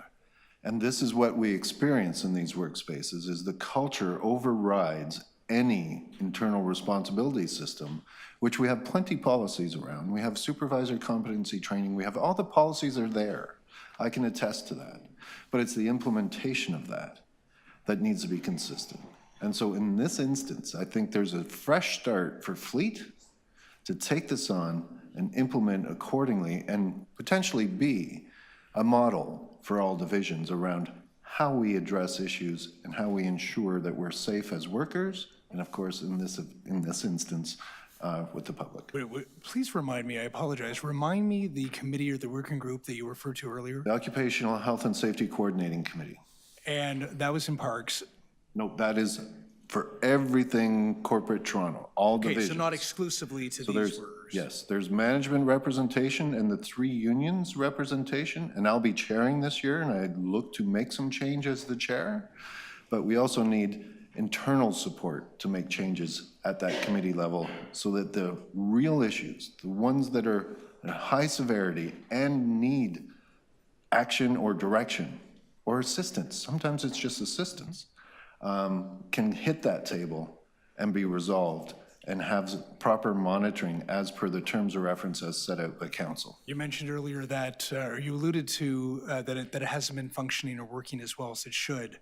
Are there specific things that we can do to assist you and the group to make sure that it has the outcomes that you hope for? Multi-pronged answer, or multi-answers here for you.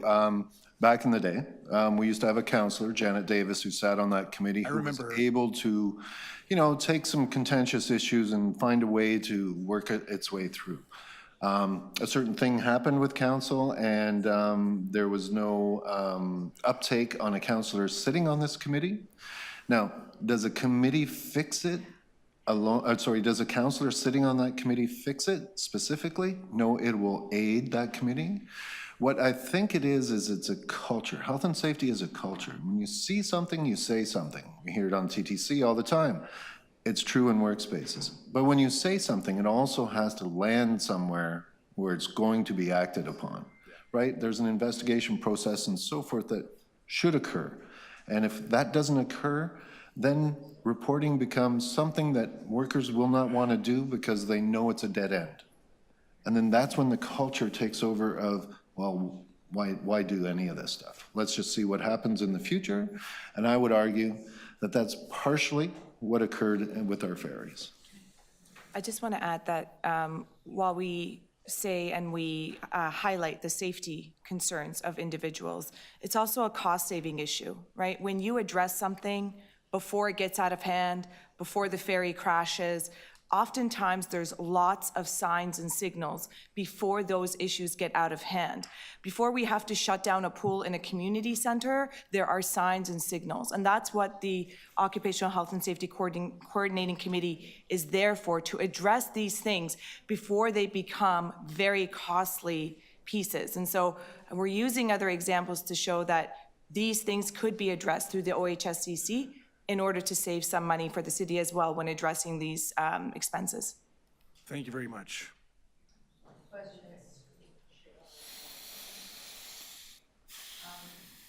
Question to the deputants? Yes, thank Councillor you. Fletcher? Yes, I've been very involved in this whole matter, as you may know. I'm very interested in how you brought forward your your concerns to management and who you brought them forward to, who your members brought it forward to, for issues around just maintenance of the ferries, some of the transportation board situations. Who did you take that to and when, how?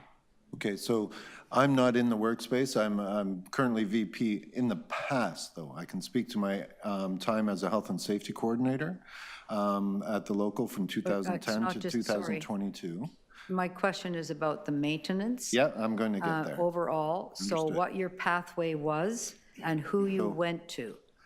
And if you don't know the answer, it's okay to say you don't know. I know the answer. Okay. But the way it's being proposed to me is that I had the experience. I can give you other people's experience being a representative of workers in that workspace. Would you like to hear I'd that? like to know how that, Okay. how those issues Yes. transported themselves up and to whom. Okay, so there's a multitude of ways this can occur. The most recent event that I just mentioned was February, I can't recall the dates out of the top of my head, but February and early March. There's a policy, corporate policy, the hazard reporting form. Things go on there, 7 calendar days, supervisor is to report back on the issue, any actions they may take and so forth, right? That is definitely one way that recently occurred.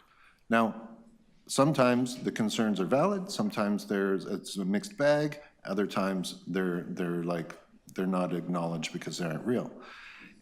What I just spoke to in my previous comments is the culture.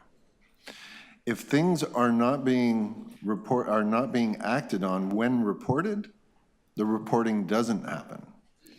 And so the reporting is the responsibility of the workers to the supervisors.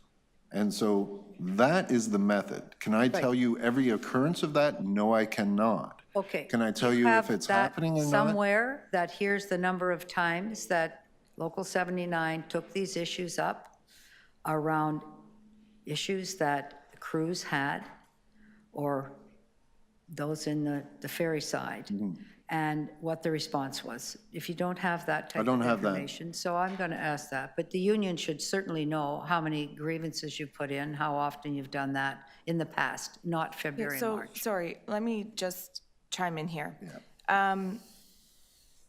It is a corporate responsibility to address health and safety issues. It is not what we do is when we feel like the corporation is not responding adequately, we take it to the OHSCC when we take other steps and measures. The local health and safety committee, so every workplace has a health and safety, so they are responsible for addressing issues and concerns that are brought forward to them. The issue is this. When workers report a health and safety issue, sometimes that gets buried and it never gets addressed. And so we also never hear about it until there's a crash. So I think what you're asking is where did that report go to? The workers should be filling out those forms and submitting it to their supervisor. Then it becomes the supervisor's job and duty to report. Okay, I'll ask that question Yes. here. Thank you for that clarification, Naz. Thank you so much. Thank you. Who else? If those are there, sitting in a drawer. Tony Fairbrother, Toronto Island Community Association, and Pam Massa. Hello. I'm very glad that QP 79 is supporting this ferry review, and I think it's important for Paula to recognize that 79 only has a small number of the crew. Most of the crew are 416, so most of the issues probably would be brought by 416. And I mean, it's not quite what the union was saying, but we would certainly say that staff are not often consulted about important issues, so it's not just about health and safety. And we feel that's an oversight, and maybe it is complex union management considerations, but certainly there seemed to be reluctance from management to listen and consult union members in the operations of the ferry service. I mean, that's not the prime reason I'm here. I'm here in support of this ferry review, and we're very pleased. We really feel this review is very well handled. My name is Tony Fairbrother. I'm a member of the executive of the Toronto Island Community Association and on their transportation committee. Our transportation committee has 9 members.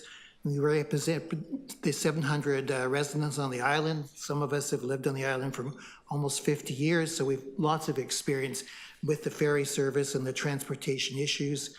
And we've worked often with liaison with the ferry management or tried to, and we've also been involved in contributing to design of the new ferries. As residents, we are acutely aware of the challenges experienced by the growing number of visitors to the Toronto Island, both locally, regionally, and around the world. And we certainly see and feel for the visitors' experience. Like, for example, when people come to the island in the middle of winter without proper clothing and ask me, where is the nearest coffee shop, when in fact there is nothing open at all. And the washrooms aren't heated and they don't have hot water. So, anyway, we need to work on improving the visitor experience in the park. We were very thankful for the opportunity to engage with staff and the consultant in the operating review of the management of the ferry service. It's been our opinion that for many years this was long overdue. This presented us with an opportunity to effect some of the positive and necessary changes. We worked to get, on our committee, we submitted a 7-page document outlining the litany of concerns and suggestions. And from this document, we were invited to a meeting with the review team, including the consultant Callum Campbell of Green Line and Tom Davidson of Deputy Mayor Malik's office. We came away from that meeting very optimistic that the consultant and the staff were right on track, that the operational review and recommendations, so to speak, had hit the nail on the head. It's giving the ferry service its due as an important, of its importance in Toronto, with a mandate that's with a clear management structure and appropriate skills to fill the 7 excellent recommendations which address many of the concerns. Those are the 7 in the report. The next few years will be challenging, and it's really critical that we get the hiring be done right and get the right people in the right places. We do feel that there was at least one key element missing from the review, and that's not that the review missed it, it was that the review scope was narrower than we would have liked, and that is that the ferry docks themselves need to be rebuilt, and the actual the ferry terminal. We're having greater capacity with the new ferries, with the new ones that are ordered, will mean less congested, but the ferry dock itself and the terminal is really small, outdated, and some impressions for visitors is like a prison, right? So it's very welcoming, as you can. So to meet the challenges, this service will require prioritizing funding to make this happen. So that's not in the recommendations so far. And it's important, even though we do have our own self-interest because we rely on the ferry, we are there and see the visitors and see their experience and see what they come through. So we try and bring that perspective as well in what we bring forward. The new management team will need to work closely together with other user groups in the harbor to better coordinate the marine strategy and services.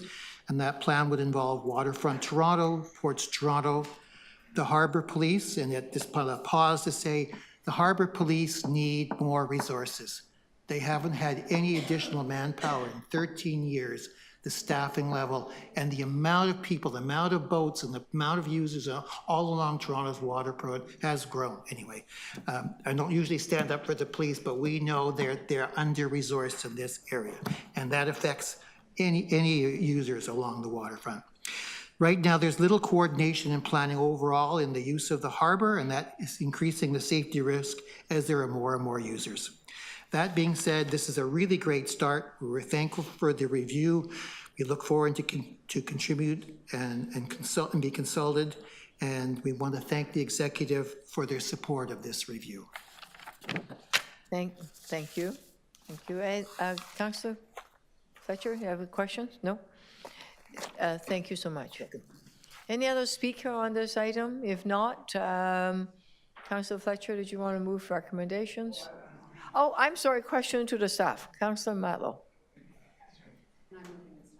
Oh, you didn't move. Oh, it's your ward. Through Mayor, would staff outline all the people, you don't have to say every individual, but the types of people, different groups that you consulted with in preparation of the report? Through you, Mayor, we consulted with the Deputy Mayor's office and we identified key stakeholders that would have interest and would be impacted by any of the work that we undertook. So it included the TICA group, the BIA on the waterfront, and then there were, I think we engaged 5 groups altogether. I can't recall the other groups that we consulted, but it was a well-rounded set of stakeholders that depend on the ferry and are impacted by the ferry. But like local stakeholders like residents groups, et cetera, right? Correct. Was there consultation with the frontline workers, the service operators themselves? So yes, there was various different engagements by the consultant and the staff team working on this work to engage the workers, the management, all the way up to the general manager of Parks and Recreation as we undertook this work. In addition to that, there was I would say a very comprehensive review of documentation, and the service is well documented. So that work was undertaken, and the consultant also benchmarked our service relative to other services in Canada. Thank you very much. I think that completes your time. Does anyone else have questions? Councillor, Deputy Mayor Malik, then Councillor Fletcher. Thank you very much. So my first question is just, a quick recap of the importance of Toronto Island as a tourist destination and economic driver for Toronto that positions this operational review and its importance. Through the chair, it is absolutely an important tourist destination and economic driver as outlined in the council-approved Toronto Island Master Plan. Just to give a quick snapshot, approximately 1.5 million visitors to Toronto Island annually, with 20,000 visitors per day in the summer months, an average spend of $37 per family for visit. Centerville tracks about 12,000 visitors per day. And there's obviously an entire suite of businesses on the island providing food and tourism attractions that we are looking, of course, to enhance through the Toronto Island Master Plan implementation and looking at year-round opportunities for the island. So it's absolutely well-loved, well-used by not just local residents, but by visitors far and wide. My next question is just hearing a little bit more about the assessment and how fleet services and a higher positioning of management within the division addresses key ferry management factors such as asset management, regulatory compliance, and safety management, some of which was raised by the speakers. Through you, Chair. So we did work with the consultant and asked them to provide us with some objective criteria by which we could make organizational decisions and placement of the marine unit within the city's administrative structure. What came through loud and clear for us from the consultant was that the marine unit needs unique consideration.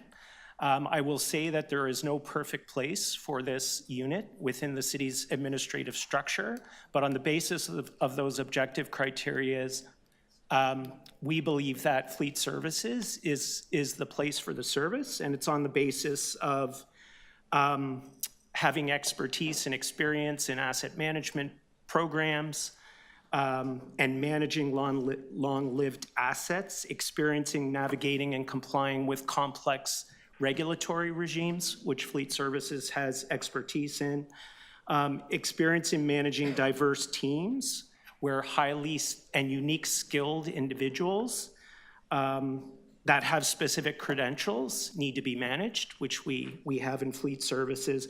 And from a divisional perspective, fleet services is a small division.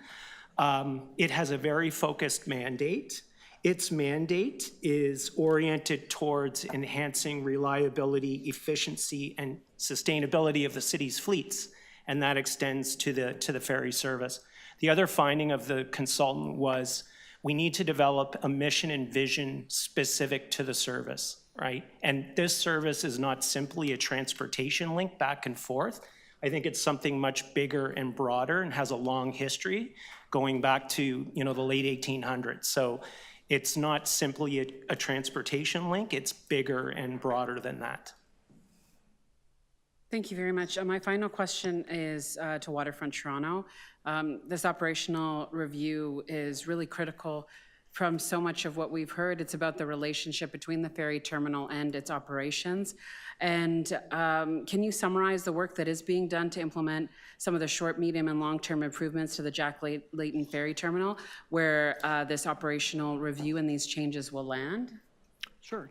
Well, through the chair to the deputy mayor, part of the Shoreline Infrastructure Project, which is a project that Create TO is leading. Our team at Waterfront Toronto was engaged on some of the near-term improvements to the terminal.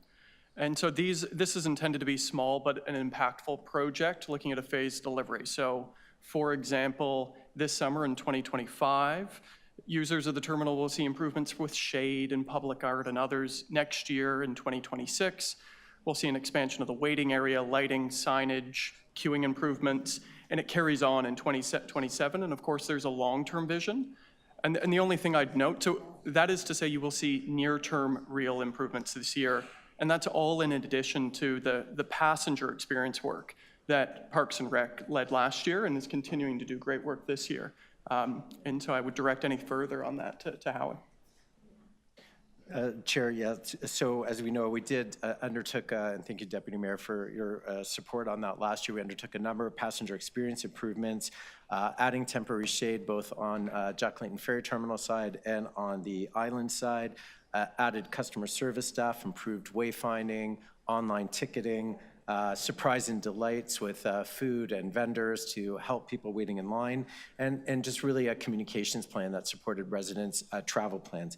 All of those initiatives are in place again for 2025 with some additional funding that we received through the council-approved budget, and we look forward to working in concert with Waterfront Toronto and Create TO on the larger interim physical changes that we are making to the terminal in addition to those already made.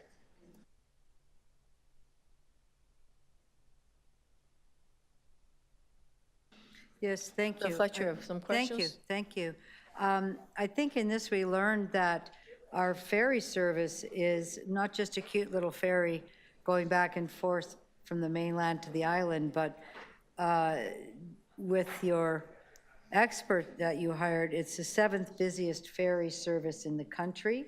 And then in the summer, it's the 4th busiest, correct?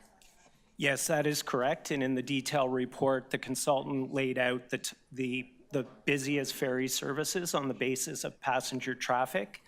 So on the peak season, we have 150 trips per day to the island. And then will this change, do you think, with the new ferries? Will we be moving up from 7 to 5 or something like that, the new capacity? Difficult for me to answer that question. Certainly with the new vessels that are coming in, they are at a significantly higher capacity. So we do expect that the annual volume of passengers to the island will increase as a result of that capacity increase. Great. And then just looking at the question that I had asked for 79, and I know that our deputy pointed out that it's not just our local 79, but also local 416. But I'm interested in the past, how the concerns around maintenance, operations, who's doing the maintenance, how the contracts were let, all of those management issues that were of concern, and I heard about them directly. How were those brought forward and to whom in the Parks Department? Was the, how were those brought to your attention, or were they brought to your attention? Were they brought to the supervisor? Were they then mandated up? I'm very interested in that. Maria, so to respond to that question, the protocol that we have established at each work location, and certainly the ferry location is no different, is that incidents and health and safety issues outside of the inspections that occur through the Joint Health and Safety Committee that's established at the work location are reported through incident reports that are through frontline staff to their supervisor, and or manager, and those are to be investigated and responded to, and certainly escalated if there is any non-responsiveness felt. I can't speak to the specific incident that the union was referencing, but the protocol is as I've described. What if it's just concerns, like concerns over purchasing, concerns over contracting, concerns over anything? Are those grievances, or what was your formula for those types of concerns? Who would they have been brought to in your management hierarchy? The direct reporting relationship for staff that might be working on the ship, for example, would be to the marine supervisor or the marine coordinator directly. Those would be the first non-union management on-site staff. And then there's, of course, the manager, the waterfront district manager that they report into. So the waterfront manager whose job it is to oversee the parks in the waterfront, correct? that had been the structure. We are I'm just asking if that was the role of that person. Sorry? I'm just establishing that the role of the waterfront director, parks waterfront supervisor, was to deal with parks and maintenance in the waterfront. Is that correct? Correct. And dealing with the ferries was added on. Is that something that there's a competency for ferries, or are you thinking it's a good idea that they're in a fleet situation? I agree with rather than somebody who's a manager for making sure the waterfront parks are clean and beautiful and well maintained. I agree with the consultant's finding that having that marine expertise is absolutely important in a marine manager or director, yes. So do you have any idea how many concerns were brought and how those were passed on? Your last question? Oh, just keep going. Mayor, I don't have offhand the total number of concerns that were brought forward over a period of time. I mean, if that's something you'd like us to follow up with, we can That'd do be so great. offline. I'll look for that at council. Thank you. Okay, thank you. Any other question to staff about the report? Seeing none. Deputy Mayor Malik, you're moving the recommendations? Yes, thank you very much. I'm very happy to move the staff recommendation and want to begin by thanking city staff, particularly City Manager's Office, Corporate Services Division, Parks and Recreation, for their leadership in this assessment, and to the DCM as well. And I want to recognize the work by all staff who support the ferry journey on the land side, on our ferry boats, and on the island. And that's why this change is so critical, and how thoughtfully, carefully, and thoroughly this review was done is of the utmost importance. Improving access to Toronto Island has been my priority consistently, and you've heard me say it before, and I will say it again. This is such an important destination for so many Torontonians. This is our retreat, this is our break, this is our place for recreation, for gathering, and it's so important to me that it can be enjoyed and accessed all year round. And the Toronto Island Park is a crucial recreation destination for Torontonians and tourists, and an economic driver for Toronto. As we heard, some of the numbers, the one that jumps out to me consistently is that over 1.4 million trips are taken to Toronto Island every single year, and the ferry service and its infrastructure is a critical part of this experience, and how it's managed is of incredible importance. And this review was needed to address that question with serious thought and a thorough review that it has deserved for a long time. And the recommendations in the consultant review to position ferries within fleet services demonstrate it is the right fit for one of Canada's busiest ferry services. And as we heard, there's no ideal fit for where this service should be, yet through the work of city staff, with the consultant's review, we're able to create that space where we can do more and do even better. It has the expertise for long-term asset maintenance, regulatory requirements, and safety management that is needed for the responsible management of the new ferries that we are procuring and that will be coming online very soon into the future. It's also giving ferry management the focus that it needs within the new division through a director position that is accountable to senior management. And we know that the important impact of that will be better support for workers, for users, and for everyone who engages with our ferry service. At the heart of these organizational changes is a primary goal: good passenger experience and service, and it is the right time to implement this review as we continue enhancements to the passenger experience on the ferry and bring new plans for the improvements to the ferry terminal through the work being coordinated by and through and with Waterfront Toronto. I'm very confident and encouraged by these structural changes that we are moving forward that will give staff the ability to make this service even better for all of us. Thank you so much. Thank you for that. Councillor Matlow to speak, and Councillor Fletcher. Just on a very specific portion of this, and I want to thank Councillor Deputy Mayor Malik, obviously, for her work and leadership on this, and I look forward to seeing the service become safer and improve for many years to come.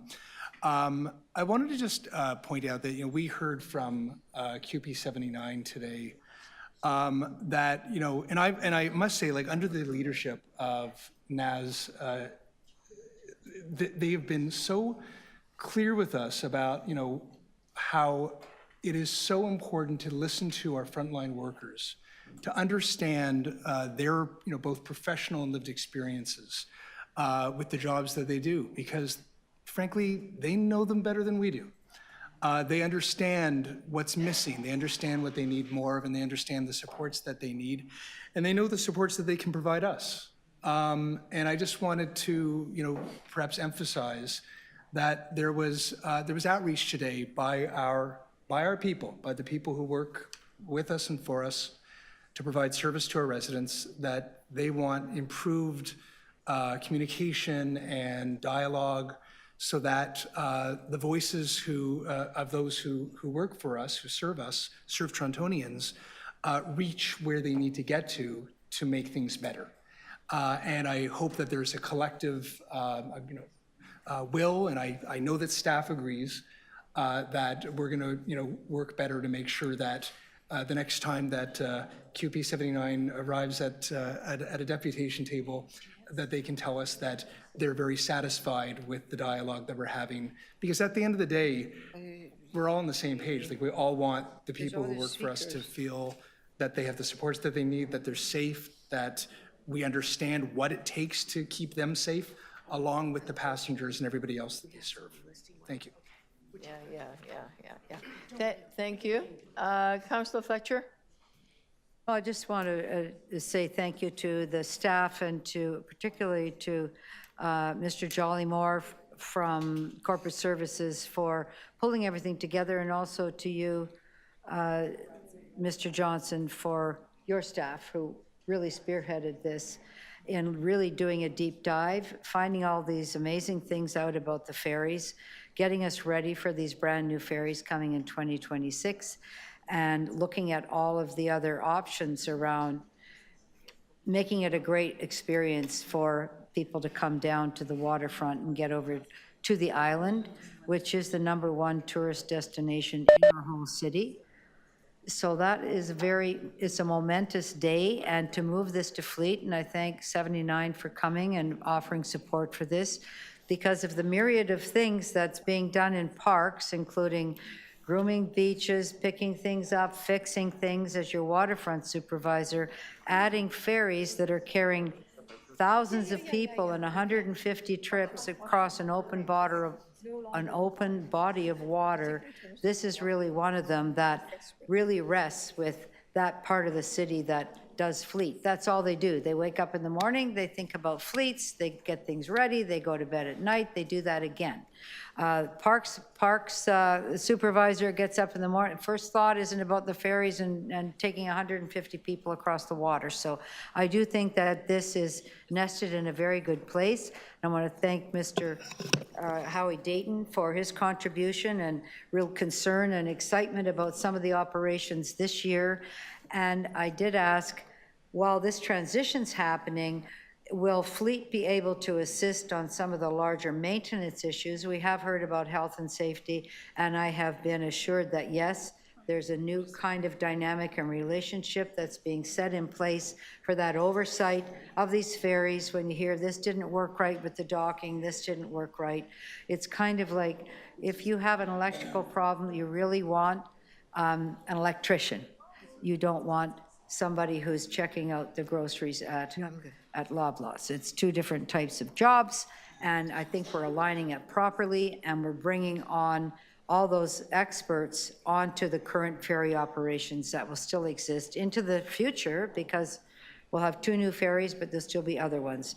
And at the same time, as Deputy Mayor said, looking at some of all the other issues that are possible on the waterfront in having people enjoy that island as the #1 destination. Anything that we can do to support people that don't have a place to go in the summer, that rely on the island, that love that trip across the water, it's very special, spend the day there, and then come back.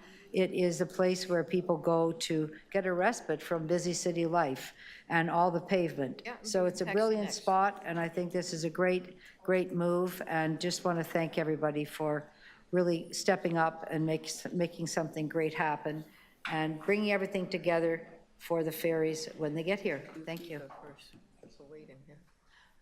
Thank you.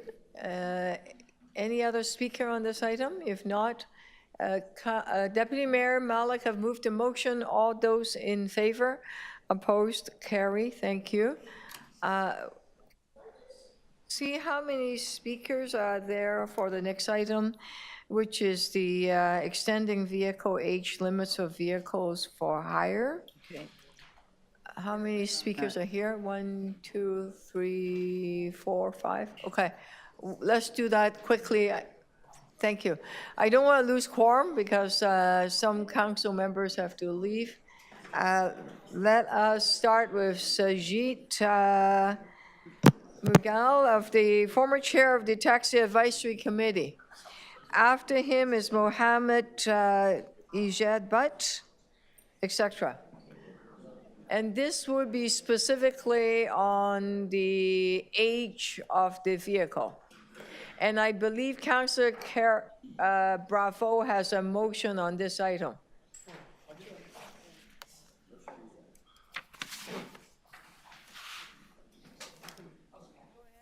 Good afternoon, Madam Chair. It's been a long day. I have some offer for you if you want to take. If you just give extension for the taxi cab for 10 years, all these deputants, they will just keep quiet, and you can save your 2-3 hours from the deputations if it's worth if it can work for you. If it can work for you, we don't need to take your prestigious time. Sorry, go ahead. Everybody's trying to talk to me at the same time. I don't know if you have a quorum. Do you have a quorum? We do have quorum. Yes, we do. Councillor Matlow is over there. 1, 2, 3, 4, 5, 6. We have 6. Good. Councillor Fletcher, if you can sit down, then we can keep. Good afternoon, Madam Chair and committee members. Let me start again. Okay, let's do this again. Okay, go ahead. Thank you very much. Good afternoon, Madam Chair and committee members. Thank you for giving me this opportunity. I will be very brief and to the point. There are approximately 1,300 vehicles are on the list to be replaced, ranging from years 2013 to 2017.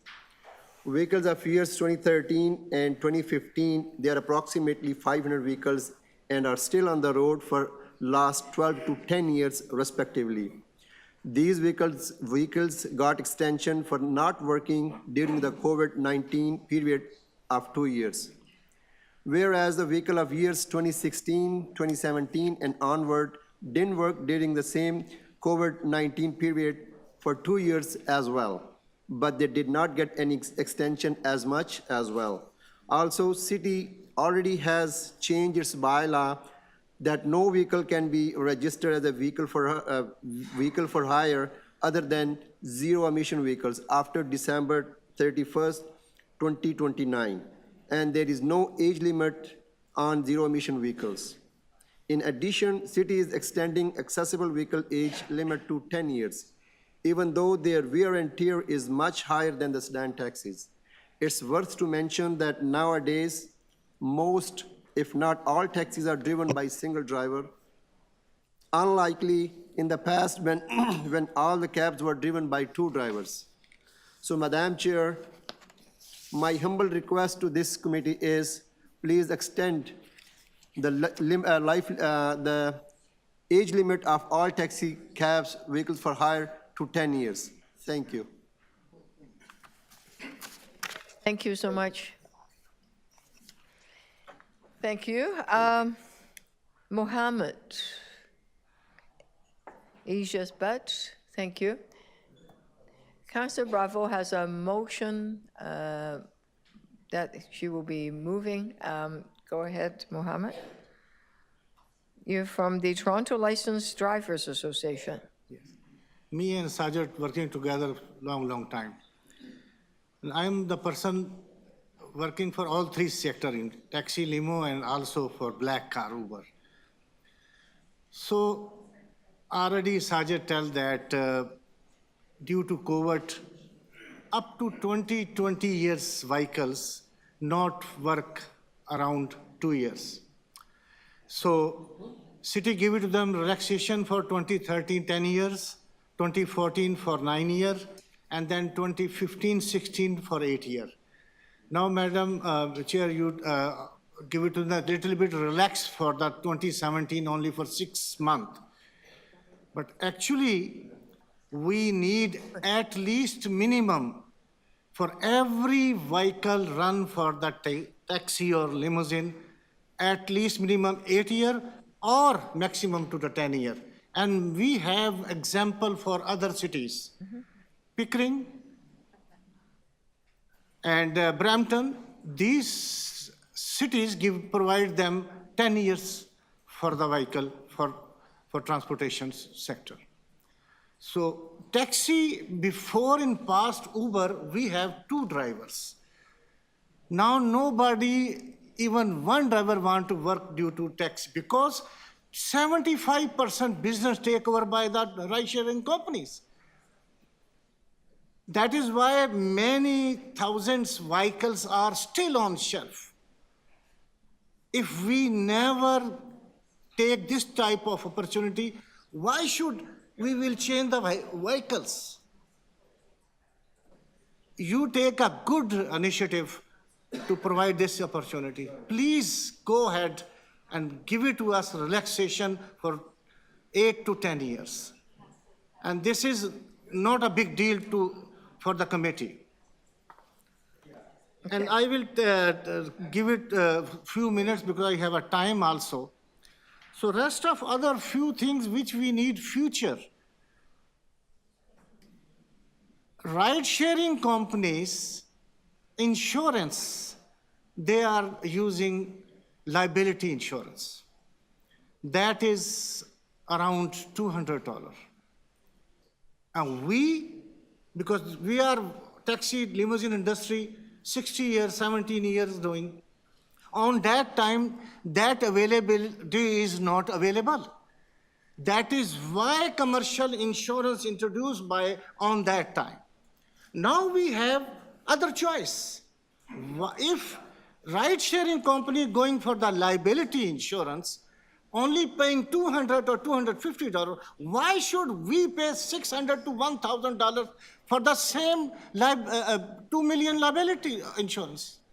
So please, in the future, we want from you this help to solve insurance issue also. And thirdly, our fare list of taxi limousines after 2016 not to be boosted up. In that period, airport companies twice time revised the rates.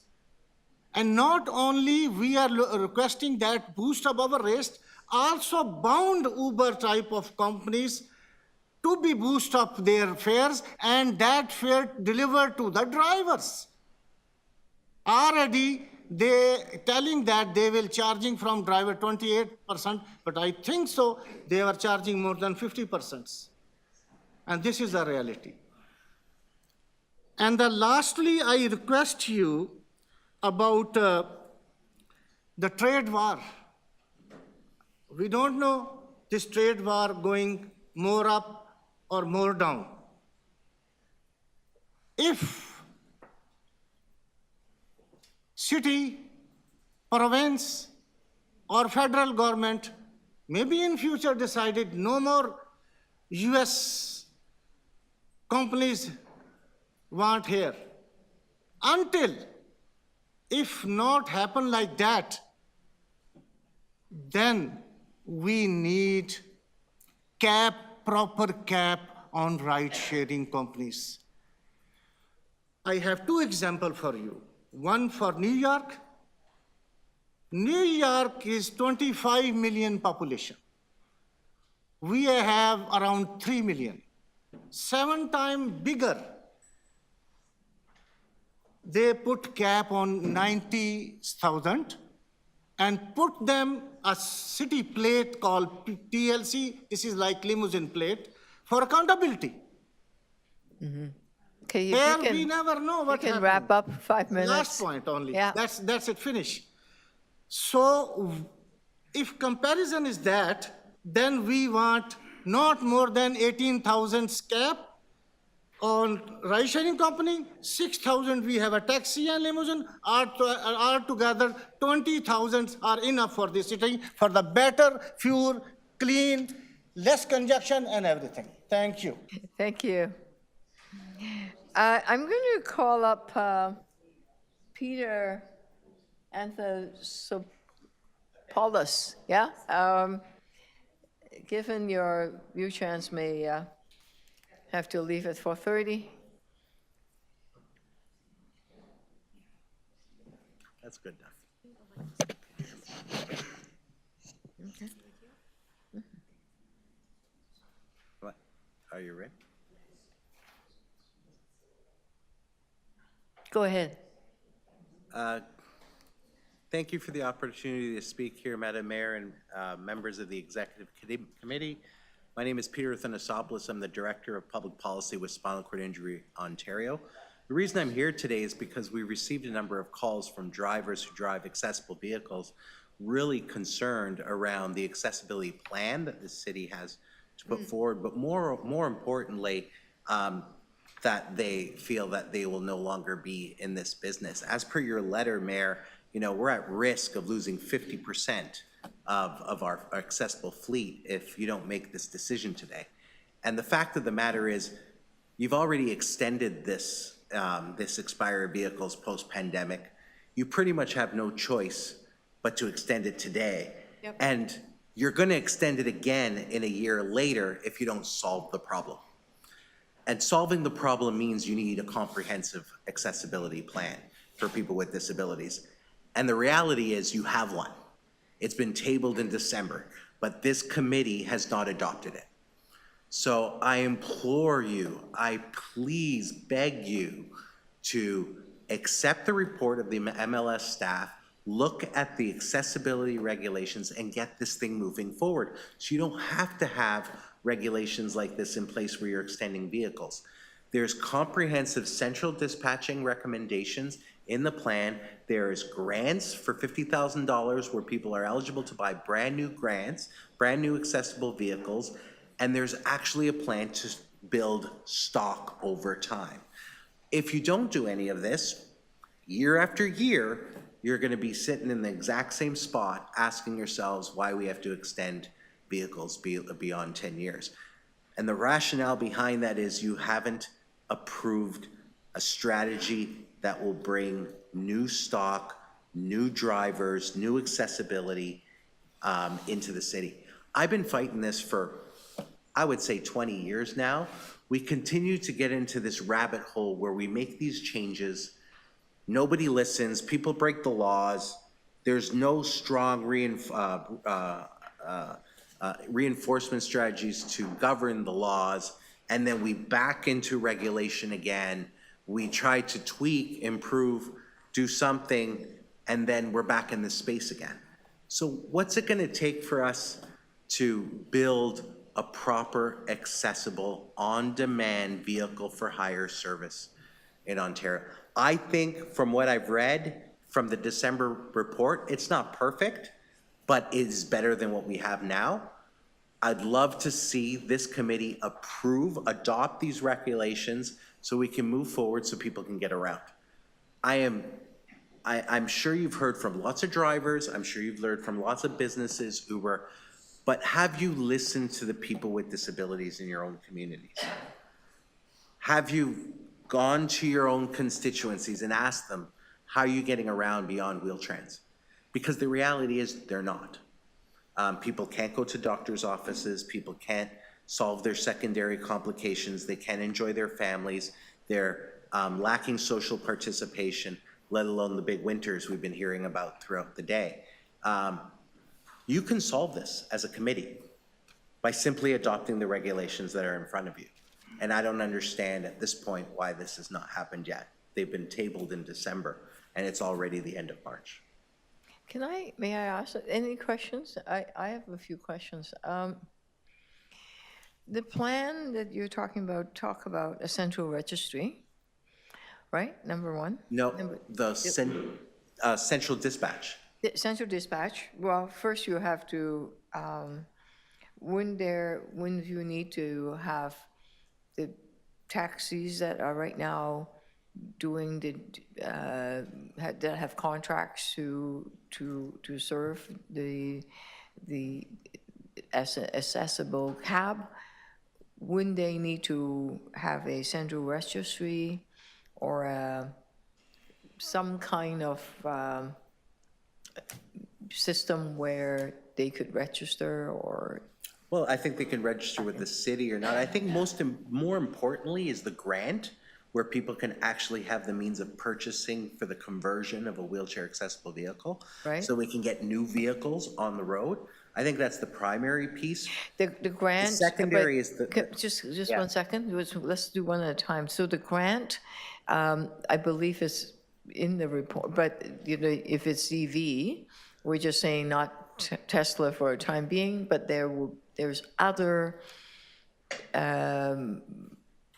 vehicles, other kind of electric vehicles that people can get this grant and still be able to purchase it. Am I not correct about that? I don't know if there's electric grants. I don't know I don't know the particulars in terms of what the criterias are within the grants. I think from what I read, I think it's 55 side entry vehicles. I don't know if I read anything about electric vehicles. There's a program also to give incentive for electric vehicles. Yeah. For me, it doesn't matter. If the horse and carriage is accessible and it's going to take me from A to B, and I can do it in a timely fashion, and I'm not quickly doing my deputation because I have to run and get my ride. Yeah, at 4:30. And the fact that you guys have accommodated me because I have a ride issue, the simplest solution could have been, fixed vehicle for on demand, and I wouldn't care how long I'd be here because I'd call a cab and I'd get home. So I'm hearing three things. A central dispatch is what's needed with some registration, some kind of grant for conversion so that there are more cars out there that can take folks with wheelchairs. The third one, the on-demand, you know that there is a conversation about whether it can be locally run rather than American company. Are there enough capacity, you think, locally that can be on demand, that can serve your community?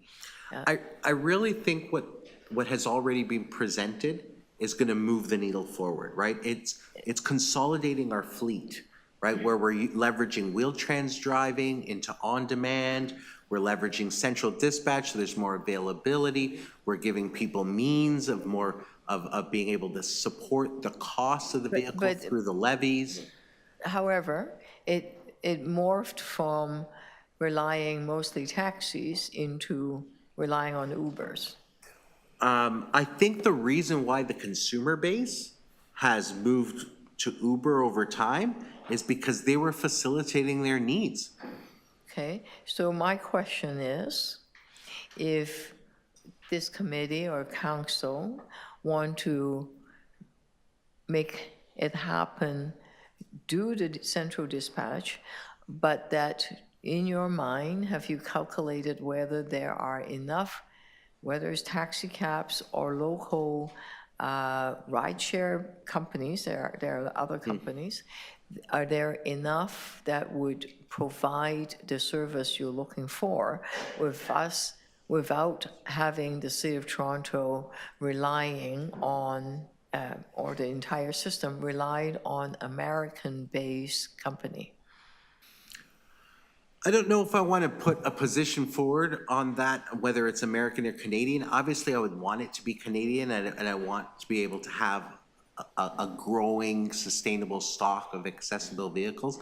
But to the details of whether the taxi cabs could do it independently right now, particularly we're at risk of losing 50%, I'm not sure, right?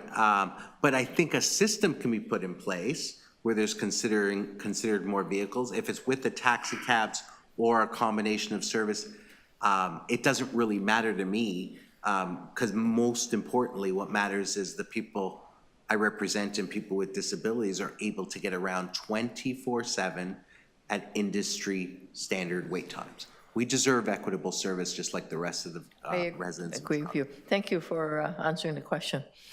Thank you. Okay, the next speaker is Ramson Muhammad, the Toronto Licensed Driver Association. Are you here? No?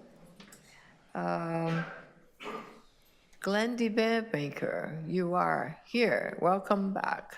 Mr. Beard. Speak on. Speak closer to this mic.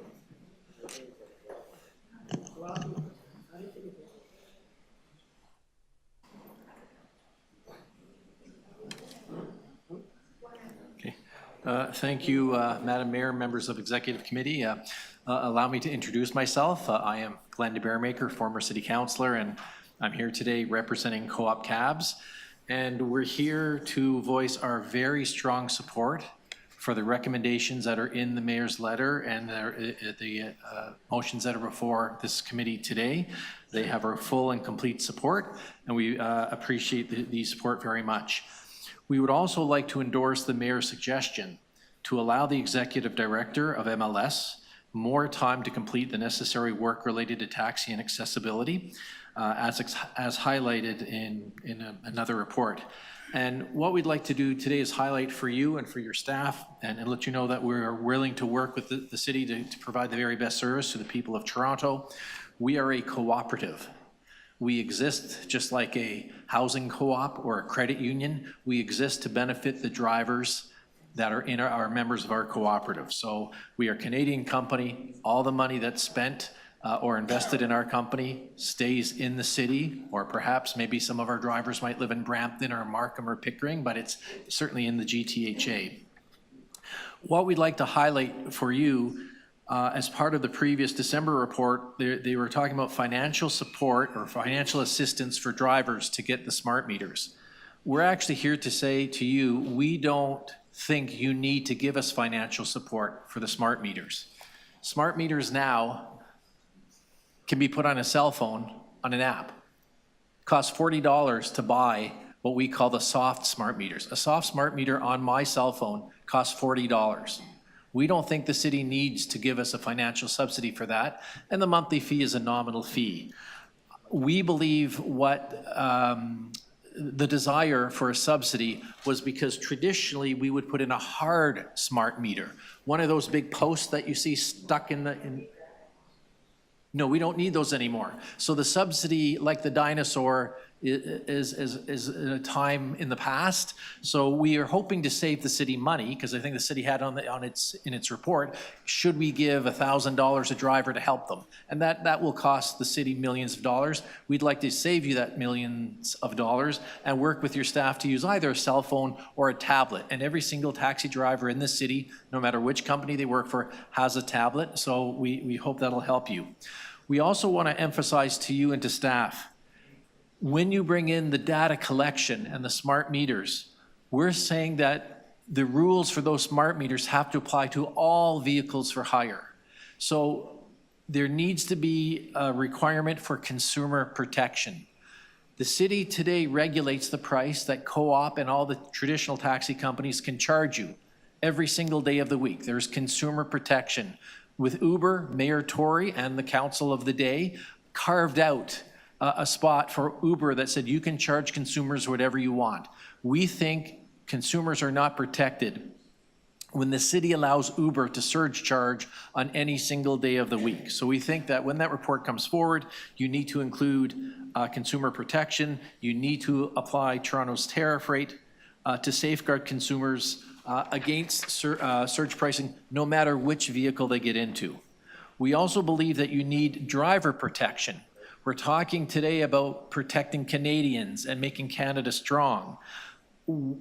Our drivers, if they don't like what we're doing or they don't think they're making enough money, they can leave tomorrow. They just walk out the door and they can go to another company because they have their own license. But if you work for the US rideshare companies, the company, the multi-billion-dollar US multinational has your license. You don't have it.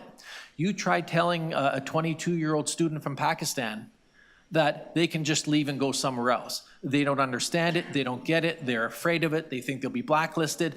So you have to unchain those drivers and then let them decide what platform is going to compensate them the best and help them make the most money. So although we have a very great co-op, we'd welcome more drivers into our co-op if they want to. Finally, two quick things because I'm running out of time. We believe the city should utilize the existing TTC Wheel-Trans dispatch call center. It would save you about $1 million a year. The system's already in place. It operates 24 hours a day, 365 days a year, and it has a 99% satisfaction rate amongst the disabled community. So we believe save your money, use the existing service at the TTC. Finally, lastly, we hope that you would ask your staff today to bring those reports back to the June 2025 Executive Committee and Council meeting. Councillor Cole moved a motion to have a cap. That got delayed a year. December came back, and now we're delayed again. So that's our final request. Thank you, Madam Mayor, members of the committee. Thank you. Might not be able to get it done by June, but we will, yeah. Thank you. Those are very good recommendations. Made a lot of sense. Mohammed Nimusalam, am I speaking it properly? Also from the Toronto Licensed Drivers Association? If not, Ashat Warwick. No, Javit Wally, the Toronto Taxi Fleet Operators. You are here, great.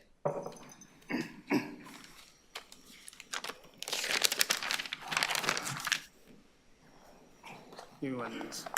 Let me put my glasses on.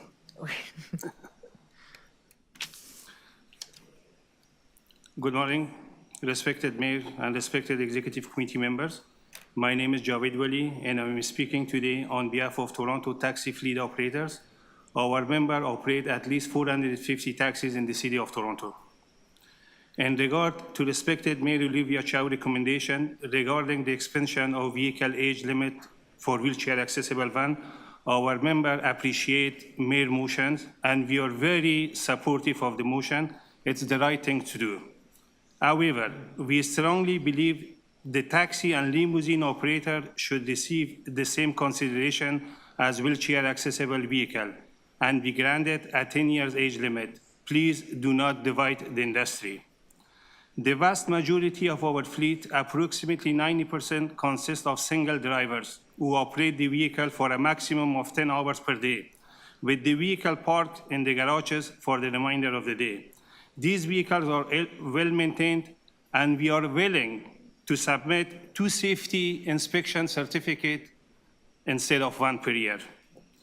Our industry has been struggling financially since the introduction of ride-sharing company, and many of our members simply cannot afford to replace their vehicle under the current age limit. 7-year age limit was introduced in 1999 with the taxi reform, when there was only 5,000 taxis on the road and they were 24/7 on the road.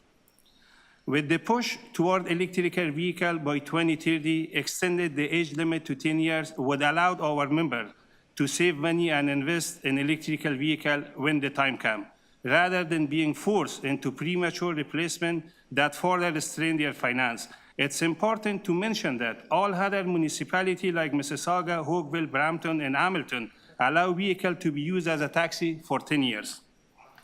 As per city report, there will be no age restriction attached to EV cars. They can be any model years, and they can be used for as long as the driver wish to have it on the road. We only ask 10 years for the existing vehicle on the road. Many of our members are waiting for the city vehicle for hire report to come back for debate at the committee in order to determine whether it is worth it to continue in this business. The status quo is slow poisoning the industry. How come 5,000 taxi with regulated fare can compete with 8,000 bandit taxi? And I urge the mayor and the executive committee to ask the staff to bring the report. I think this is the right time to put the genie back in the bottle. We urge all members of the executive committee and Mayor Olivia Chow to carefully consider these recommendations and take meaningful steps to protect small Canadian-owned businesses that have already suffered tremendous financial losses due to the rise of ride-sharing companies. This extension would provide much-needed relief and ensure that our industry remains sustainable in the year to come. We appreciate your time and consideration and hope that the mayor will include all vehicle for hire operators in this policy adjustment, and the executive committee member will support a motion. Your support for this recommendation at this critical, especially your support for this recommendation at this critical time, especially with ongoing tariff, would greatly be appreciated by our members and the industry as a whole. Please do not let small Canadian businesses go out of business. Thank you very much, and I am here to answer any concern or any question you guys have. Thank you. Are there any questions for the speaker? Please ask question. Please. All right, seeing none, thank you very much for joining us today. Thank you very much. Thank you. I Our greatly next appreciate it. speaker is Noor Saeed. Online? No. Thank you. Good afternoon, Madam Chair and Executive Committee members. Thank you so much for giving us this opportunity. And thank you, Madam Mayor, too, always supportive of our business. My name is Noor Saeed. I have a small business, and I dealt with taxi. And, you know, now we are facing 20% tariff. Taxi industry single-handedly faced, imagine this, 2,000% tariff. When the rideshare came and invaded our cities, swamped, we lost control of how many rideshare, Uber, Lyft vehicles are in town. Even our good mayor, she tried to limit the number, but this unjustifiable used our justice system to threaten us by saying, you know what, we're going to take you to court, and we're going to litigate you until you become bankrupt, and then we have to back out. You know that, Madam Mayor. Thank you so much. And right now, we have this extending vehicle age limits. Just simply, we are asking what we lost several times. We lost during the invasion of Uber and Lyft 10 years ago. Most of our fleets, most of our cars, very few left, steadfastly hardworking to survive. COVID came, and we lost 2-3 years in that period. All the cars that we put in 2016-17 never been driven for during the COVID time. And now the extension we are being given is that instead of March 31st until August 29.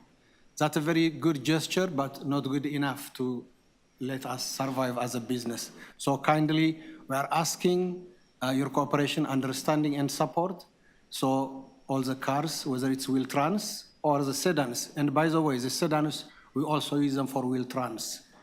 So kindly just do every vehicle for 10 years, and we'll be happy. And we really do appreciate your cooperation, understanding, and time. And if any questions, I'm here to answer, Madam Mayor. Thank you. Any questions? Deputant? No. Thank you. Thank you so much. The next speaker is Noor Saeed. Nori, is that, oh, I'm sorry, and Waladia Khan? Mr. Khan, there you are. Yes, good evening, ma'am. How are you? Sorry, I have a little problem with my throat. My name is Khan Vilayat. I was a member of the Taxi Advisory Committee. One time we have a Taxi Advisory Committee, if you remember back. Mr. Parker, the last councillor know that. It's not there. And I drive a taxi, I drive Uber. And, you know, we don't have money to buy the new car. We make $6 per hour. It's in Canada, right? In the city of Toronto, $6 per hour. And you want us to buy the new car. Where are we going to get the money? Could you help us, give us money? No. I asked the councillor and the mayor, please give us 15 years at least. There is a TTC buses, more than 15-year-old. There is a city vehicles, more than 15-year-old. Why not you give us 15 years? It used to be, we have inspection every 4 months, and the car can go as long as it pass inspection. Now the car is built a better way. Much better is the car in today on the road than it's 20 years ago. We don't have inspection anymore. We don't got any service from the city. City even don't seal the meter. The taxi is running without seal the meter. What a joke. So we make $6, mostly the immigrant. We're serving your people, we take in your hospital, we deliver the food on your table. You know, we take your children to school. We serve the people of Toronto. We are front serving people in the snow, in blackout. There's only in the blackout the taxi driver work. TTC stop, only taxi driver work. So we want some respect from our elected people. If you really understand, we are living in a democracy country. So I request all you to give at least 15 years. Plus, we pay the renewal fees $700. Zero service we got from the city of Toronto. $700 I pay my taxi renewal fees. They are mostly licensed like Uber, Tesla, Metro. They pay $160 to $170 license fees. Why we pay $700? What is the reason? What kind of service we got from MLS? Not even single service. We send the safety certificate to the commission. That's it. So could you please bring this one, the same license fees as the other people pay? The Metro, Tesla, Lexus, they all make millions of dollars. Yeah, I understand, because I have throat problems. So I know you don't want to hear this thing, but it's okay. Elect you to stand here. Keep going. On a point of personal privilege, Madam Mayor, So, if you could please- ask the speakers, when someone gets really loud, my hearing difficulty is such that I can no longer understand the words. I need a reasonable tone. Thank you. That's okay, keep going. Please reduce the fees of the renewal. And secondly, the people bought a taxi plate. They put the mortgage on their house, and you cannot take it back. If you say this is the public property, I doubt it. People pay the money, and they put the mortgage in their house, they pay $200,000, $250,000. So it is not basically, if you make a mistake or MLS make a mistake, they transfer the car. They got money, people pay. So this is, you have to consider, you cannot take it back, the people pay the money. People put the mortgage in their house. I don't know why the license commission is suspending the plate. And please consider that. This is very serious. Plus, I don't know, I drive Uber. The last year, the city collects $14 million. $14 million city of Toronto collect from the Uber driver. Fee, $14 million. That's not a smart amount. The last time Mr. Cartington said he don't have a staff. So we pay $14 million to the MLS. If they don't have a staff still, then good luck. We're gonna pay $50 million, but still don't have a staff. So bring the report. The taxi is regulated by the city. That's an independent company. The Uber is independent company. Why don't you regulate the Uber? You regulate the taxi. That's an independent company. Yeah. Can you wrap up, please? So that's what it is. Thank you. Thank you so much. Sorry about that. No problem, no problem. We have Hassan Rashidi. Hassan, are you here? If not, last speaker is Baruch Andre is back, okay? Andre Plants, right? No? What's on your other list I gave? I'm sorry. Andre Plants? Andre, that's not on my list. We cut off the list earlier. They were not. Andre Palanch and Alice Abdullah.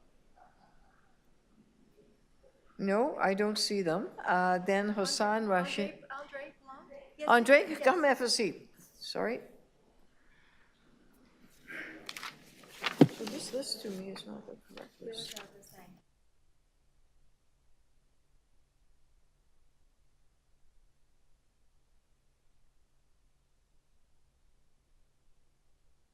So far, the taxi, the pays joint nécessaire de continue.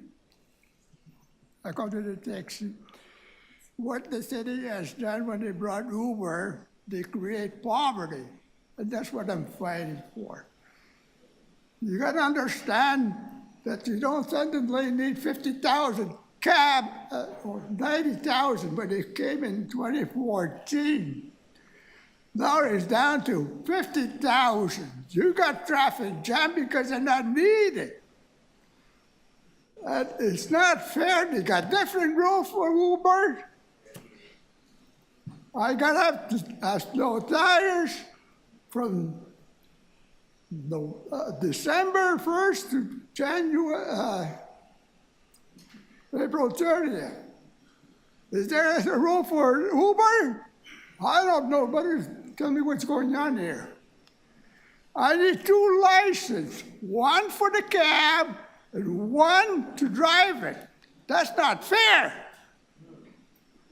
You have create poverty because you got different rules for different, doing the same job, and that's wrong. I hope I can. There's a lot of poverty in Toronto, and you create it. Uber can raise their fare. They call price surge. Any time of the day, night, or whenever. I have not had a raise in 13 years, okay? From 2009 to 2022. And the rate that I got in 2009, they raised the drop from 325 to 425. In 2014, they rescinded this. They brought it back to 325. So effectively, I even had a raise from 2009, and you can't check your own. And that's wrong. My cost goes up. My license fee goes up. The insurance, I cannot pass those costs to my customer, but everybody else can. The brokers can raise their rate. You got a system there of absentee owner. They were leasing the plate. It was against the law. You did not enforce it. Simple as that. And that's why a lot of those fleet, they got the absentee owner who buys a plate as an investment. You got the agent acts on behalf of the owner because the owner don't want any problem with the gut. Where are we at? You got the lessee, you got the brokerage, and at the bottom line, you got the cab driver. You got to drive for all those people. You got bad car out there, and most of them are fleet cab.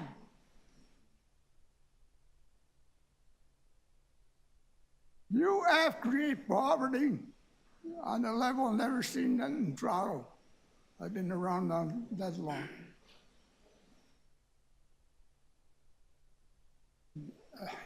When will I get a raise? 13 years. That's how you create poverty. You know anybody who has had a raise for 13 years? Huh? And most of them are immigrant and refugee. And I'm the exception. Now I'd like to ask you about an extension. I drive a 2015 Andre, your last thought, your time is wrapping up. 20, Toyota Camry. I got 125,000 kilometers because Uber has destroyed the business. It's that simple. Thank you very much. Are there any I questions? would like to, in January. Sorry. That's your time, Andre. Time is up. Thank you very much. Are there any questions for the speaker? No. All right, thank you. Sorry, next we have Ilyas Abdullah.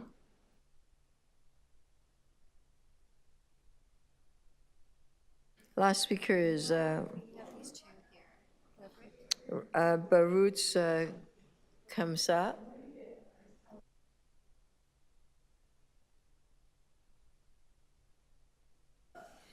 Good afternoon.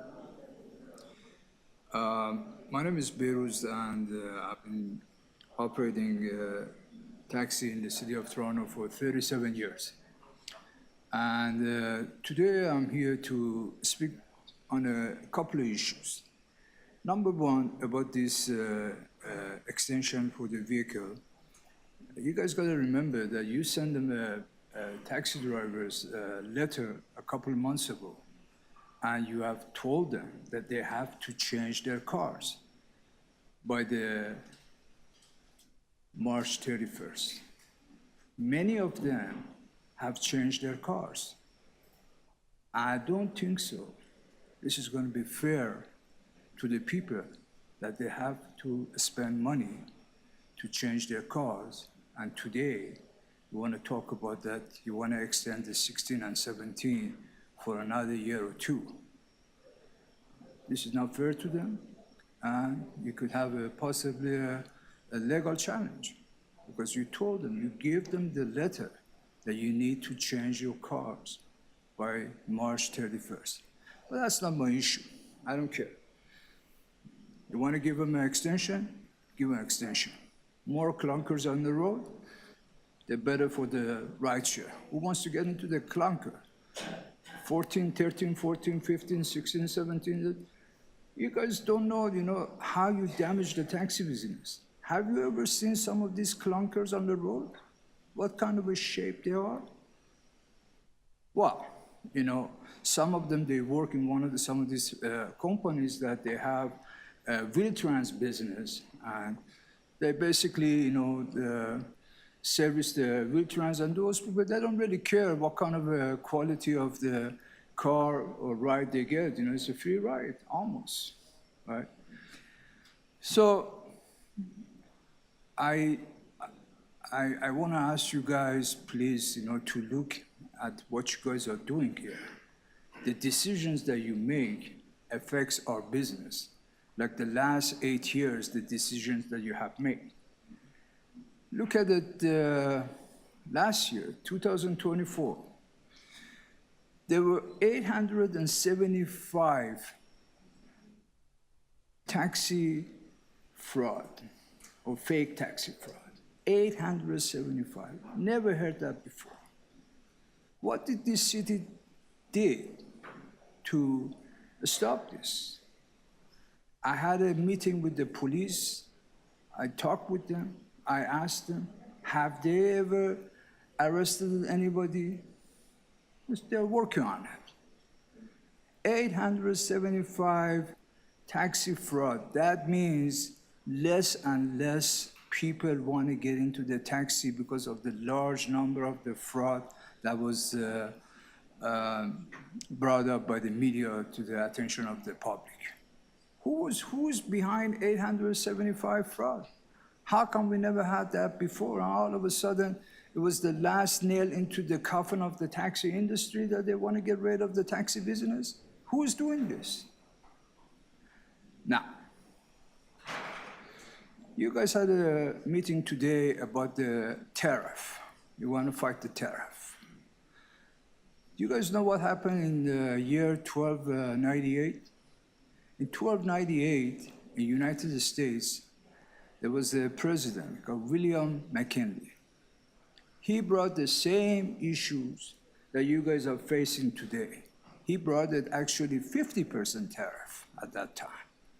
What did it happen? Seriously, what did happen? 100 years ago, they had that issue. Nothing happened, except after 4th year, he was assassinated. Now, we talk about report. I came today only for one thing, and that's the report. And I'm very, very disappointed from this council, from this city, that they gave us all kinds of a hope, all kinds of ideas that something is going to happen, maybe it's going to help the taxi industry. First, they wanted to put a cap, and no, we cannot do that. Then we have a report. Then 6 months later, you come up with a report that it was written just to be deferred, not to be accepted. Why? You want to hold the? You want to hold the clock? You want to hold the clock?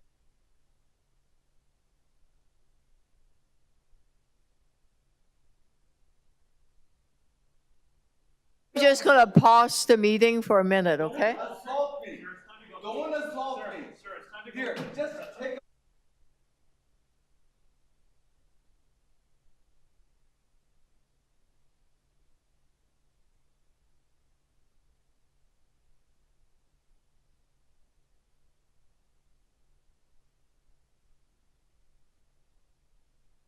You have no idea who you're dealing with. Take your water. You have no idea who you're dealing with. You cannot touch me like this.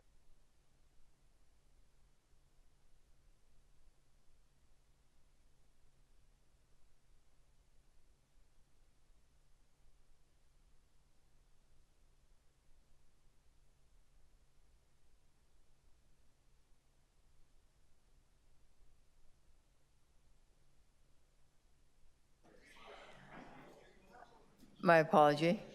Can you wrap up? Can you put the mic back on? You have to press the mic. If you can just wrap up. Yeah, I was just asking, was he a former taxi driver, the gentleman? Maybe it's going to happen to all of us. Why don't you wrap up, sir? One day with Anyway, so report. What are you guys going to do about this report? Why is it pushed back? Why? We trusted you, Mayor, and we thought that you are understanding us, and we were hopeful that your initiative is going to bring us some relief to our business. We are really in the desperate situation. And as these people now, they are changing their cars, buying new cars, and the economy is getting tanked, these people are gonna have a hard time to pay for the cars. Okay, thank you so much for your time. Are there any other speaker? Seeing, there's no other speaker. You have a question to the deputy or to the staff? Thank you so much. To staff, please. Thank you. To Municipal Licensing and Standard, Mr. Grant, there was an idea floated about relying on TTC for dispatch. Is that something that is being studied, is worthy of study, something that we should expect some information about? Through the mayor, it's worthy of study. It is being studied. We're already in discussions with TTC. We are exploring this. If they have a dispatch service that works for this community and they're willing to do it and it's at the right cost and it meets all of those objectives, absolutely. Thank you. I'll just speak very briefly. There is a great deal of inequality going on, especially for taxi drivers. And we know that Uber drivers are trapped because 50% plus of their income goes to an American gigantic multinational. We know that the insurance cost between taxis and Uber drivers are grossly, one is so much higher than the other, and I don't know why. I also build the taxi fees, the license fee is extremely high, and I don't know why either. I don't know.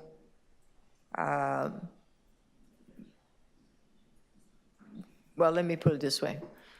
The reason why we have to extend the March 31st deadline is because there are just not enough fleet out there, okay?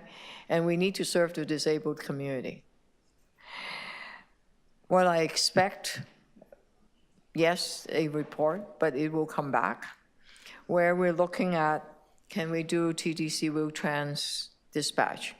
The staff is already looking at that. Can we look at the license fees and the insurance policies? They already examined that. Can we expand the local fleet, given we're in the middle of a trade war? Can we expand the local fleet enough to serve people with disability? I don't know. The TDC commissioners are here. Councillor Matlow, Councillor Balfour, and others are here. We need to find a solution to support Wheel-Trans so that people that have disability will be able to move around. And that number is going to grow dramatically because we have an aging population, right? So we need to find a solution.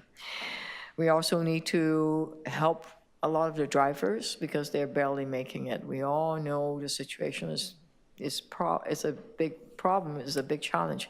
However, based on what we start off with this morning, we said anytime there's a challenge, there's an opportunity, we might be able to expand the local fleet. And wouldn't that be wonderful if we can do that? And can we do that? I'm not sure. What is the exact number that we need in terms of to serve the disabled community? Let's find out. And how do we expand? Maybe an app, maybe joining together, join a company, whatever it might be. There's opportunity there. Let's look at it. But in the meantime, we do need to extend that the age of the car. So, Councillor Bravo, you have a motion asking the staff to report to council about that. Can we hear it? I do have a motion. It relates to the uncertainty that we've heard about all day with respect to tariffs threatening every industry in our city, our province, and across Canada.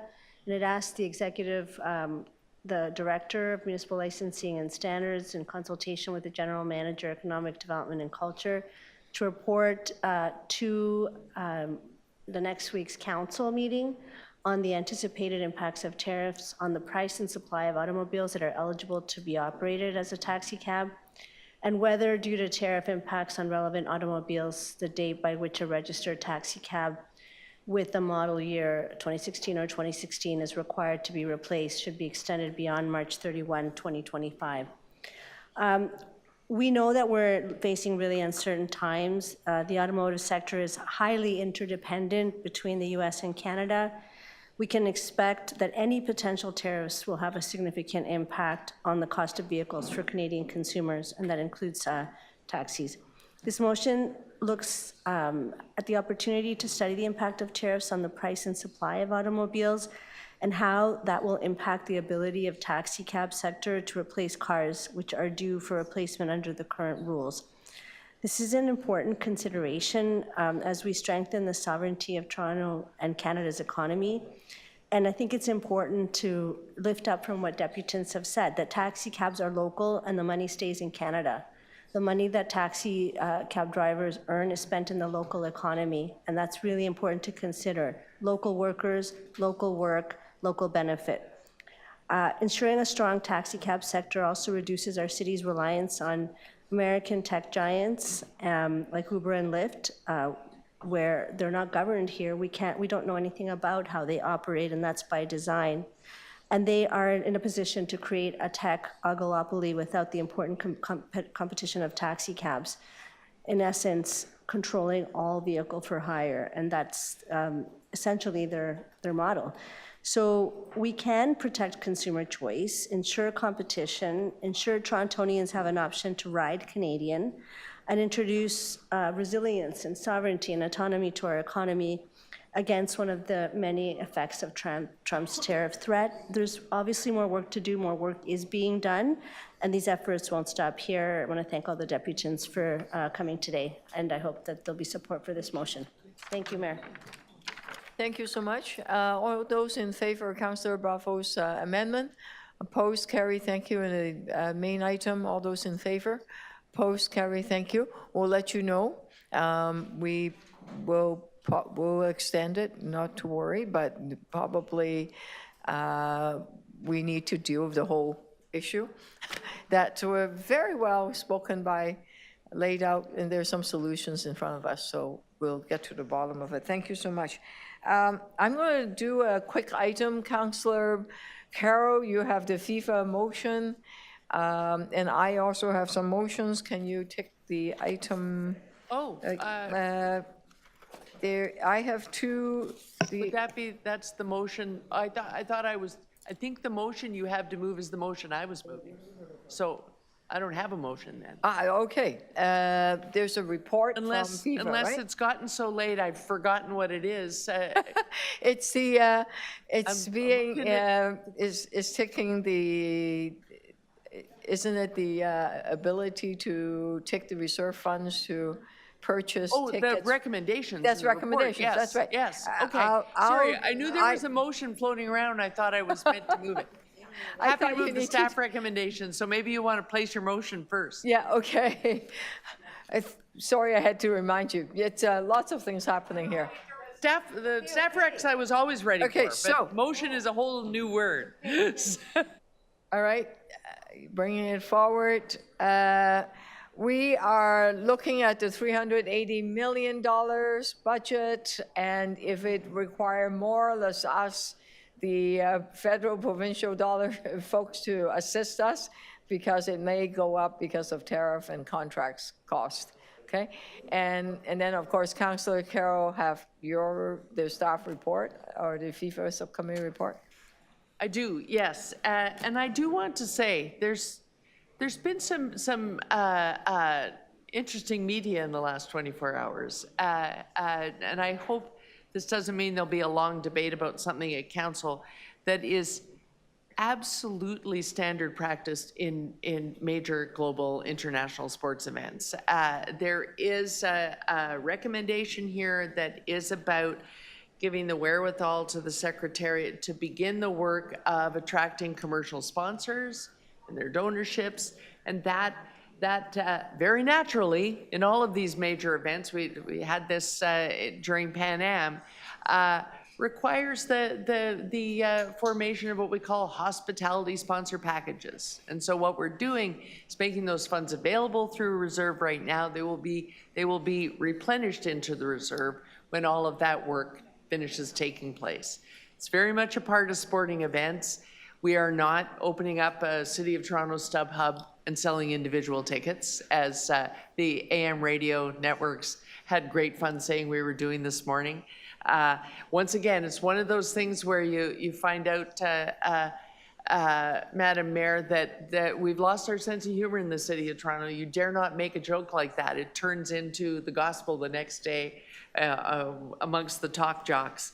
But what is there is really zero net by the time it gets returned to the reserve, which will be later in the process.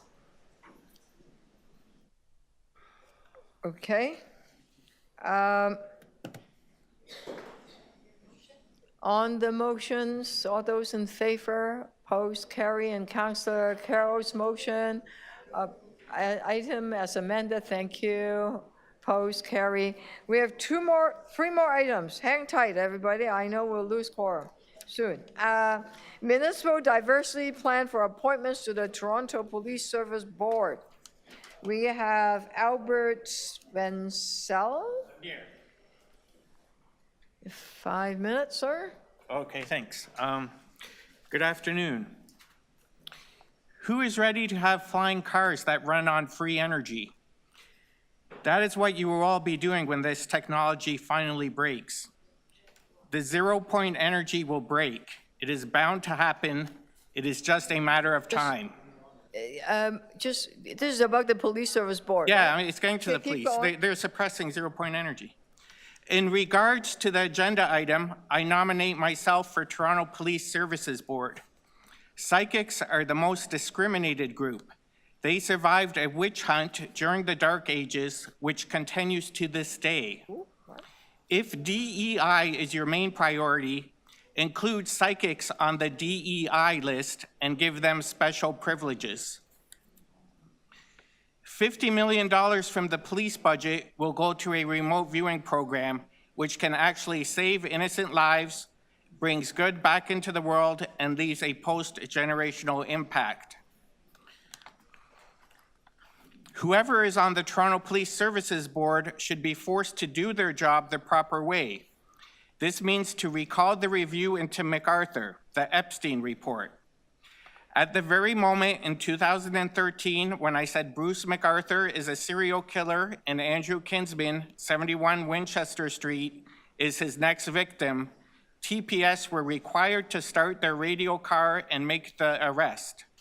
They failed to do so. The review has an original copy of the 2013 France warnings, which includes Incel Danforth MacArthur, with a name, date, and place, cross-examination of Ryerson and reporters, honest witnesses who gave the same account as mine, and a new set of coronavirus predictions, which includes Kobe Bryant and Gabriel Wortman. A civilian's review is required to be true, honest, transparent, and accountable. They cannot censor information they don't like. The police cannot use civilians' name for a whitewash and cover-up to hide their negligence. The review is caught in a deceitful web of lies. It is an automatic and immediate recall for Sandler to explain himself. The city and the board have a bottom-line responsibility to recall the review, facilitate what room the hearings will be in, and who will do the cross-examination of Sandler. The estimated $5 million cost comes out of the police budget.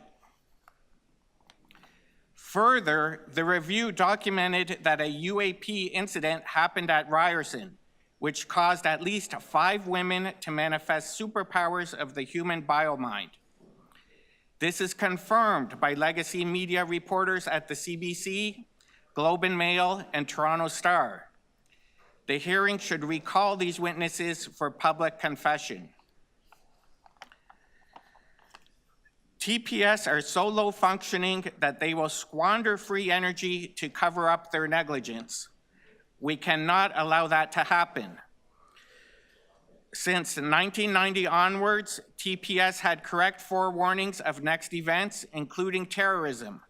They always squandered the good information and never know what to do. Then they scrambled to destroy the evidence and orchestrate a blue wall of silence cover-up. They have now tarnished the name of civilians and have done nothing to take and act on new life or death information. Then they have the audacity to put leaders in counterterrorism after their name. The longer the board stalls on a resolution to this matter, the more blood they have on their hands of future innocent victims whose tragedies could have been predicted and prevented. Chiefs Saunders, Raymer, Dempkew know exactly what I mean by the France warnings and the coronavirus warnings. They willingly abide by the cover-up and refuse to take and act on new information. I urge the city to immediately recall the review, have Sandler explain why they lied in civilians' name, convene Ryerson into public confessions, allocate $50 million from the police budget to the remote viewing program, and place 0 Point Energy into the public domain. Thank you so much. Your time's up. Thank you. Okay. Your 5 minutes up, okay? Our next speaker is Daniel Tate. Oh, is there any questions? No, 5 minutes, sir. Your time's is up. Okay. Is Daniel Tate here? Okay. No, he's here. You have 5 minutes?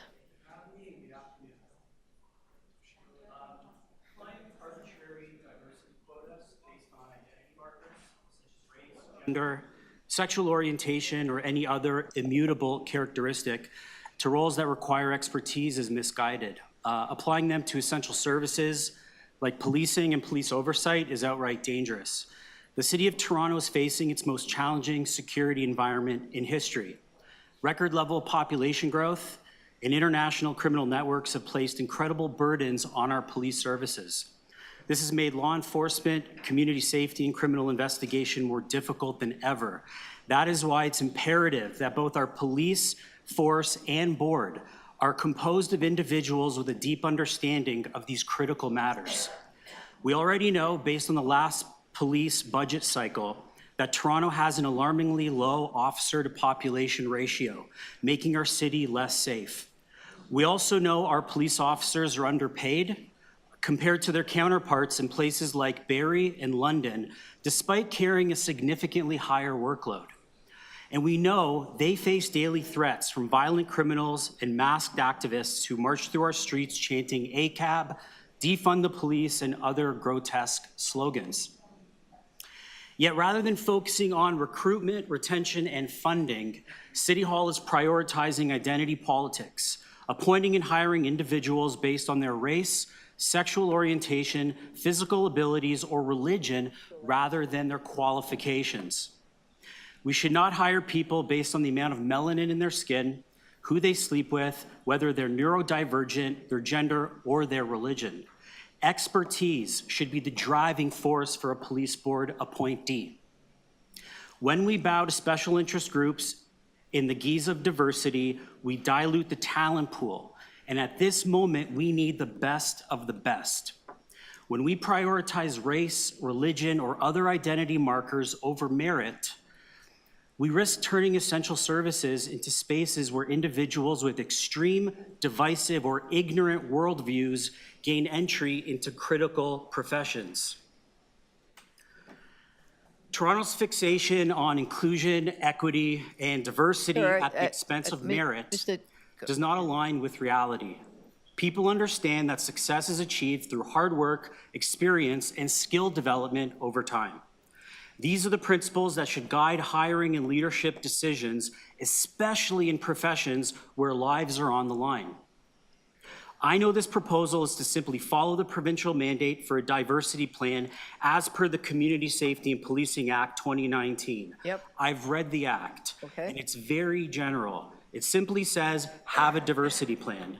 It doesn't dictate who should be a part of that plan, how it should be comprised, or anything of the sort, meaning the city can exercise its own judgment as to what degree of diversity this plan should have. Here's what diversity should mean: a diversity of skills, A police board should be composed of individuals with expertise in communication, critical thinking, law enforcement, data analysis, financial analysis, and an understanding of both policing techniques and the social and cultural complexities of our city. This ensures that the board can provide effective civilian oversight, identifying police misconduct when it occurs, and recognizing excellence when it's due. I know the city's public appointments policy wants to remove barriers for 18-year-olds, systematically disadvantaged people, whatever that means, and those who have fluid gender expressions to be able to sit on boards. This is not what you want for a police board. In fact, you want barriers. This is serious business. Police matters. And as I mentioned, you need bright, capable people with a strong skill set. Dishing out police board appointments based on perceived or imagined grievances is a very slippery slope. If you appoint board members based on age, race, gender, it will backfire. It'll fuel resentment and create further division as various groups question why their identity was overlooked. There'll be a long list of aggrieved parties who will ask why their group was not picked. It'll also weaken the police board. There is only one inclusion, the inclusion of all Torontonians. We're already a melting pot of flavors. There's no need to divide us further. Lastly, I just want to urge this committee to take a step back and assess the reality of Toronto's security challenges.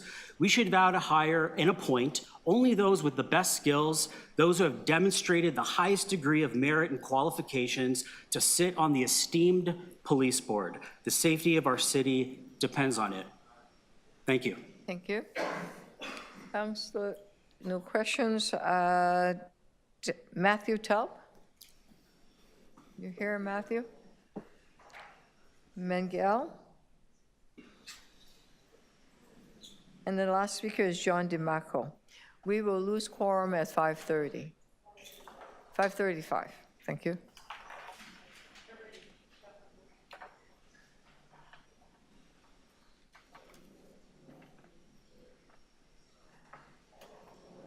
Miguel, make this short because I don't want to lose quorum, okay?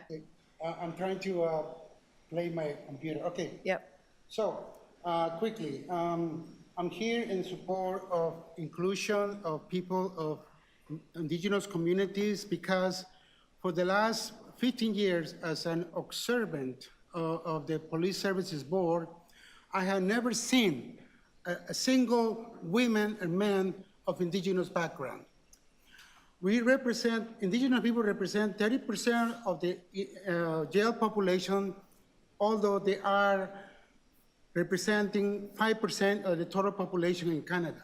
So we are overrepresented as well as Black members of the community, my brothers and sisters. So I went to the Aboriginal Affairs Advisory Committee in November, and I went there with the intention of communicating my desire to include the voices of Indigenous peoples that are missing at the Toronto Police Services Board. I brought with me an elder, an Indigenous man who's on the picture right here. His name is Gary. Gary is an Indigenous born in this country, and he allowed me to speak, and he gave me his feather, and I spoke to the committee and the merits of incorporating a member of the Aboriginal Affairs Advisory Committee to be selected member of the Toronto Police Services Board, because the intention of this policy is to include the voices that are missing at the table.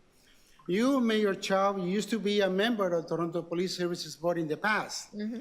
I know Councillor Shell Carroll, as she has heard me saying, where is the Indigenous voice at this table? Why are now including the voices of the Indigenous voices that are misrepresented and not included?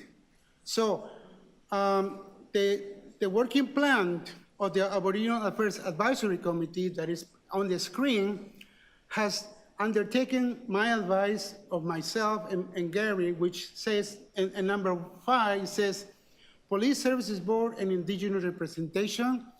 And number 6 bullet point says, we want to include an anti-Indigenous racism strategy that is missing in the city of Toronto.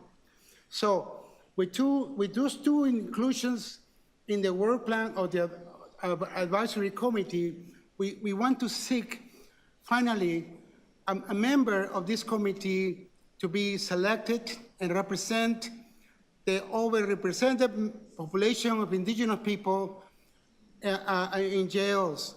Every decision that is made at the Police Services Board affects greatly people of Indigenous background. And if we don't have a voice, a champion that can speak for us, we will never get those 10 recommendations of the Truth and Reconciliation Commission. We only have incorporated only 2 of the recommendations, and 8 are still missing of being incorporated. So today is a great opportunity to include the voices of Indigenous people at the Police Services Board. And as a long-time activist, yes, I support hardly an Anishinaabe woman or man that can become one day representatives of the Aboriginal Affairs Office. Thank you. Excellent, thank you. One last speaker, John DeMacco. John's not here. Councillor Carroll, you have your motion. Yes, Madam Mayor, that City Council, I think they're going to put it up on the screen, that City Council determined, there is the recommendation on the item about continuing to support our appointments diversity policy, but also I'm moving that City Council determine that the Toronto Police Services Board be composed of 7 members pursuant to Section 31-3 of the Community Safety and Policing Act 2019. That is the current membership, so this will require no change to the current board. Okay, thank you. All those in favor of the motion in front of us, opposed, carry. And the item as amended, all those in favor, opposed, carry. We have 2 more items. Anti-Black Racism Advisory Committee. Very quickly, Wally Kogali Ali, can you make your deputation shorter because we might lose quorum? Be very quick. And then we won't be able to adopt this. Okay, I'll be very quick and say that I'm here to express our strong support for increasing the number of meetings per year for the CABRAC. And we also support the letters that were submitted from Deputy Mayor Amber Morley. And this is really important because CABRAC is an important advisory committee to the City of Toronto and tasked with holding Toronto accountable to its commitments to address anti-Black racism, systemic inequalities, and the real challenges facing Black residents. However, this committee is currently limited to only 4 meetings per year, which is simply not enough. The reasons why it's important to be proactive in adopting this resolution so that we have opportunities for engagement, so that we will advise the City Council effectively. And the reasons are many. I'm not going to go through all of this because I want to make sure that this item is adopted. But I would love to just conclude by saying that we're asking the mayor and members of the executive committee to support the recommendations to increase the number of meetings per year for CABRAC, ensure that CABRAC receives the resources needed to be an effective advisory body, and then thirdly, commit to ongoing engagement with Black communities to ensure Toronto remains accessible to its commitments. And the work of the Confronting Anti-Black Racism is not part-time work. It requires sustained attention, real investments, and a firm commitment from city leadership. So increasing CABRAC meetings is a necessary step to ensure that anti-Black racism is tackled with the urgency and seriousness it demands. And I want to thank the CABRAC unit in IC Canberra and other folks who showed up earlier. I think it's really important to work with our city staff to address systemic anti-Black racism in our practices and also in our policies. So thank you so much for your time, and I urge you to take action on this issue today. Thank you, Mayor. Thank you so much. Seeing no other speaker, can someone move the recommendation, please? Okay, Councillor Bravo, all those in favor, opposed, carry. Last item, committee discussion on Indigenous Council members. I have a motion on this one. We have Daniel Tate and Miguel. Dan, you take first. I just want to let you know that we are referring this item to city manager for a report, but go ahead. Okay, very good. Thank you. To the executive committee.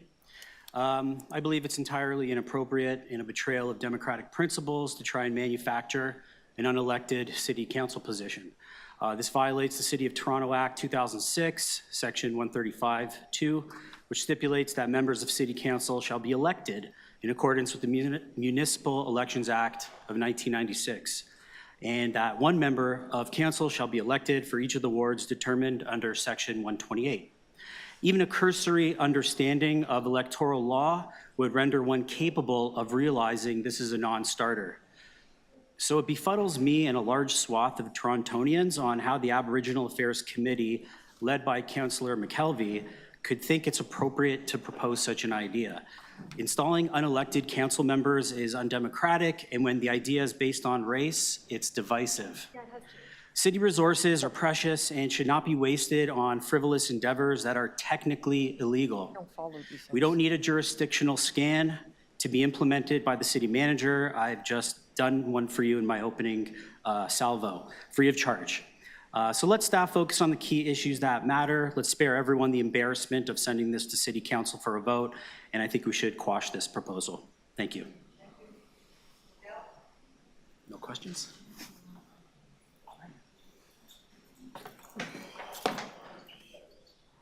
Avila Ferrade.